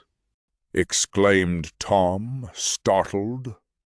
She's been talking about it for 10 years. He rested for a moment against the pump, shading his eyes. Now she's going. Whether she wants to or not, I'm gonna get her away. The coupe flashed by us with a flurry of dust and the flash of a waving hand. What do I owe you? Demanded Tom harshly. I just got wised up to something funny the last 2 days, remarked Wilson. That's why I want to get away. That's why I've been bothering you about the car. What do I owe you? $1.20. The relentless beating heat was beginning to confuse me, and I had a bad moment there before I realized that so far his suspicions hadn't alighted on Tom. He had discovered that Myrtle had some sort of life apart from him in another world, and the shock had made him physically sick. I stared at him, and then at Tom, who had made a parallel discovery less than an hour before, and it occurred to me that there was no difference between men, in intelligence or race, so profound as the difference between the sick and the well. Wilson was so sick that he looked guilty, unforgivably guilty, as if he had just got some poor girl with child. I'll let you have that car, said Tom. I'll send it over tomorrow afternoon. That locality was always vaguely disquieting, even in the broad glare of afternoon, and now I turned my head as though I had been warned of something behind. Over the ash heaps, the giant eyes of Dr. T.J. Eckelberg kept their vigil, but I perceived after a moment that other eyes were regarding us with peculiar intensity from less than 20 feet away. In one of the windows over the garage, the curtains had been moved aside a little, and Myrtle Wilson was peering down at the car. So engrossed was she that she had no consciousness of being observed, and one emotion after another crept into her face, like objects into a slowly developing picture. Her expression was curiously familiar. It was an expression I had often seen on women's faces, but on Myrtle Wilson's face it seemed purposeless and inexplicable, until I realized that her eyes, wide with jealous terror, were fixed not on Tom, but on Jordan Baker, whom she took to be his wife.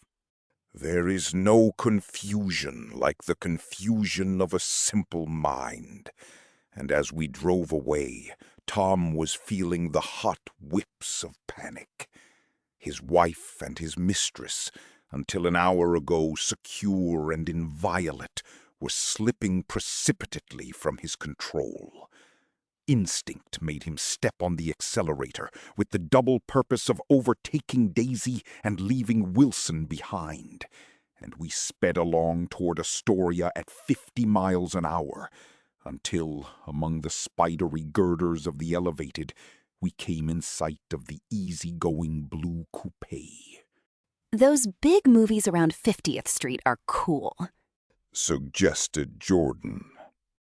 I love New York on summer afternoons when everyone's away. There's something very sensuous about it. Overripe, as if all sorts of funny fruits were going to fall into your hands. The word sensuous had the effect of further disquieting Tom.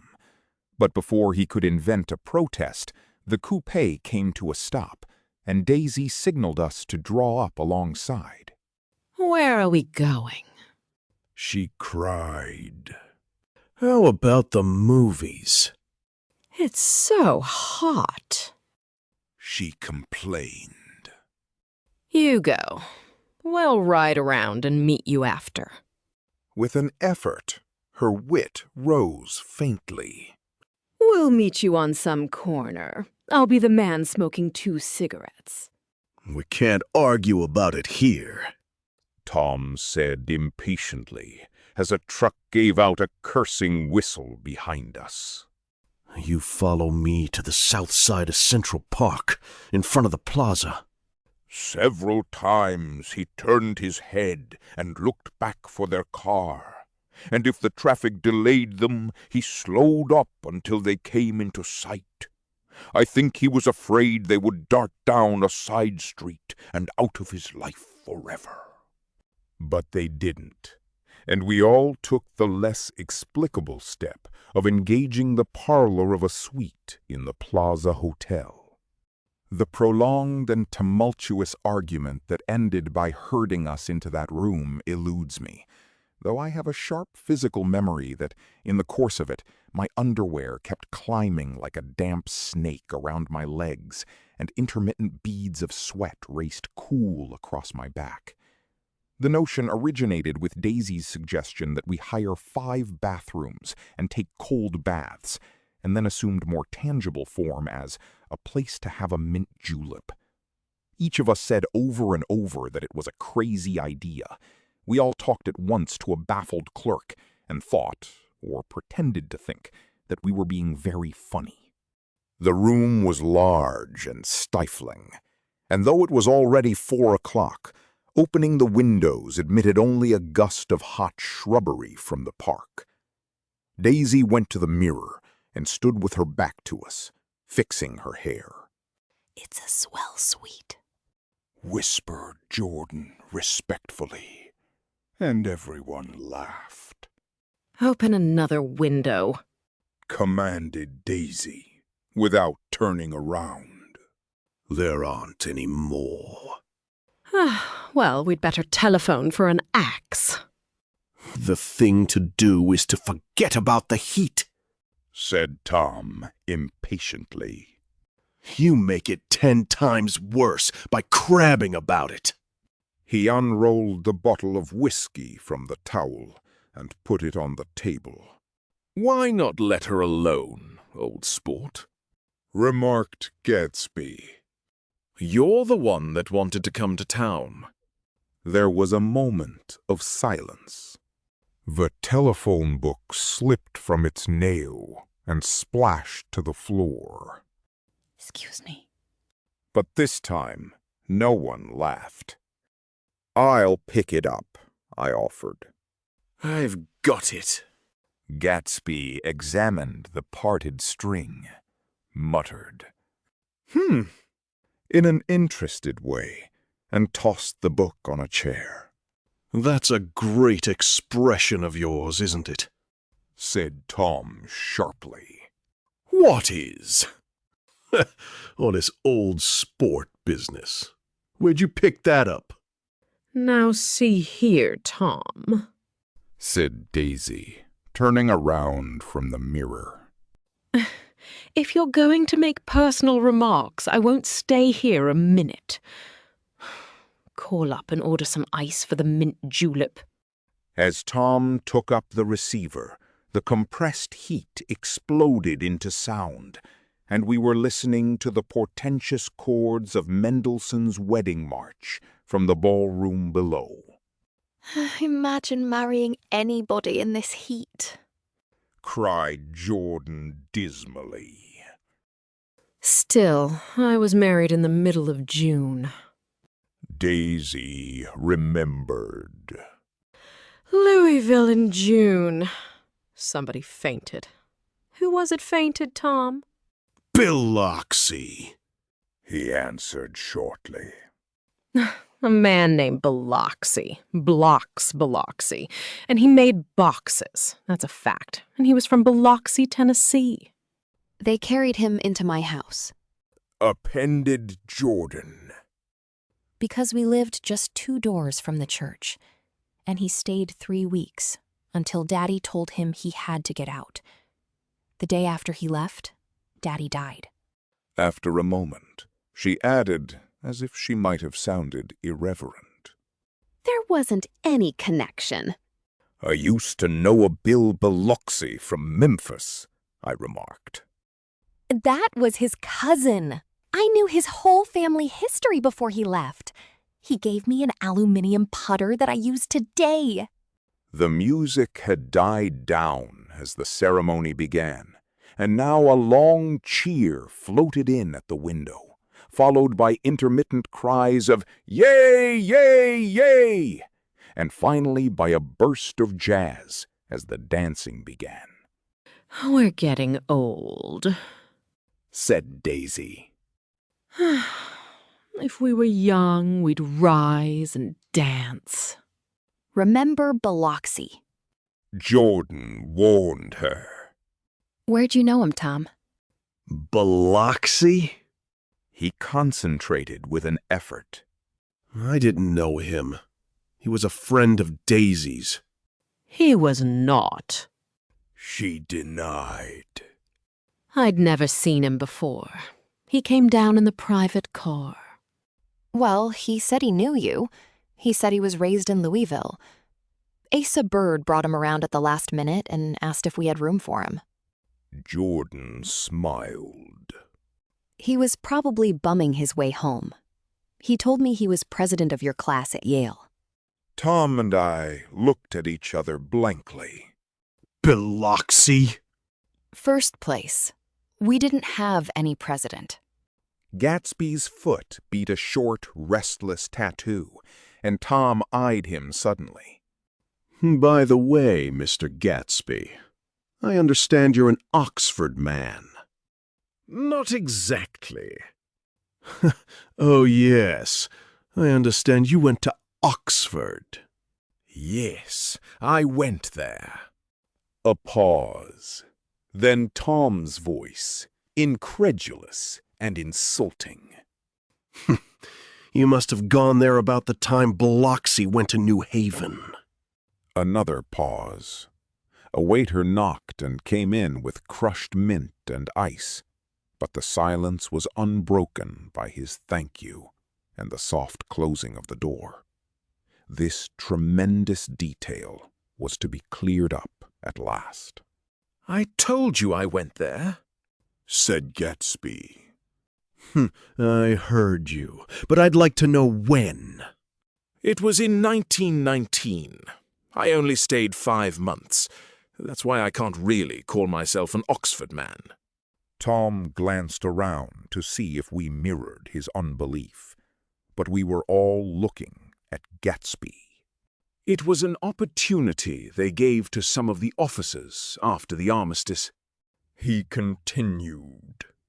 We could go to any of the universities in England or France. I wanted to get up and slap him on the back. I had one of those renewals of complete faith in him that I'd experienced before. Daisy rose, smiling faintly, and went to the table. Open the whiskey, Tom. She ordered. And I'll make you a mint julep. Then you won't seem so stupid to yourself. Look at the mint. Wait a minute, snapped Tom. I want to ask Mr. Gatsby one more question. Go on, Gatsby said politely. What kind of a row are you trying to cause in my house anyhow? They were out in the open at last, and Gatsby was content. He isn't causing a row. Daisy looked desperately from one to the other. You're causing a row.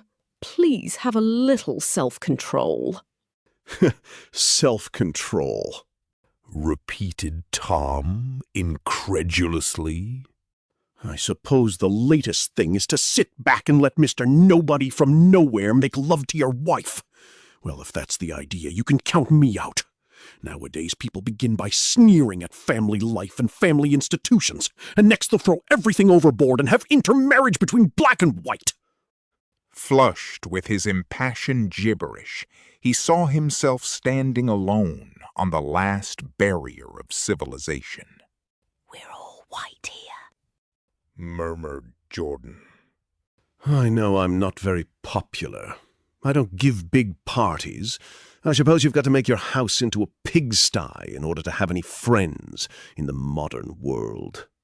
Angry as I was, as we all were, I was tempted to laugh whenever he opened his mouth. The transition from libertine to prig was so complete.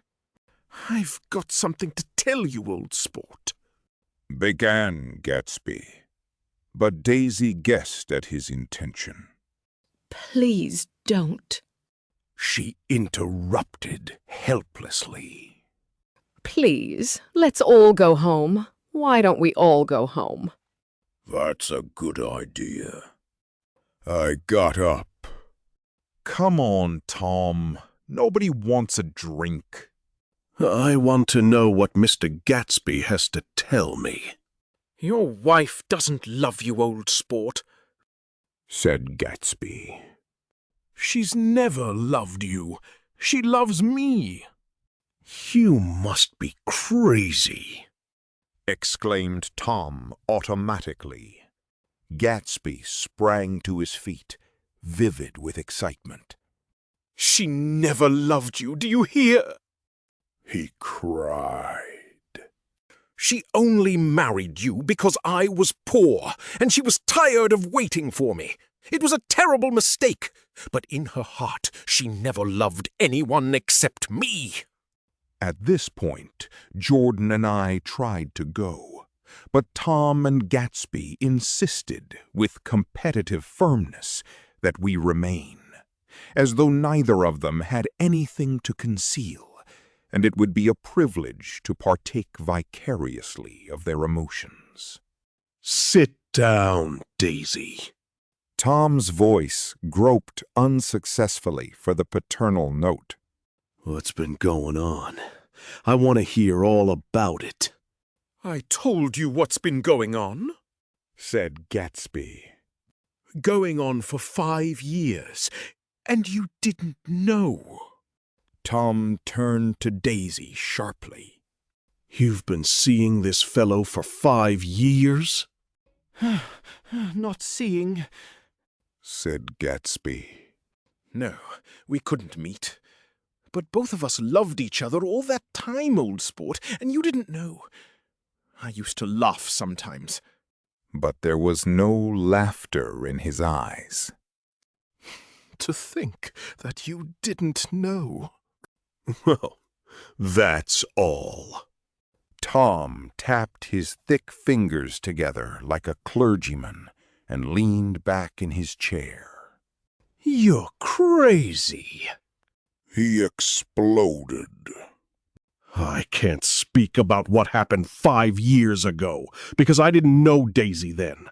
And I'll be damned if I see how you got within a mile of her unless you brought the groceries to the back door. But all the rest of that's a goddamned lie. Daisy loved me when she married me, and she loves me now. No, said Gatsby, shaking his head. She does, though. The trouble is that sometimes she gets foolish ideas in her head and doesn't know what she's doing. He nodded sagely. And what's more, I love Daisy too. Once in a while I go off on a spree and make a fool of myself, but I always come back. And in my heart I love her all the time. You're revolting, said Daisy. She turned to me, and her voice, dropping an octave lower, filled the room with thrilling scorn. Do you know why we left Chicago? I'm surprised that they didn't treat you to the story of that little spree. Gatsby walked over and stood beside her.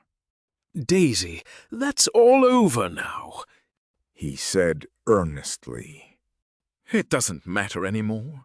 Just tell him the truth, that you never loved him, and it's all wiped out forever. She looked at him blindly. Why? How could I love him? Possibly. You never loved him. She hesitated. Her eyes fell on Jordan and me with a sort of appeal, as though she realized at last what she was doing, and as though she had never, all along, intended doing anything at all. But it was done now. It was too late. I never loved him, she said with perceptible reluctance. Not at Kapiolani, demanded Tom suddenly. No. From the ballroom beneath, muffled and suffocating chords were drifting up on hot waves of air. Not that day I carried you down from the punch bowl to keep your shoes dry? There was a husky tenderness in his tone. Daisy? Please don't. Her voice was cold, but the rancor was gone from it. She looked at Gatsby. There, Jay, she said, but her hand, as she tried to light a cigarette, was trembling. Suddenly she threw the cigarette and the burning match on the carpet. Oh, you want too much, she cried to Gatsby. I love you now. Isn't that enough? I can't help what's past. She began to sob helplessly. I did love him once, but I loved you too. Gatsby's eyes opened and closed. You loved me too? He repeated. Even that's a lie, said Tom savagely. She didn't know you were alive. Why, there's things between Daisy and me that you'll never know. Things that neither of us can ever forget. The words seemed to bite physically into Gatsby. I want to speak to Daisy alone, he insisted. She's all excited now. Even alone, I can't say I never loved Tom, she admitted in a pitiful voice. It wouldn't be true. Of course it wouldn't. Agreed, Tom. She turned to her husband. As if it mattered to you, she said. Of course it matters. I'm going to take better care of you from now on. You don't understand, said Gatsby with a touch of panic. You're not going to take care of her anymore? I'm not. Tom opened his eyes wide and laughed. He could afford to control himself now. Why's that? Daisy's leaving you. Ha! Nonsense. I am, though, she said with a visible effort. She's not leaving me. Tom's words suddenly leaned down over Gatsby. Certainly not for a common swindler who'd have to steal the ring he put on her finger. I won't stand this, cried Daisy. Oh, please, let's get out. Who are you, anyhow? Broke out Tom. You're one of that bunch that hangs around with Maya Wolfshiem. That much I happen to know. I've made a little investigation into your affairs, and I'll carry it further tomorrow. You can suit yourself about that, old sport, said Gatsby steadily. I found out what your drug stores were. He turned to us and spoke rapidly. He and this Wolfshiem bought up a lot of side street drugstores here and in Chicago and sold grain alcohol over the counter. That's one of his little stunts. I picked him for a bootlegger the first time I saw him, and I wasn't far wrong. What about it? Said Gatsby politely. I guess your friend Walter Chase wasn't too proud to come in on it. And you left him in the lurch, didn't you? You let him go to jail for a month over in New Jersey. God, you ought to hear Walter on the subject of you. He came to us dead broke. He was very glad to pick up some money, old sport. Don't you call me old sport, cried Tom. Gatsby said nothing. Walter could have you up on the betting laws, too, but Wolfshiem scared him into shutting his mouth. That unfamiliar yet recognizable look was back again in Gatsby's face. That drugstore business was just small change, continued Tom slowly. But you've got something on now that Walter's afraid to tell me about. I glanced at Daisy, who was staring, terrified, between Gatsby and her husband, and at Jordan, who had begun to balance an invisible but absorbing object on the tip of her chin. Then I turned back to Gatsby, and was startled at his expression. He looked, and this is said in all contempt for the babbled slander of his garden, as if he had killed a man. For a moment, the set of his face could be described in just that fantastic way. It passed, and he began to talk excitedly to Daisy, denying everything, defending his name against accusations that had not been made.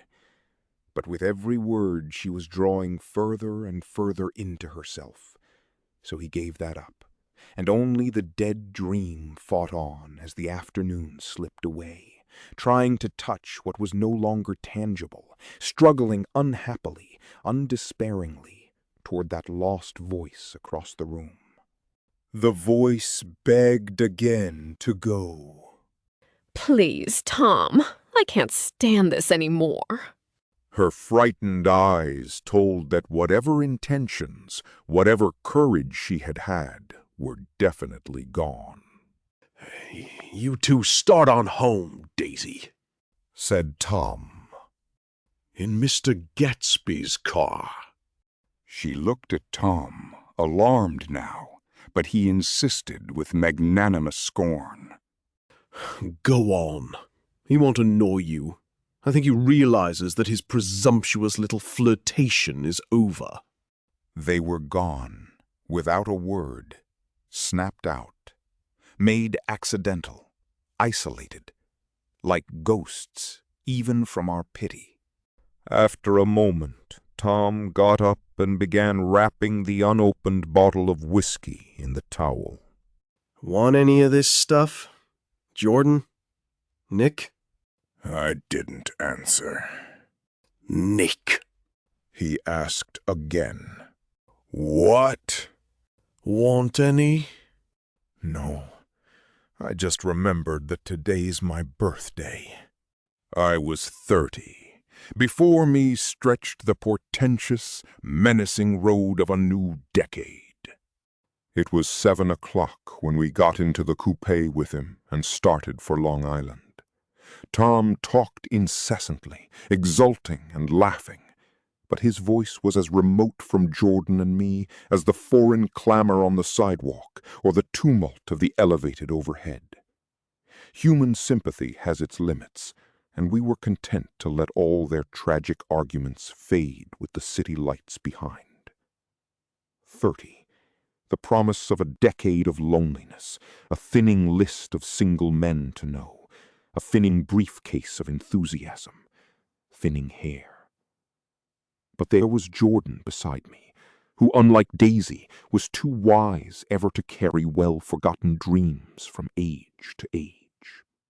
As we passed over the dark bridge, her wan face fell lazily against my coat's shoulder, and the formidable stroke of 30 died away with the reassuring pressure of her hand. So we drove on toward death through the cooling twilight. The young Greek, McKee, who ran the coffee joint beside the ash heaps, was the principal witness at the inquest. He had slept through the heat until after 5, when he strolled over to the garage and found George Wilson sick in his office. Really sick, pale as his own pale hair and shaking all over. McKee advised him to go to bed, but Wilson refused, saying that he'd miss a lot of business if he did. While his neighbor was trying to persuade him, a violent racket broke out overhead. "I've got my wife locked in up there," explained Wilson calmly. "She's going to stay there till the day after tomorrow, and then we're going to move away." Michaelis was astonished. They had been neighbors for 4 years, and Wilson had never seemed faintly capable of such a statement. Generally, he was one of these worn-out men. When he wasn't working, he sat on a chair in the doorway and stared at the people and the cars that passed along the road. When anyone spoke to him, he invariably laughed in an agreeable, colorless way. He was his wife's man, and not his own. So naturally, Michaelis tried to find out what had happened, but Wilson wouldn't say a word. Instead, he began to throw curious, suspicious glances at his visitor and ask him what he'd been doing at certain times on certain days. Just as the latter was getting uneasy, some workmen came past the door, bound for his restaurant, and Michaelis took the opportunity to get away, intending to come back later. But he didn't. He supposed he forgot to, that's all. When he came outside again, a little after 7, he was reminded of the conversation because he heard Mrs. Wilson's voice, loud and scolding, downstairs in the garage. "Beat me." He heard her cry. "Throw me down and beat me, you dirty little coward!" A moment later, she rushed out into the dusk, waving her hands and shouting. Before he could move from his door, the business was over. The death car, as the newspapers called it, didn't stop. It came out of the gathering darkness, wavered tragically for a moment, and then disappeared around the next bend. Mavro Michaelis wasn't even sure of its color. He told the first policeman that it was light green. The other car, the one going toward New York, came to rest 100 yards beyond, and its driver hurried back to where Myrtle Wilson, her life violently extinguished, knelt in the road and mingled her thick dark blood with the dust. Michaelis and this man reached her first, but when they had torn open her shirtwaist, still damp with perspiration, they saw that her left breast was swinging loose like a flap, and there was no need to listen for the heart beneath. The mouth was wide open and ripped a little at the corners, as though she had choked a little in giving up the tremendous vitality she had stored so long. We saw the 3 or 4 automobiles and the crowd when we were still some distance away. "Wreck!" said Tom. "That's good. Wilson'll have a little business at last." He slowed down, but still without any intention of stopping, until, as we came nearer, the hushed, intent faces of the people at the garage door made him automatically put on the brakes. "We'll take a look," he said doubtfully. "Just a look." I became aware now of a hollow, wailing sound, which issued incessantly from the garage, a sound which, as we got out of the coupe and walked toward the door, resolved itself into the words, "Oh my God," uttered over and over in a gasping moan. "There's some bad trouble here," said Tom excitedly. He reached up on tiptoes and peered over a circle of heads into the garage, which was lit only by a yellow light in a swinging metal basket overhead. Then he made a harsh sound in his throat, and with a violent thrusting movement of his powerful arms, pushed his way through. The circle closed up again with a running murmur of expostulation. It was a minute before I could see anything at all. Then new arrivals deranged the line, and Jordan and I were pushed suddenly inside.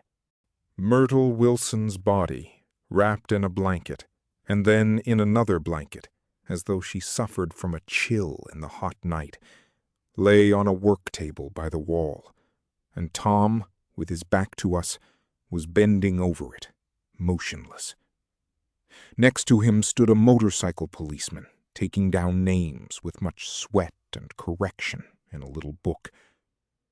At first I couldn't find the source of the high, groaning words that echoed clamorously through the bare garage. Then I saw Wilson standing on the raised threshold of his office, swaying back and forth and holding to the doorposts with both hands.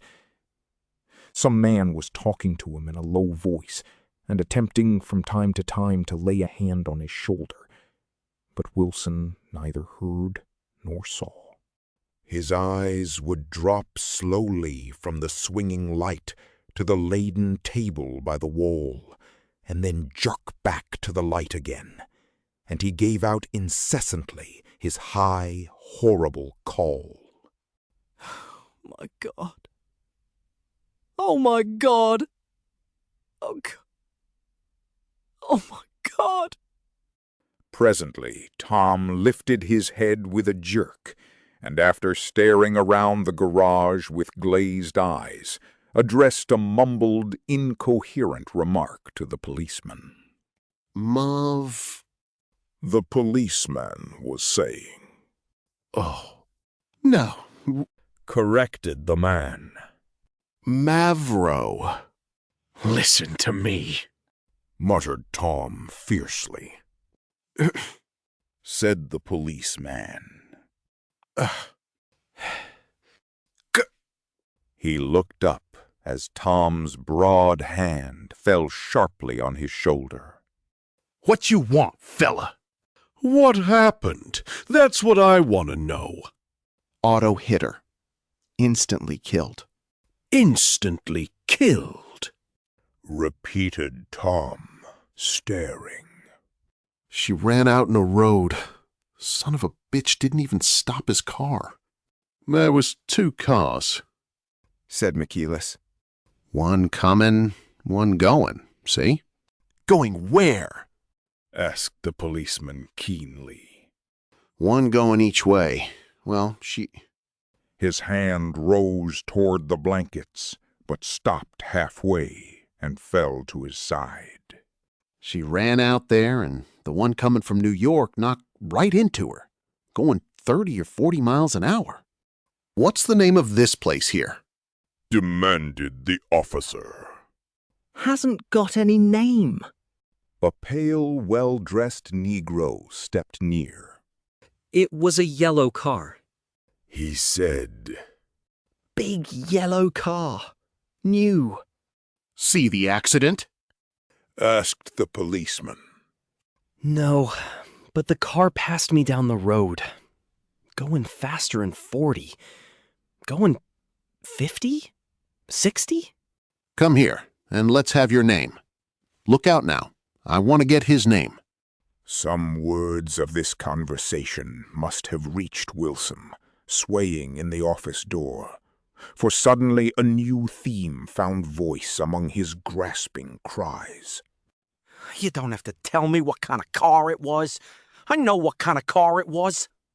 Watching Tom, I saw the wad of muscle back of his shoulder tighten under his coat. He walked quickly over to Wilson, and standing in front of him, seized him firmly by the upper arms. You've got to pull yourself together, he said with soothing gruffness. Wilson's eyes fell upon Tom. He started up on his tiptoes, and then would have collapsed to his knees had not Tom held him upright. Listen, said Tom, shaking him a little. I just got here a minute ago, from New York. I was bringing you that coupe we've been talking about. That yellow car I was driving this afternoon wasn't mine. Do you hear? I haven't seen it all afternoon. Only the Negro and I were near enough to hear what he said, but the policeman caught something in the tone and looked over with truculent eyes. What's all that? He demanded. I'm a friend of his. Tom turned his head, but kept his hands firm on Wilson's body. He says he knows the car that did it. It was a yellow car. Some dim impulse moved the policeman to look suspiciously at Tom. And what color's your car? It's a blue car, a coupe. We've come straight from New York, I said. Someone who had been driving a little behind us confirmed this, and the policeman turned away. Now, if you'll let me have that name again, correct? Picking up Wilson like a doll, Tom carried him into the office, set him down in a chair, and came back. If somebody'll come here and sit with him, he snapped authoritatively. He watched while the two men standing closest glanced at each other and went unwillingly into the room. Then Tom shut the door on them and came down the single step, his eyes avoiding the table.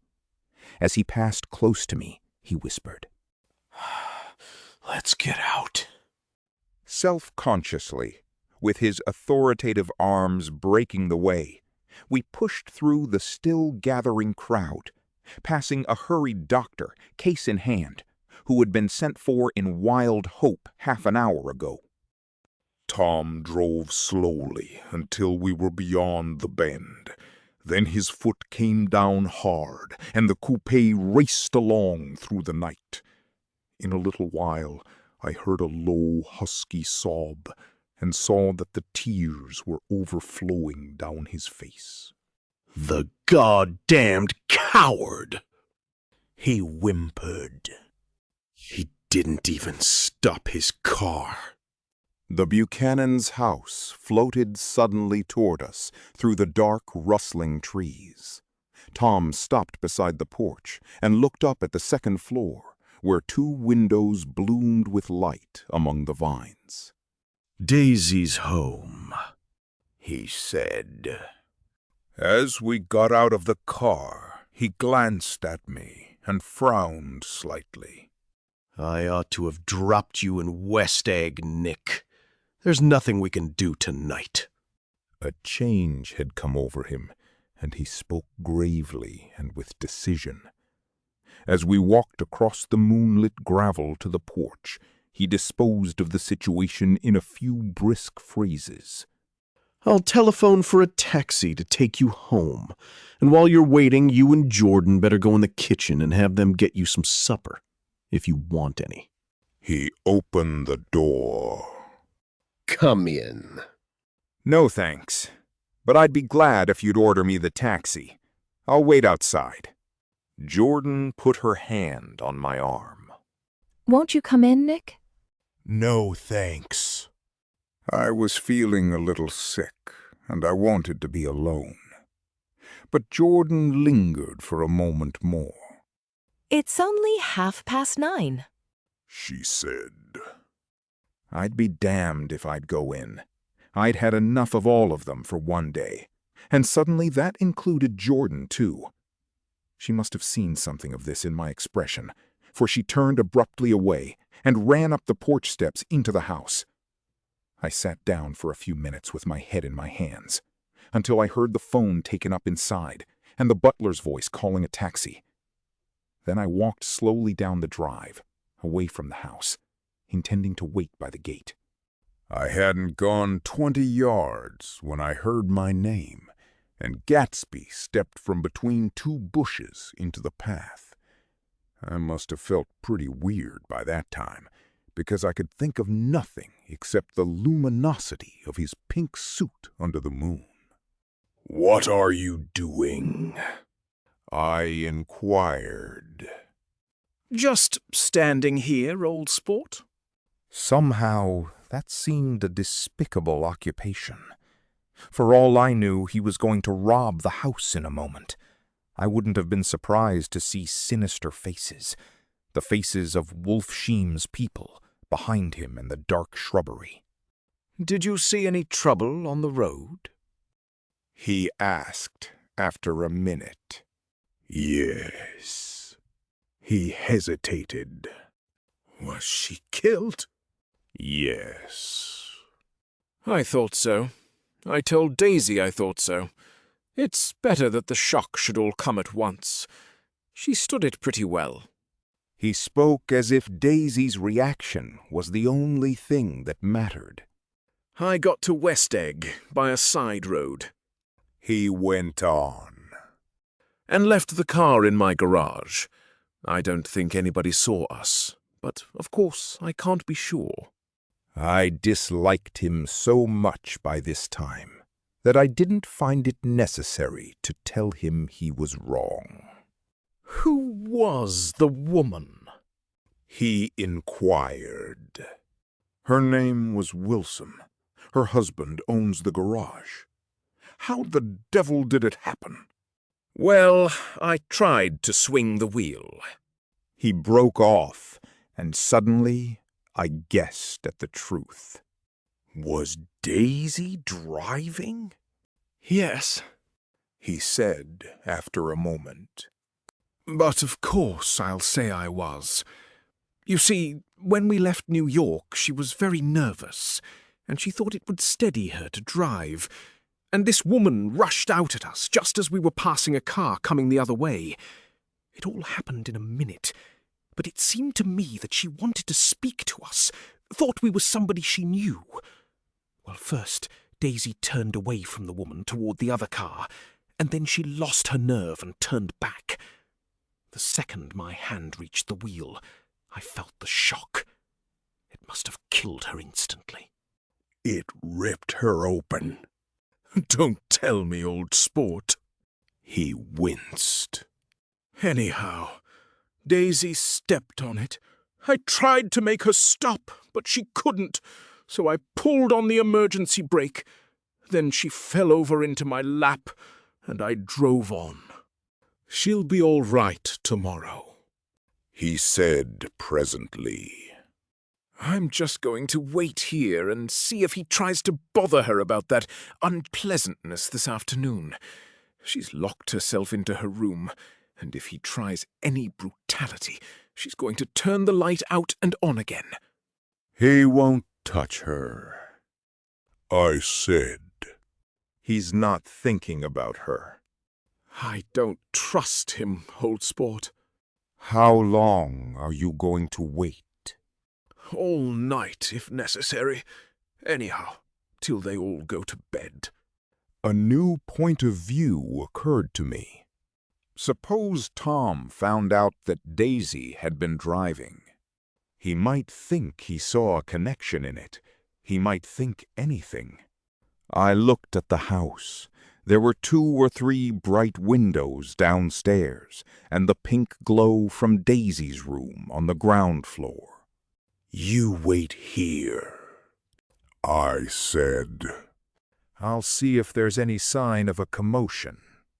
I walked back along the border of the lawn, traversed the gravel softly, and tiptoed up the veranda steps. The drawing-room curtains were open, and I saw that the room was empty. Crossing the porch where we had dined that June night 3 months before, I came to a small rectangle of light, which I guessed was the pantry window. The blind was drawn, but I found a rift at the sill. Daisy and Tom were sitting opposite each other at the kitchen table, with a plate of cold fried chicken between them and 2 bottles of ale. He was talking intently across the table at her, and in his earnestness his hand had fallen upon and covered her own. Once in a while she looked up at him and nodded in agreement. They weren't happy, and neither of them had touched the chicken or the ale, and yet they weren't unhappy either. There was an unmistakable air of natural intimacy about the picture, and anybody would have said that they were conspiring together. As I tiptoed from the porch, I heard my taxi feeling its way along the dark road toward the house. Gatsby was waiting where I had left him in the drive. "Is it all quiet up there?" he asked anxiously. "Yes, it's all quiet." I hesitated. "You'd better come home and get some sleep." He shook his head. "I want to wait here till Daisy goes to bed. Good night, old sport." He put his hands in his coat pockets and turned back eagerly to his scrutiny of the house, as though my presence marred the sacredness of the vigil. So I walked away and left him standing there in the moonlight, watching over nothing. 8. I couldn't sleep all night. A foghorn was groaning incessantly on the sound, and I tossed half-sick between grotesque reality and savage, frightening dreams. Toward dawn, I heard a taxi go up Gatsby's drive, and immediately I jumped out of bed and began to dress. I felt that I had something to tell him, something to warn him about, and morning would be too late. Crossing his lawn, I saw that his front door was still open, and he was leaning against a table in the hall, heavy with dejection or sleep. "Nothing happened," he said wanly. "I waited, and about 4 o'clock she came to the window and stood there for a minute, and then turned out the light." His house had never seemed so enormous to me as it did that night when we hunted through the great rooms for cigarettes. We pushed aside curtains that were like pavilions and felt over innumerable feet of dark wall for electric light switches. Once I tumbled with a sort of splash upon the keys of a ghostly piano. There was an inexplicable amount of dust everywhere, and the rooms were musty, as though they hadn't been aired for many days. I found the humidor on an unfamiliar table, with 2 stale, dry cigarettes inside. Throwing open the French windows of the drawing room, we sat smoking out into the darkness. "You ought to go away," I said. "It's pretty certain they'll trace your car." "Go away now, old sport." go to Atlantic City for a week, or up to Montreal. He wouldn't consider it. He couldn't possibly leave Daisy until he knew what she was going to do. He was clutching at some last hope, and I couldn't bear to shake him free. It was this night that he told me the strange story of his youth with Dan Cody. Told it to me because J. Gatsby had broken up like glass against Tom's hard malice, and the long, secret extravaganza was played out. I think that he would have acknowledged anything now, without reserve, but he wanted to talk about Daisy. She was the first nice girl he had ever known. In various unrevealed capacities, he had come in contact with such people, but always with indiscernible barbed wire between. He found her excitingly desirable. He went to her house, at first with other officers from Camp Taylor, then alone. It amazed him. He had never been in such a beautiful house before. But what gave it an air of breathless intensity was that Daisy lived there. It was as casual a thing to her as his tent out at camp was to him.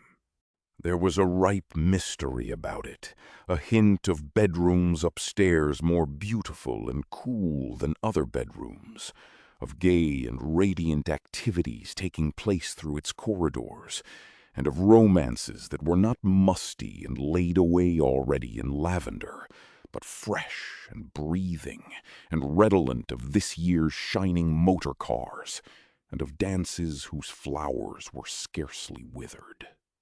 It excited him, too, that many men had already loved Daisy. It increased her value in his eyes. He felt their presence all about the house, pervading the air with the shades and echoes of still vibrant emotions. But he knew that he was in Daisy's house by a colossal accident. However glorious might be his future as J. Gatsby, he was at present a penniless young man without a past, and at any moment the invisible cloak of his uniform might slip from his shoulders. So he made the most of his time. He took what he could get, ravenously and unscrupulously. Eventually, he took Daisy one still October night. Took her because he had no real right to touch her hand. He might have despised himself, for he had certainly taken her under false pretenses. I don't mean that he had traded on his phantom millions, but he had deliberately given Daisy a sense of security. He let her believe that he was a person from much the same strata as herself, that he was fully able to take care of her. As a matter of fact, he had no such facilities. He had no comfortable family standing behind him, and he was liable at the whim of an impersonal government to be blown anywhere about the world. But he didn't despise himself, and it didn't turn out as he had imagined. He had intended, probably, to take what he could and go. But now he found that he had committed himself to the following of a grail. He knew that Daisy was extraordinary, but he didn't realize just how extraordinary a nice girl could be. She vanished into her rich house, into her rich, full life, leaving Gatsby nothing. He felt married to her. That was all. When they met again 2 days later, it was Gatsby who was breathless, who was somehow betrayed. Her porch was bright with the bought luxury of starshine. The wicker of the settee squeaked fashionably as she turned toward him, and he kissed her curious and lovely mouth. She had caught a cold, and it made her voice huskier and more charming than ever. And Gatsby was overwhelmingly aware of the youth and mystery that wealth imprisons and preserves, of the freshness of many clothes, and of Daisy, gleaming like silver, safe and proud above the hot struggles of the poor. I can't describe to you how surprised I was to find out I loved her, old sport. I even hoped for a while that she'd throw me over, but she didn't, because she was in love with me, too. She thought I knew a lot because I knew different things from her. Well, there I was, way off my ambitions, getting deeper in love every minute, and all of a sudden, I didn't care. What was the use of doing great things if I could have a better time telling her what I was going to do? On the last afternoon before he went abroad, he sat with Daisy in his arms for a long, silent time. It was a cold fall day, with fire in the room and her cheeks flushed. Now and then she moved, and he changed his arm a little, and once he kissed her dark, shining hair. The afternoon had made them tranquil for a while, as if to give them a deep memory for the long parting the next day promised. They had never been closer in their month of love, nor communicated more profoundly one with another than when she brushed silent lips against his coat's shoulder, or when he touched the end of her fingers, gently, as though she were asleep. He did extraordinarily well in the war. He was a captain before he went to the front, and following the Argonne battles he got his majority and the command of the divisional machine guns. After the armistice he tried frantically to get home, but some complication or misunderstanding sent him to Oxford instead. He was worried now. There was a quality of nervous despair in Daisy's letters. She didn't see why he couldn't come. She was feeling the pressure of the world outside, and she wanted to see him and feel his presence beside her, and be reassured that she was doing the right thing after all.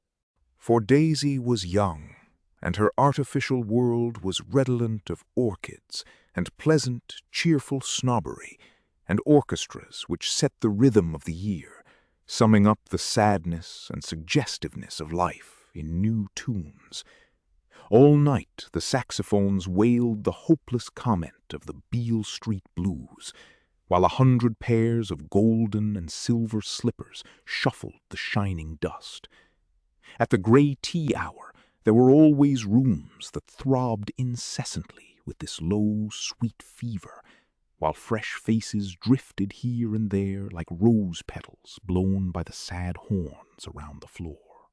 Through this twilight universe, Daisy began to move again with the season.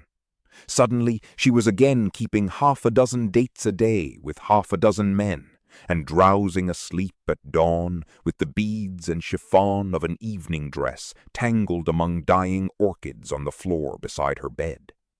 And all the time, something within her was crying for a decision. She wanted her life shaped now, immediately, and the decision must be made by some force, of love, of money, of unquestionable practicality that was close at hand.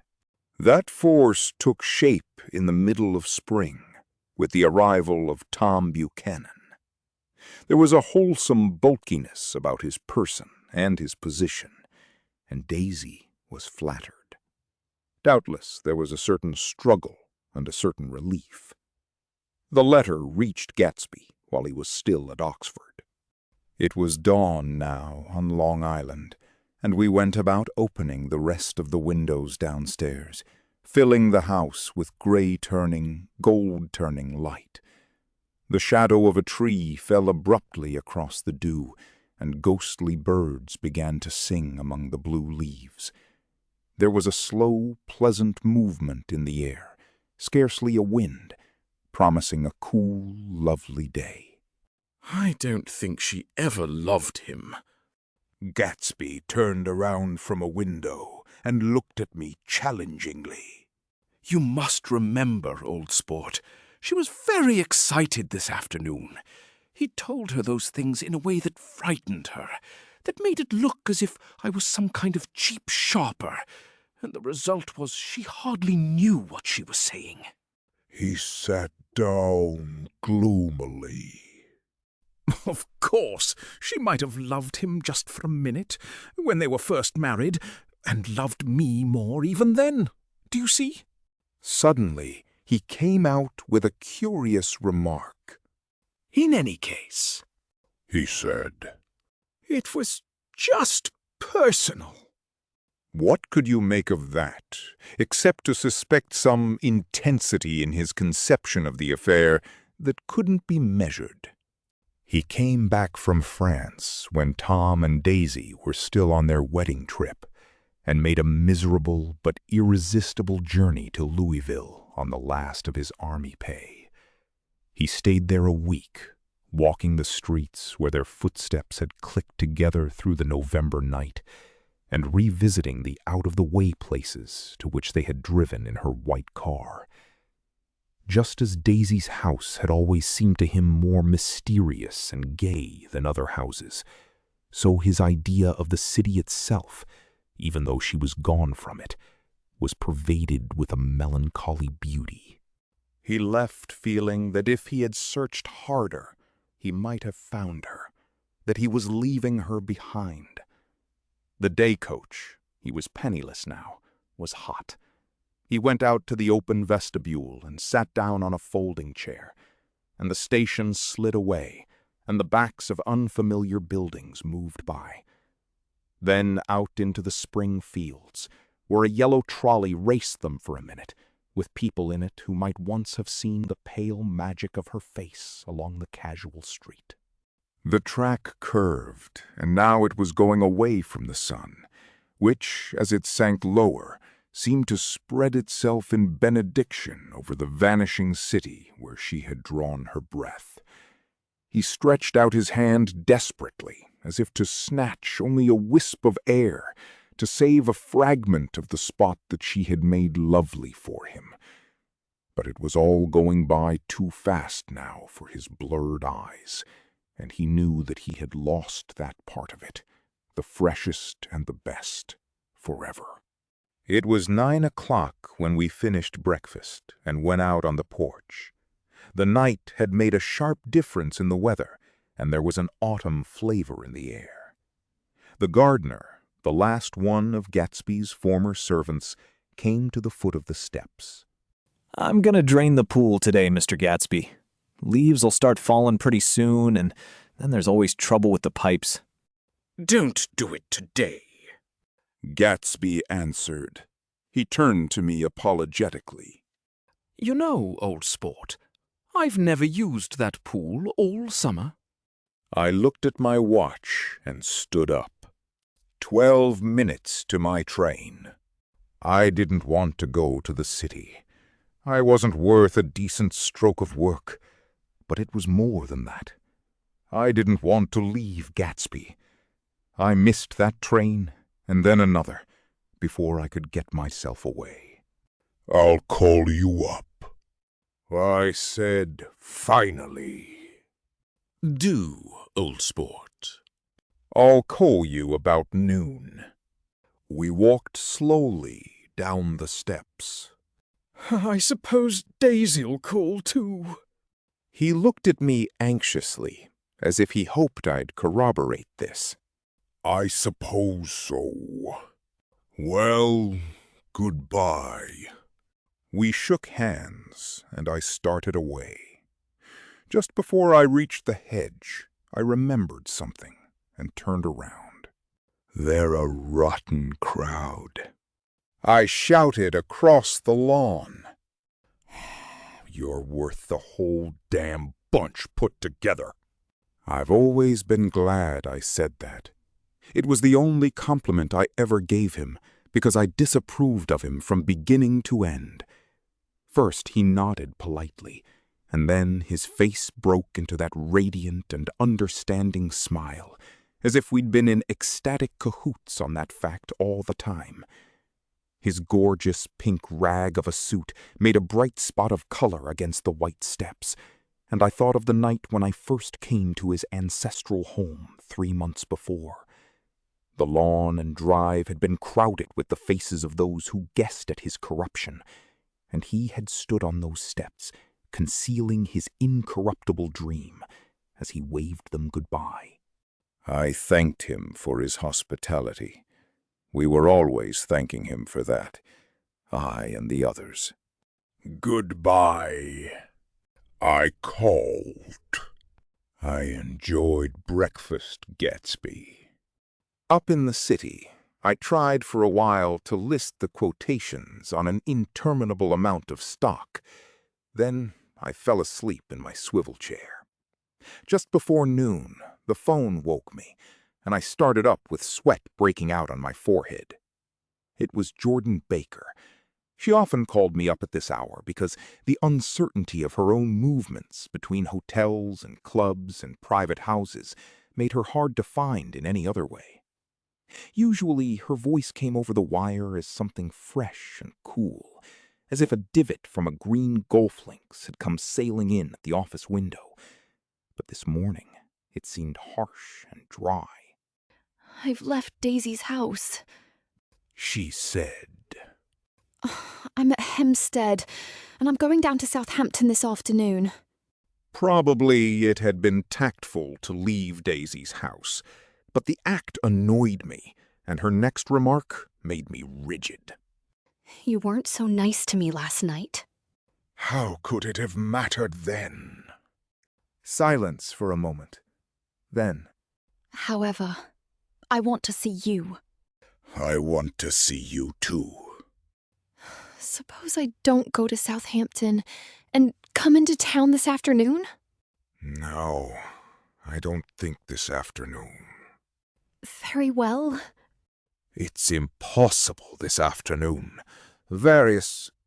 We talked like that for a while, and then abruptly, we weren't talking any longer. I don't know which of us hung up with a sharp click, but I know I didn't care.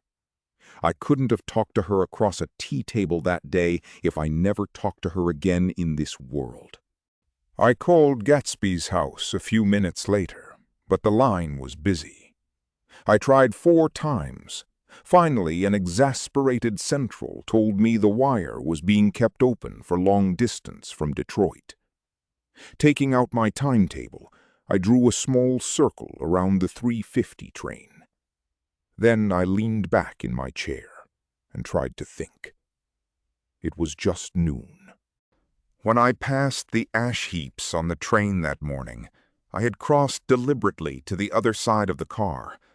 I supposed there'd be a curious crowd around there all day, with little boys searching for dark spots in the dust, and some garrulous man telling over and over what had happened, until it became less and less real, even to him, and he could tell it no longer, and Myrtle Wilson's tragic achievement was forgotten. Now I want to go back a little and tell what happened at the garage after we left there the night before. They had difficulty in locating the sister, Catherine. She must have broken her rule against drinking that night, for when she arrived, she was stupid with liquor and unable to understand that the ambulance had already gone to Flushing. When they convinced her of this, she immediately fainted, as if that was the intolerable part of the affair. Someone, kind or curious, took her in his car and drove her in the wake of her sister's body. Until long after midnight, a changing crowd lapped up against the front of the garage, while George Wilson rocked himself back and forth on the couch inside. For a while, the door of the office was open, and everyone who came into the garage glanced irresistibly through it. Finally, someone said it was a shame and closed the door. Michaelis and several other men were with him. First 4 or 5 men, later 2 or 3 men. Still later, Michaelis had to ask the last stranger to wait there 15 minutes longer while he went back to his own place and made a pot of coffee. After that, he stayed there alone with Wilson until dawn. About 3 o'clock, the quality of Wilson's incoherent muttering changed. He grew quieter and began to talk about the yellow car. He announced that he had a way of finding out whom the yellow car belonged to, and then he blurted out that a couple of months ago his wife had come from the city with her face bruised and her nose swollen.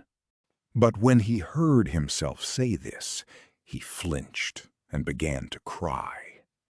Oh my God! Again, in his groaning voice. Michaelis made a clumsy attempt to distract him. How long have you been married, George? Come on there, try and sit still a minute and answer my question. How long have you been married? 12 years. Ever had any children?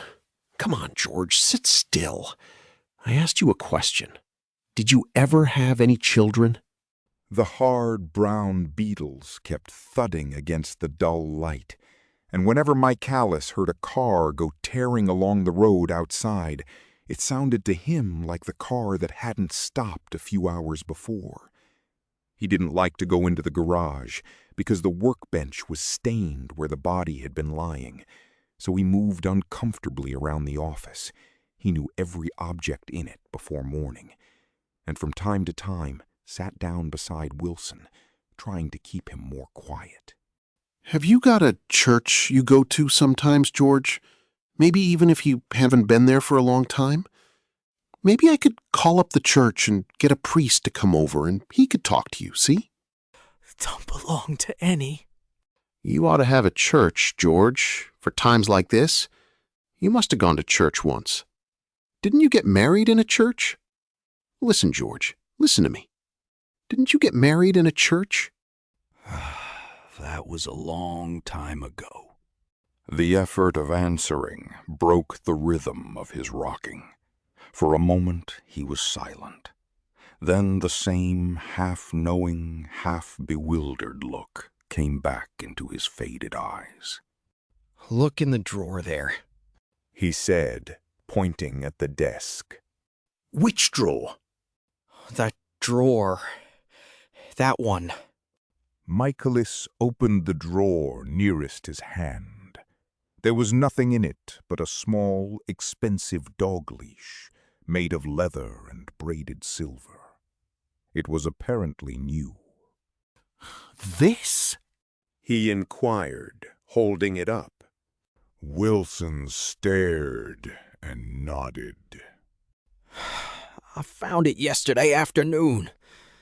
She tried to tell me about it, but I knew it was something funny. You mean your wife bought it? She had it wrapped in tissue paper on her bureau. Michaelis didn't see anything odd in that, and he gave Wilson a dozen reasons why his wife might have bought the dog leash. But conceivably, Wilson had heard some of these same explanations before from Myrtle, because he began saying, "Oh my God," again in a whisper. His comforter left several explanations in the air. "Then he killed her," said Wilson. His mouth dropped open suddenly. "Who did?" "I have a way of finding out." "You're morbid, George," said his friend. This has been a strain to you, and you don't know what you're saying. You'd better try and sit quiet till morning. He murdered her. It was an accident, George. Wilson shook his head. His eyes narrowed, and his mouth widened slightly, with the ghost of a superior I know. He said definitely. I'm one of these trusting fellas, and I don't think any harm to nobody. But when I get to know a thing, I know it. It was the man in that car. She ran out to speak to him, and he wouldn't stop. Michaelis had seen this too, but it hadn't occurred to him that there was any special significance in it.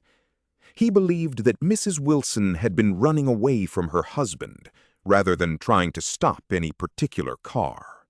How could she have been like that? She's a deep one, said Wilson, as if that answered the question. Ugh.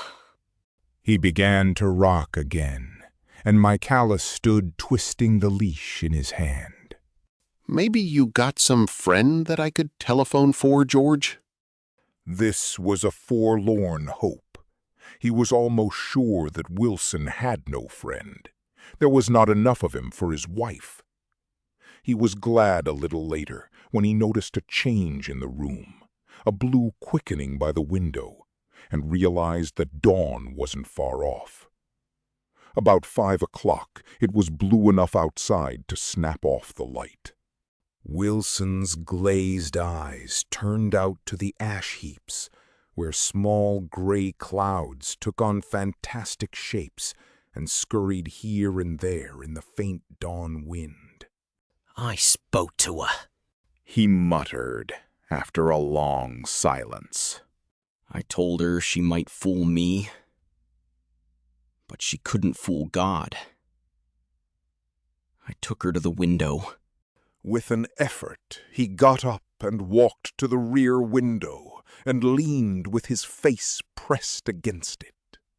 And I said, God knows what you've been doing. Everything you've been doing. You may fool me, but you can't fool God. Standing behind him, Michaelis saw with a shock that he was looking at the eyes of Dr. T.J. Eckelberg, which had just emerged, pale and enormous, from the dissolving night. God sees everything, repeated Wilson.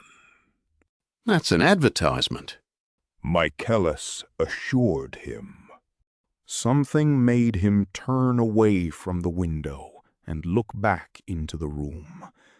But Wilson stood there a long time, his face close to the window pane, nodding into the twilight. By 6 o'clock, Michaelis was worn out and grateful for the sound of a car stopping outside. It was one of the watchers of the night before who had promised to come back, so he cooked breakfast for 3, which he and the other man ate together. Wilson was quieter now, and Michaelis went home to sleep. When he awoke 4 hours later and hurried back to the garage, Wilson was gone.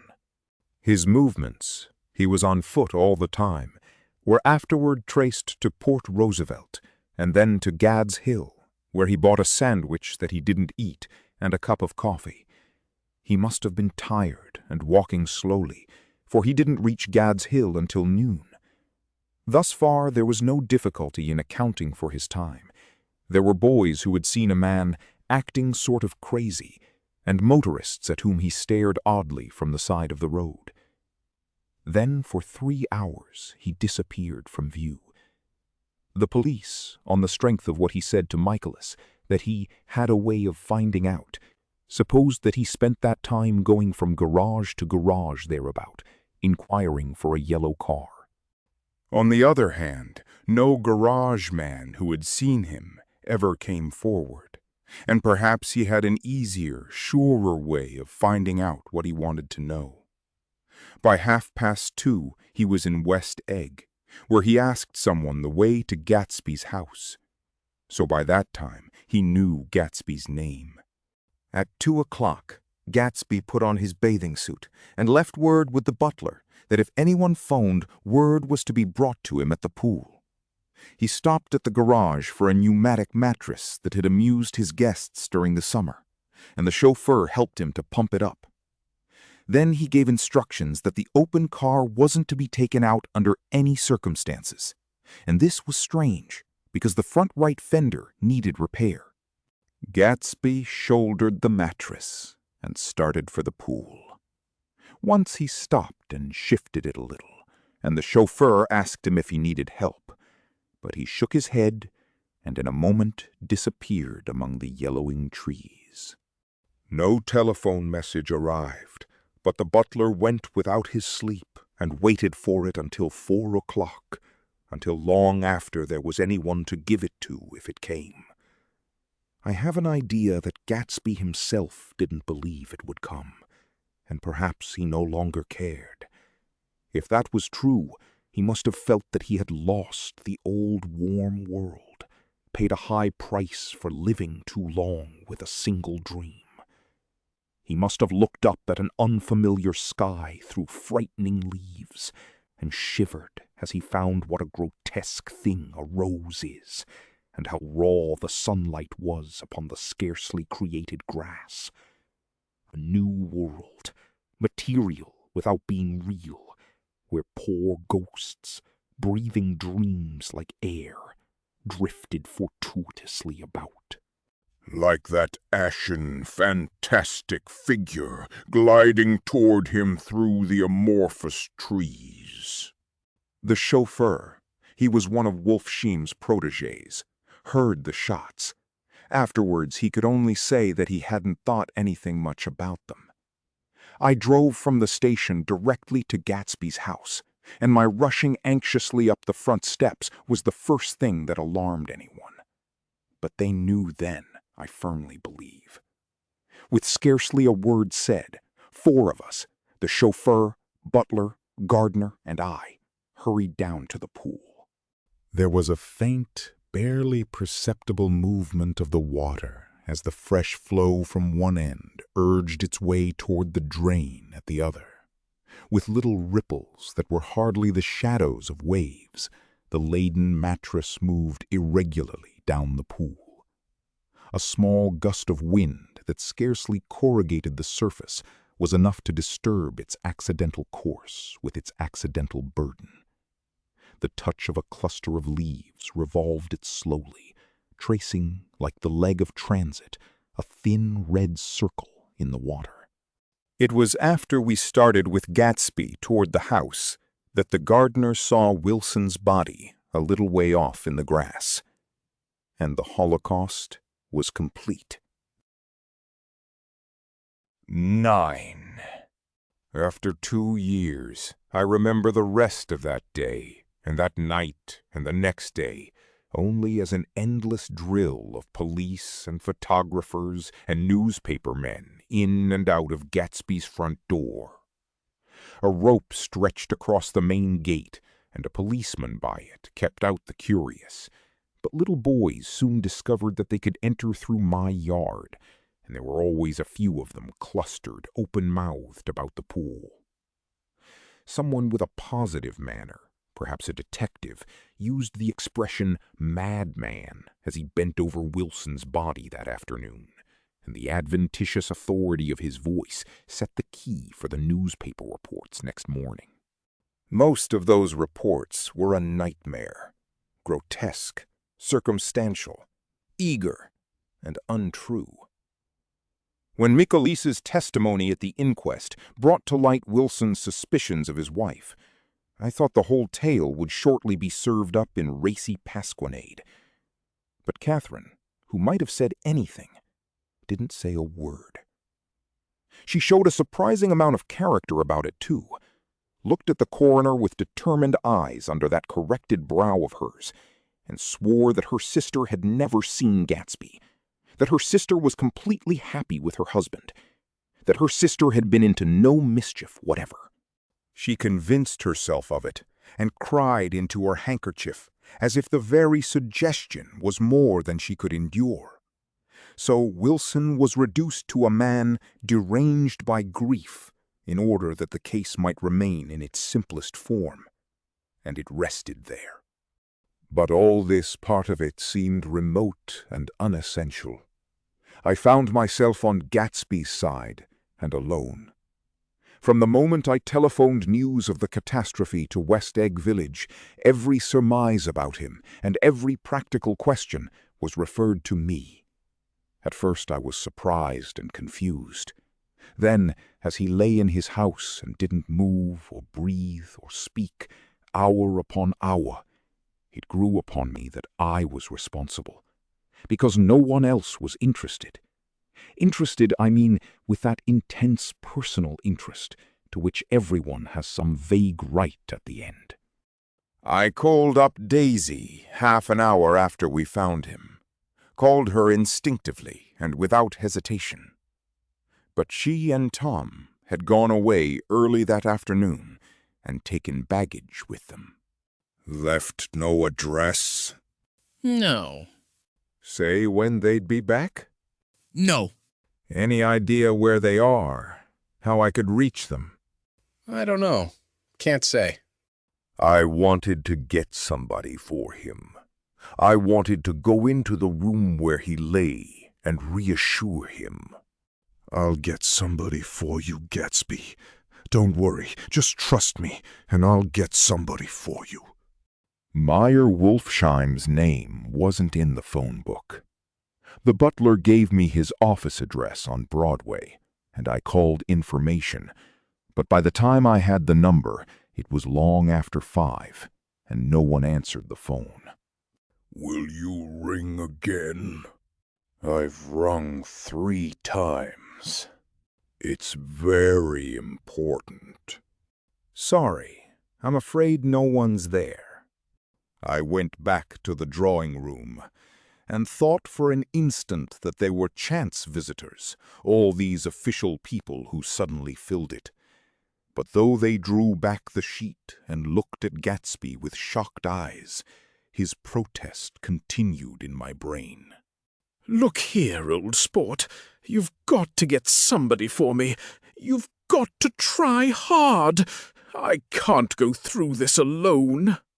Someone started to ask me questions, but I broke away and, going upstairs, looked hastily through the unlocked parts of his desk.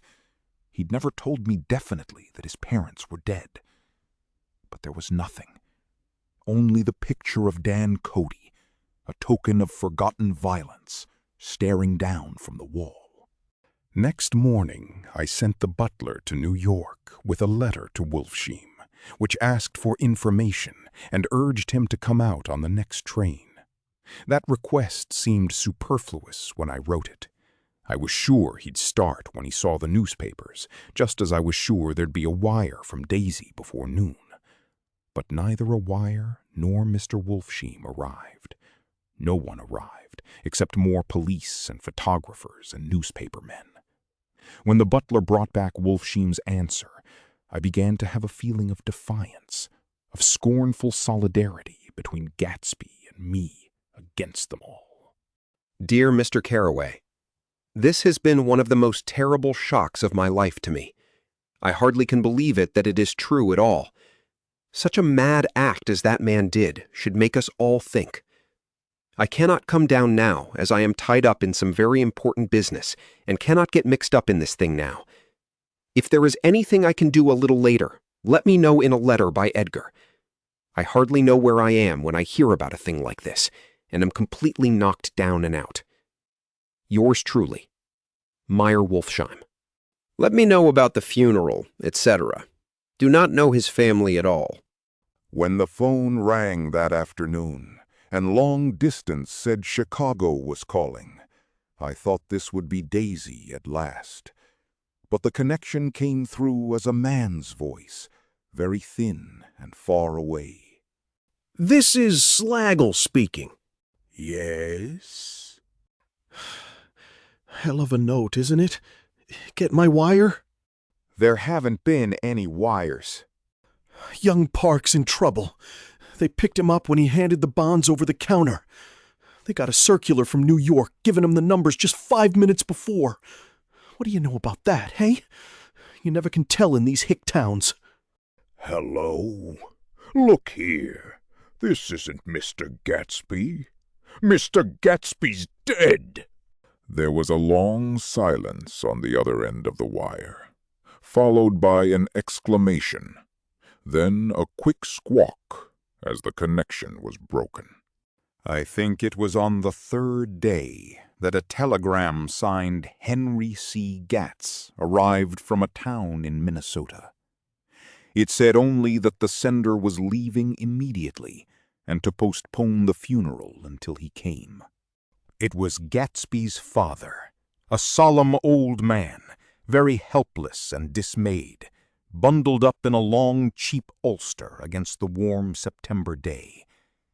His eyes leaked continuously with excitement, and when I took the bag and umbrella from his hands, he began to pull so incessantly at his sparse gray beard that I had difficulty in getting off his coat. He was on the point of collapse, so I took him into the music room and made him sit down while I sent for something to eat. But he wouldn't eat, and the glass of milk spilled from his trembling hand. "I saw it in the Chicago newspaper. It was all in the Chicago newspaper. I started right away." "I didn't know how to reach you."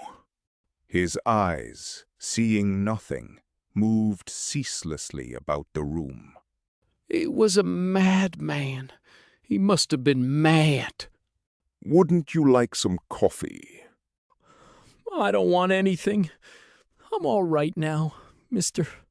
Carraway. Well, I'm all right now. Where have they got Jimmy? I took him into the drawing room where his son lay and left him there. Some little boys had come up on the steps and were looking into the hall. When I told them who had arrived, they went reluctantly away.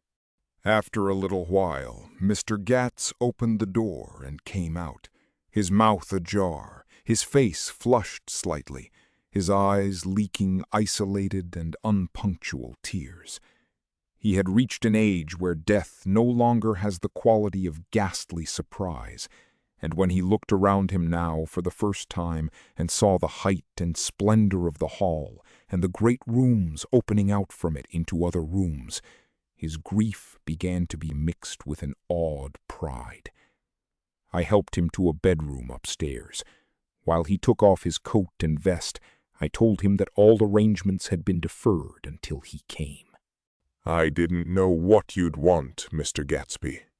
Gats is my name.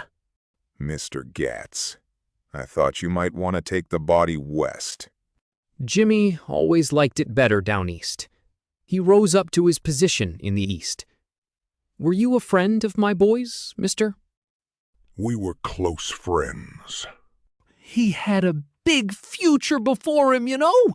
He was only a young man, but he had a lot of brain power here. He touched his head impressively, and I nodded. If he'd a lived, he'd have been a great man, a man like James J. Hill. He'd a helped build up the country. That's true. I said uncomfortably. He fumbled at the embroidered coverlet, trying to take it from the bed, and lay down stiffly, was instantly asleep. That night, an obviously frightened person called up and demanded to know who I was before he would give his name. This is Mr. Carraway. I said. Oh. He sounded relieved. This is Klipspringer.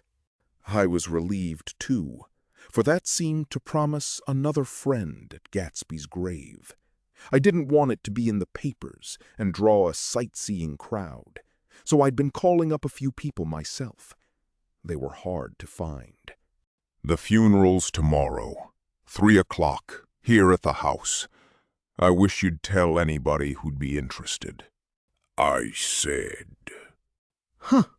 Oh, I will. He broke out hastily.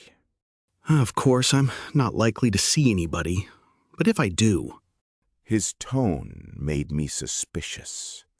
Of course you'll be there yourself. Well, I'll certainly try. What I called up about is... Wait a minute. I interrupted. How about saying you'll come?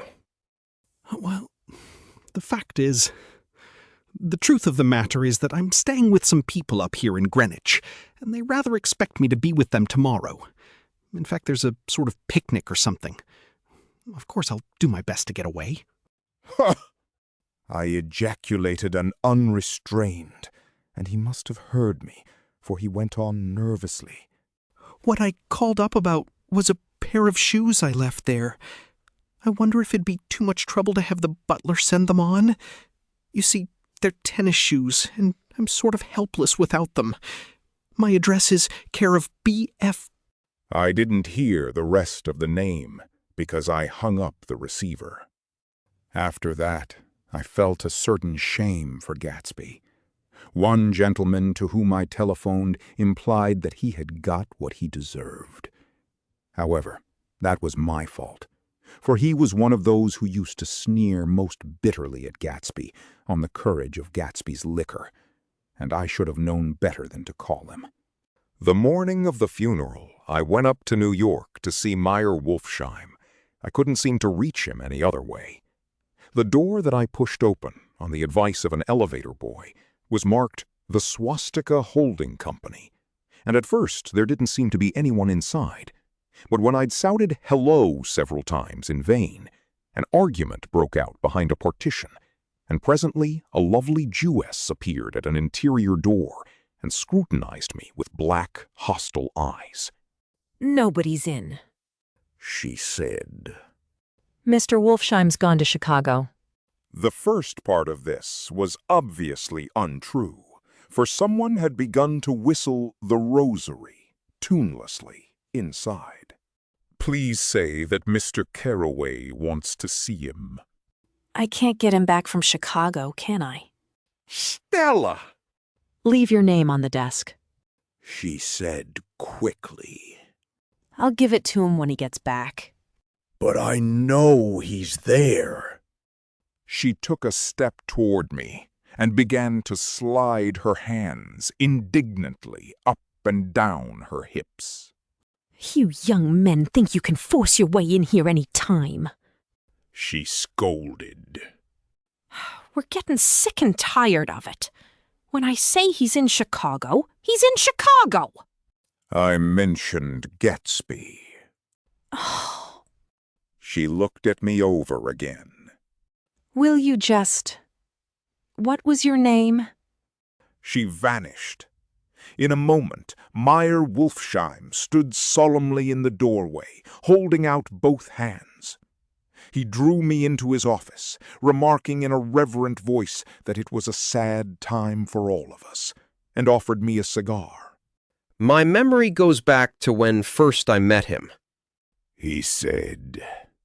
A young major, just out of the army, and covered over with medals he got in the war.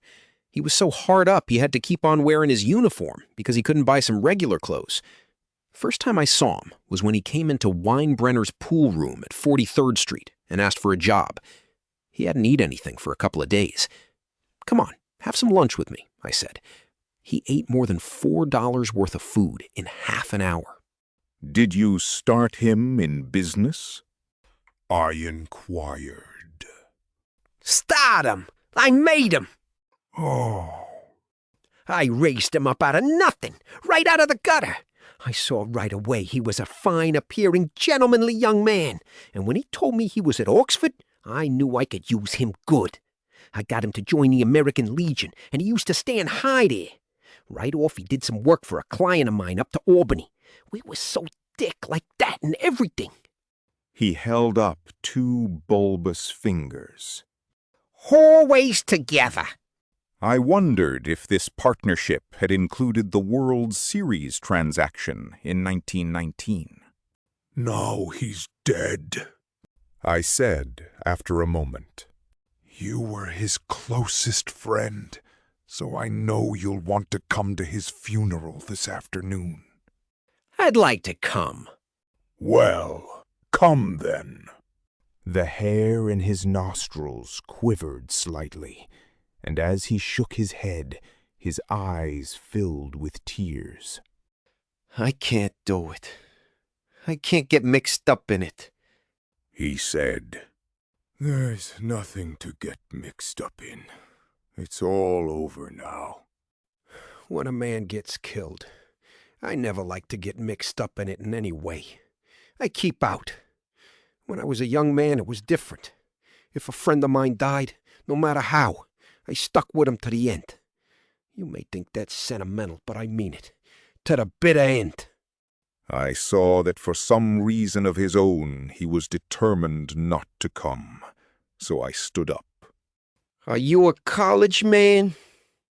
he inquired suddenly. For a moment I thought he was going to suggest a connection, but he only nodded and shook my hand. "Let us learn to show our friendship for a man when he is alive, and not after he's dead," he suggested. "After that, my own rule is to let everything alone." When I left his office, the sky had turned dark, and I got back to West Egg in a drizzle. After changing my clothes, I went next door and found Mr. Gatz walking up and down excitedly in the hall. His pride in his son and in his son's possessions was continually increasing, and now he had something to show me. Jimmy sent me this picture. He took out his wallet with trembling fingers. Look there! It was a photograph of the house, cracked in the corners and dirty with many hands. He pointed out every detail to me eagerly. Look there! And then sought admiration from my eyes. He had shown it so often that I think it was more real to him now than the house itself. Jimmy sent it to me. I think it's a very pretty picture. It shows up well. Very well. Had you seen him lately? He come out to see me 2 years ago and bought me the house I live in now. Of course, we was broke up when he run off from home, but I see now there was a reason for it. He knew he had a big future in front of him, and ever since he made a success, he was very generous with me. He seemed reluctant to put away the picture, held it for another minute, lingeringly, before my eyes.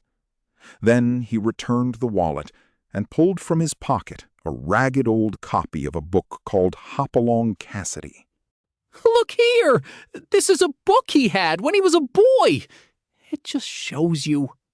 He opened it at the back cover and turned it around for me to see.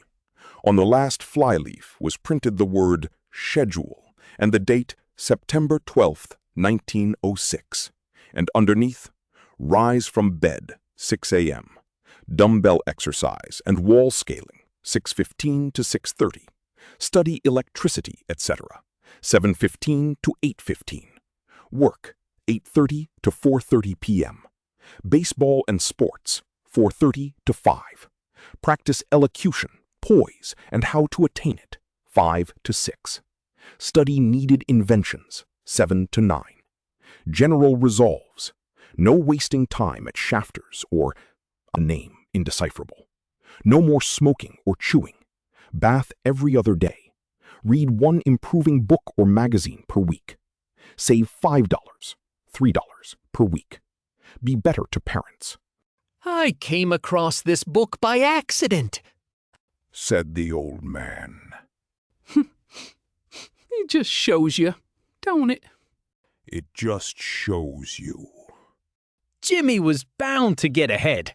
He always had some resolves like this or something. Do you notice what he's got about improving his mind? He was always great for that. He told me I ate like a hog once, and I beat him for it. He was reluctant to close the book, reading each item aloud, and then looking eagerly at me. I think he rather expected me to copy down the list for my own use. A little before 3, the Lutheran minister arrived from Flushing, and I began to look involuntarily out the windows for other cars. So did Gatsby's father. And as the time passed, and the servants came in and stood waiting in the hall, his eyes began to blink anxiously, and he spoke of the rain in a worried, uncertain way. The minister glanced several times at his watch, so I took him aside and asked him to wait for half an hour. But it wasn't any use. Nobody came.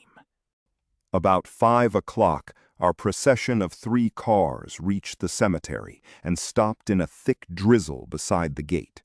First, a motor hearse, horribly black and wet. Then Mr. Gatz and the minister and me in the limousine.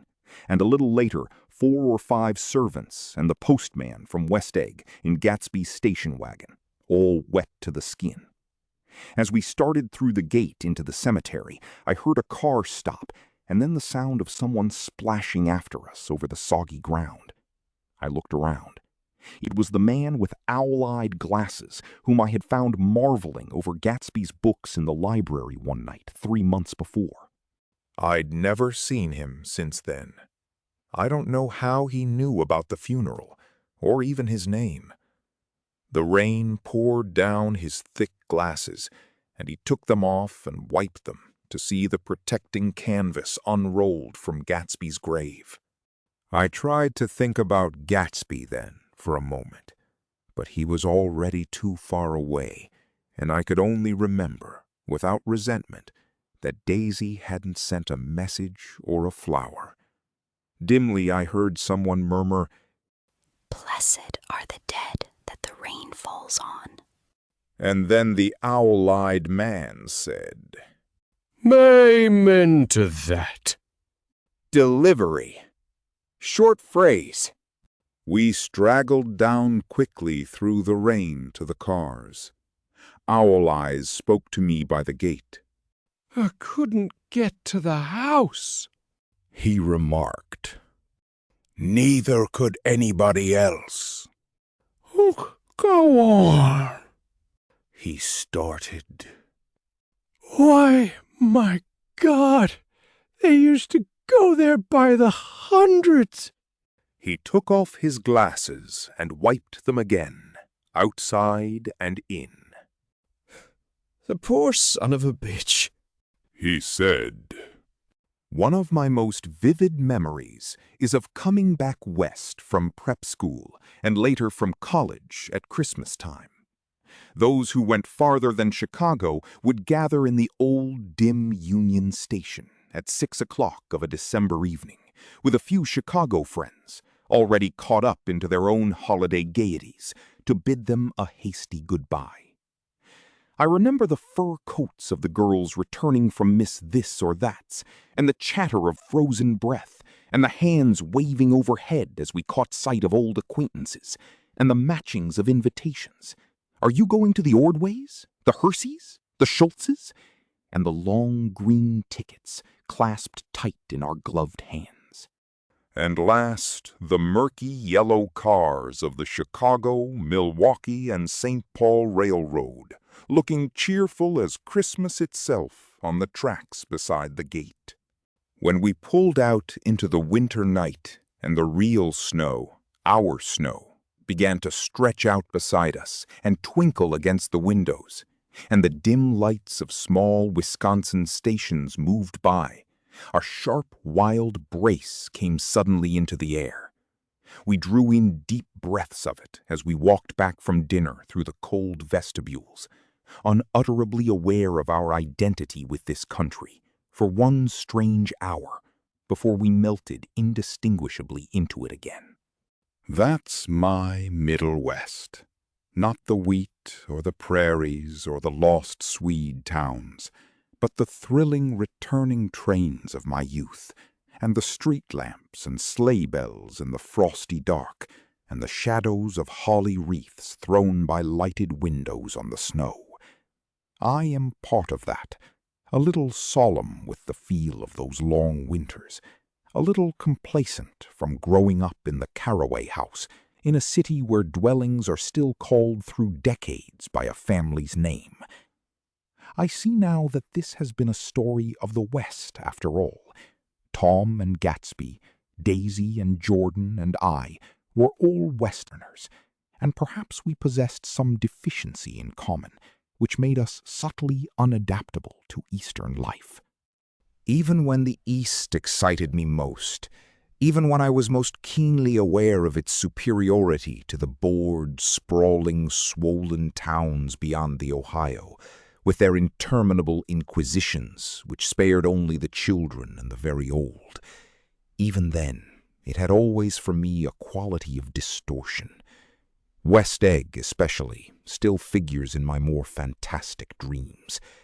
I see it as a night scene by El Greco, 100 houses, at once conventional and grotesque, crouching under a sullen, overhanging sky and a lustreless moon. In the foreground, 4 solemn men in dress suits are walking along the sidewalk, with a stretcher on which lies a drunken woman in a white evening dress.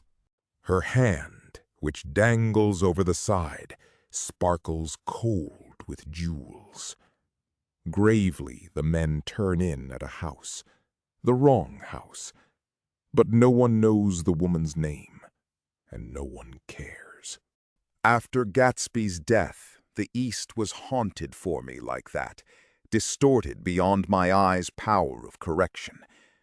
So when the blue smoke of brittle leaves was in the air, and the wind blew the wet laundry stiff on the line, I decided to come back home. There was one thing to be done before I left, an awkward, unpleasant thing that perhaps had better have been let alone. But I wanted to leave things in order, and not just trust that obliging and indifferent sea to sweep my refuse away. I saw Jordan Baker and talked over and around what had happened to us together, and what had happened afterward to me, and she lay perfectly still, listening in a big chair. She was dressed to play golf, and I remember thinking she looked like a good illustration, her chin raised a little jauntily, her hair the color of an autumn leaf, her face the same brown tint as the fingerless glove on her knee. When I had finished, she told me without comment that she was engaged to another man. I doubted that, though there were several she could have married at a nod of her head, but I pretended to be surprised. For just a minute, I wondered if I wasn't making a mistake. Then I thought it all over again quickly, and got up to say goodbye. Nevertheless, you did throw me over, said Jordan suddenly. You threw me over on the telephone. I don't give a damn about you now, but it was a new experience for me, and I felt a little dizzy for a while. We shook hands. Oh, do you remember? She added. A conversation we had once about driving a car? Why, not exactly. Slender, small-breasted, gray eyes, jaunty, incurably dishonest, golf champion. You said a bad driver was only safe until she met another bad driver? Well, I met another bad driver, didn't I? I mean, it was careless of me to make such a wrong guess. I thought you were rather an honest, straightforward person. I thought it was your secret pride. I'm 30. I'm 5 years too old to lie to myself and call it honor. She didn't answer. Angry and half in love with her, and tremendously sorry, I turned away. One afternoon, late in October, I saw Tom Buchanan. He was walking ahead of me along Fifth Avenue in his alert, aggressive way, his hands out a little from his body as if to fight off interference, his head moving sharply here and there, adapting itself to his restless eyes. Just as I slowed up to avoid overtaking him, he stopped and began frowning into the windows of a jewelry store. Suddenly he saw me and walked back, holding out his hand. What's the matter, Nick? Do you object to shaking hands with me? Yes. You know what I think of you. You're crazy, Nick. Crazy as hell.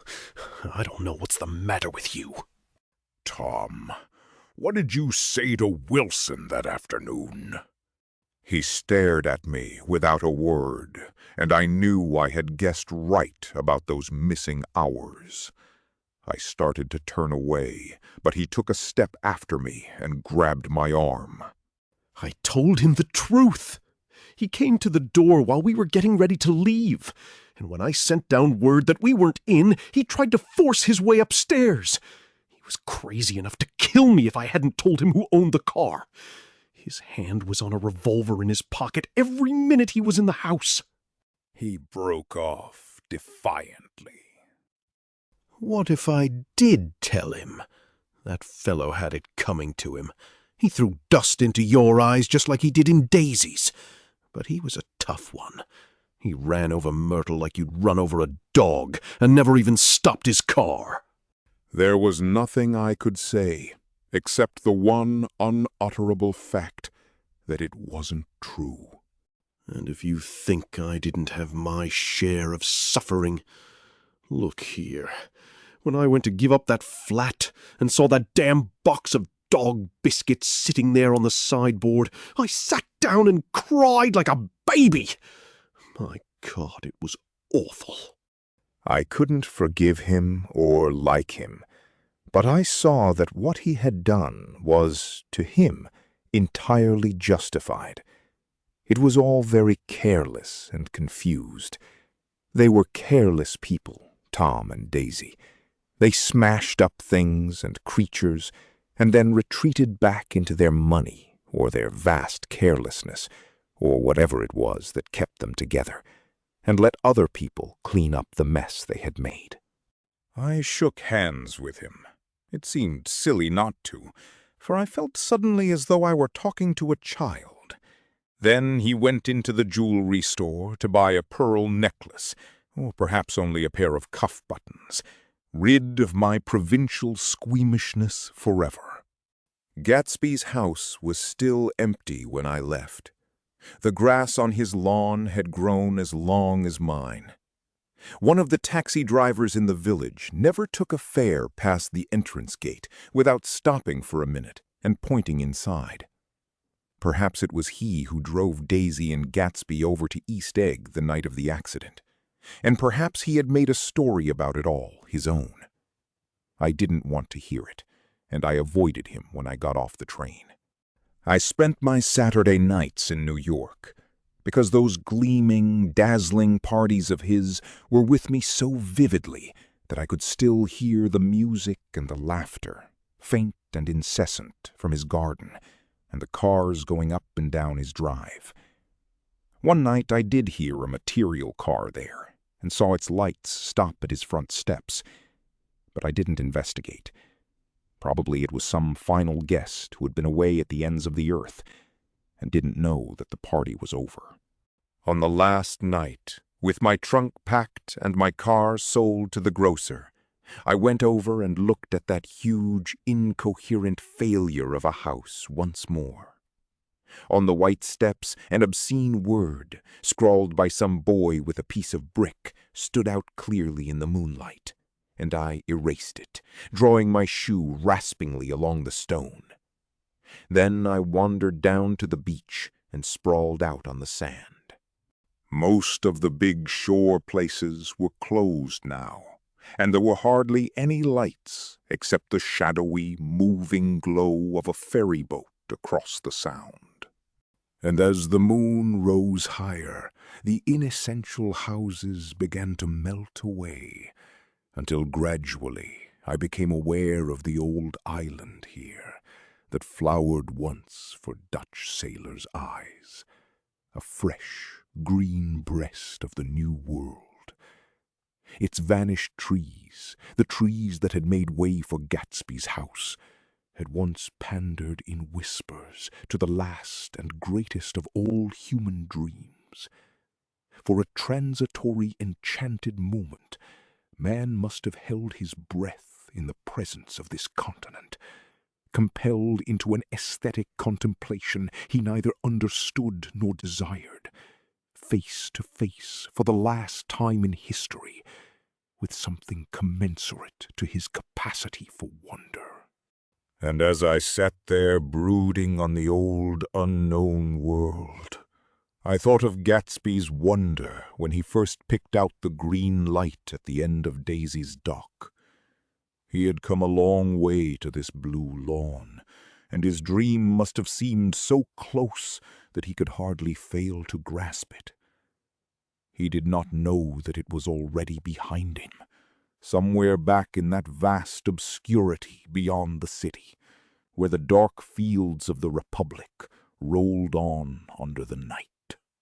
Gatsby believed in the green light, the orgiastic future that year by year recedes before us. It eluded us then, but that's no matter. Tomorrow we will run faster, stretch out our arms further. And one fine morning, so we beat on, boats against the current, borne back ceaselessly into the past. If you liked it, give it a like and subscribe to our channel, Voices Through the Centuries.